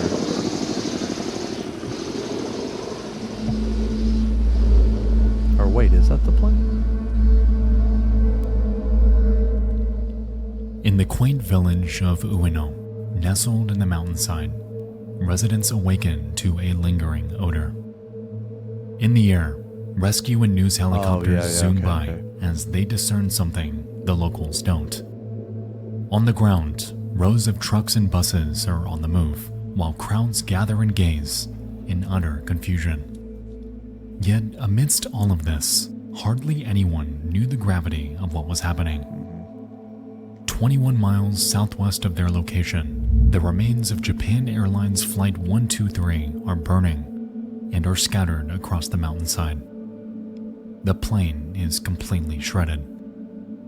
The landscape, wounded. And to say that this scene was grim is a criminal understatement. Holy shit.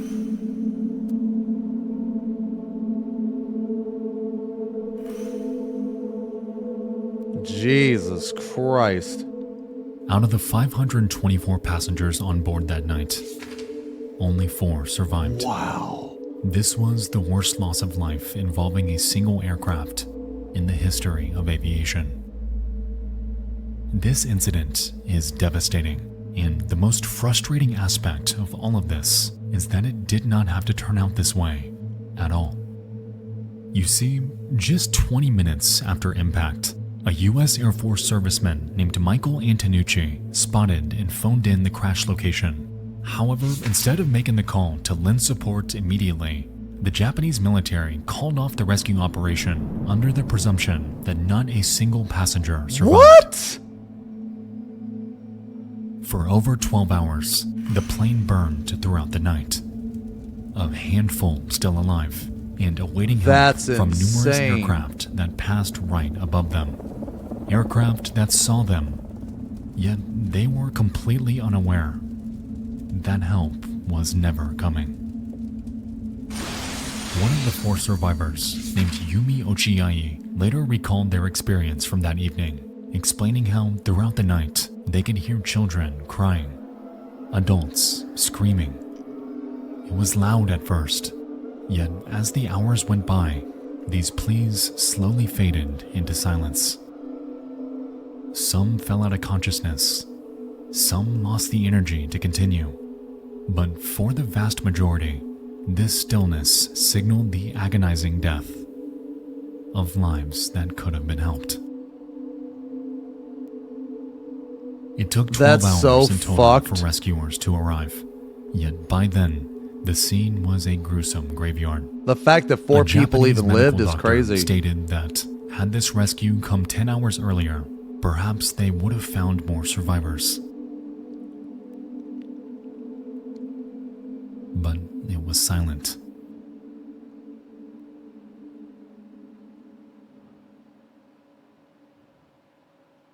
That's sad, man. That's so fucked that they just assumed everyone would be dead.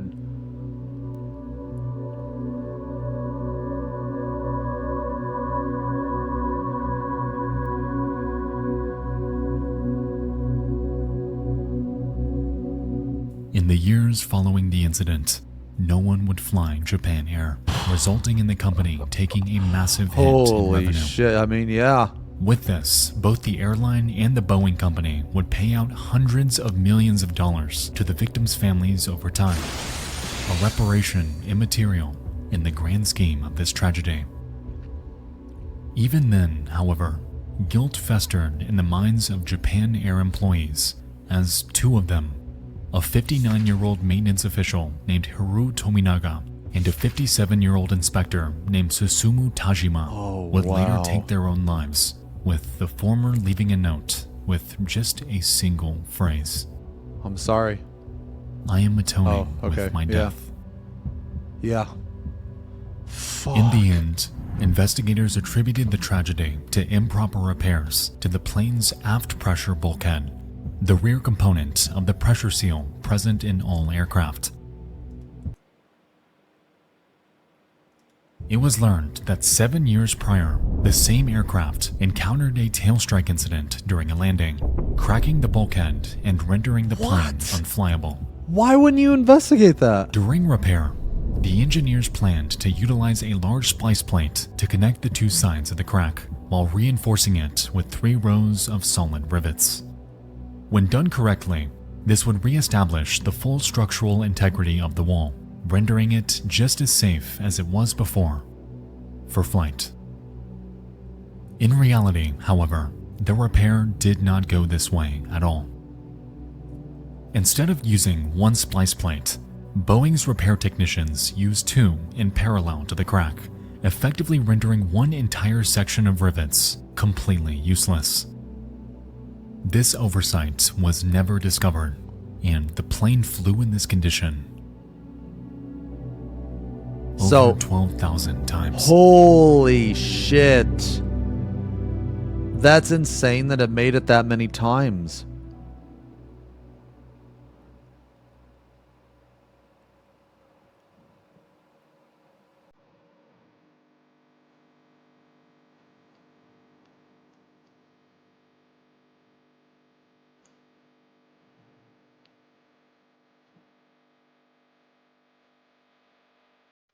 This tragedy echoes through the lives of everyone involved and is one of the most unspeakable catastrophes that should have been prevented. It's hard to grasp the sheer horror of experiencing a plane crash, let alone surviving it. Dude, I can't even imagine how Those who helpless you did feel. had to endure a trauma and a loss that is unimaginable. The agonizing moments afterward, crushed under wreckage, helpless under the night sky, effectively forgotten in a blazing wilderness. I feel horrible for everyone on board that fateful night, and for the families and friends that were eagerly waiting for them. Oben is typically a time of communion, an annual reconnection with seldom seen loved ones. But for the 520 victims who lost their lives that night, they were never able to finish their journey to see them. Their families awaited those that would never show, and their memory is forever stained by an incident that never should have happened. That night, there was nothing anyone could have done. No way they could have known. I wonder if the pilots But knew. in the wake of it all, one thing is certain. Their memory, their lives, will forever be cherished by those that loved them, and their legacy will forever endure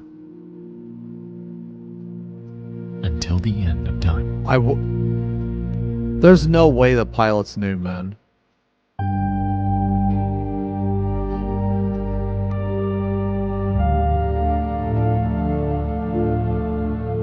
Yeah.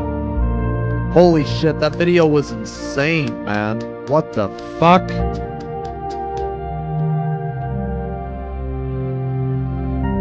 That video was insane.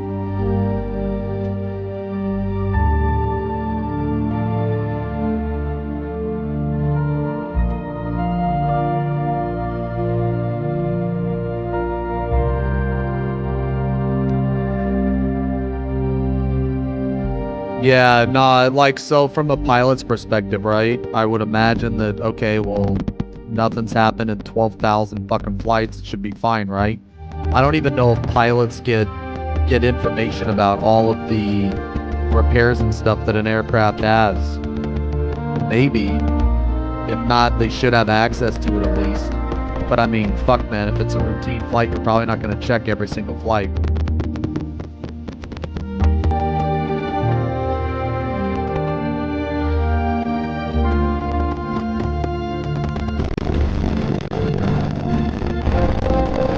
Yeah.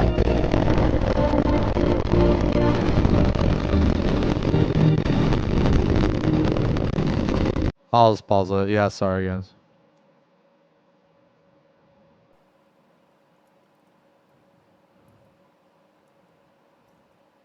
Yeah, let me know when it's better. Is that better? In the memory of 520 victims. The most lethal single aircraft disaster in recorded history.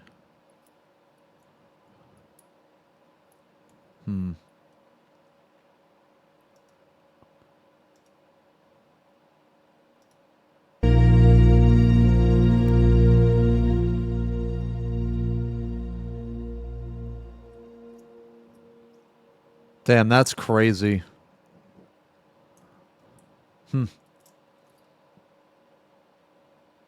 Damn. Yeah, well, that was, I mean, that was a good video. That was a good video.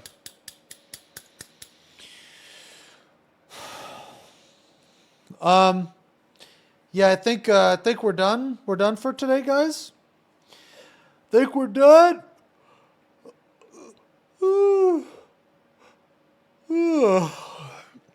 Might be on later. Might be on tomorrow. Actually, I'm gonna stream an extra day or two since I'm taking that. Since I'm going out of town next week. Yeah, since I'm going out of town next week. I'll probably stream an extra day or two. Yeah, when I worked at FedEx, they just did like an exterior check. That's it. They just shined their flashlight in some places, and that was it. See you, Dawn Trail Classic. No.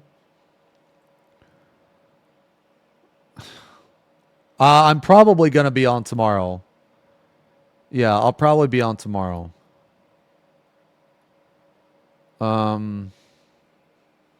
Okay.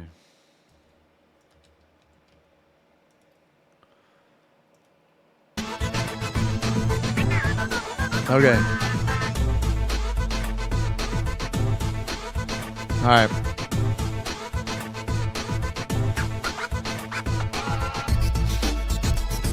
All right, I think I'm done. I think I'm done for now. Is that cool? Is that cool?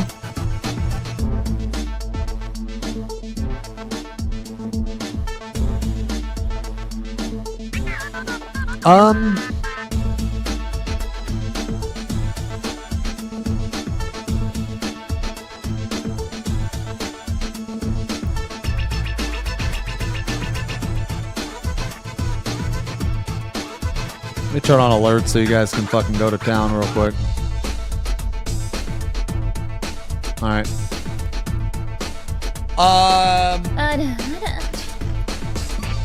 Okay.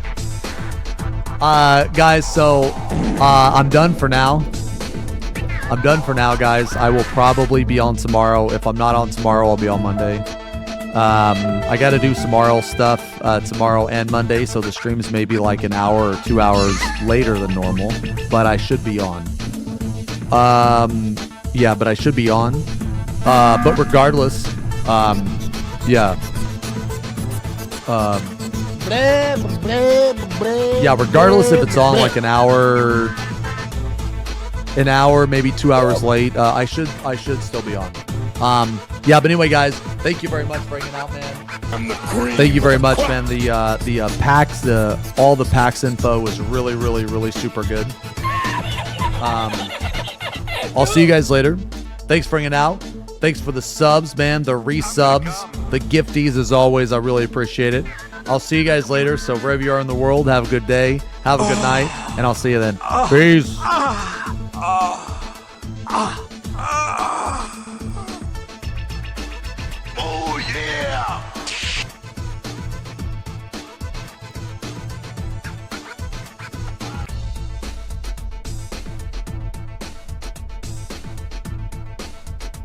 Filthy rats!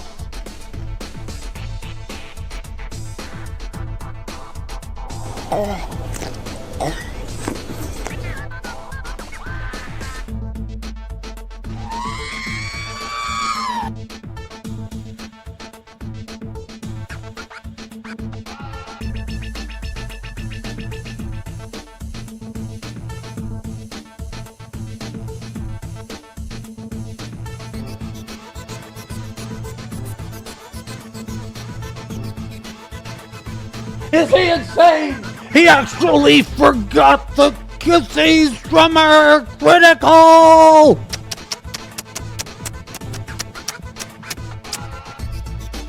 Thank you. Thank you. FP Bung sit. Oh, wait. Hold on.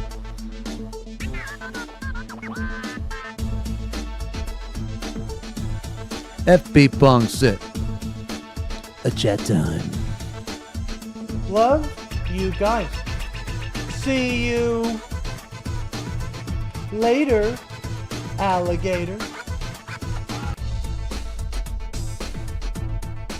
Y'all love you guys. I'll see you later. Let's go say word.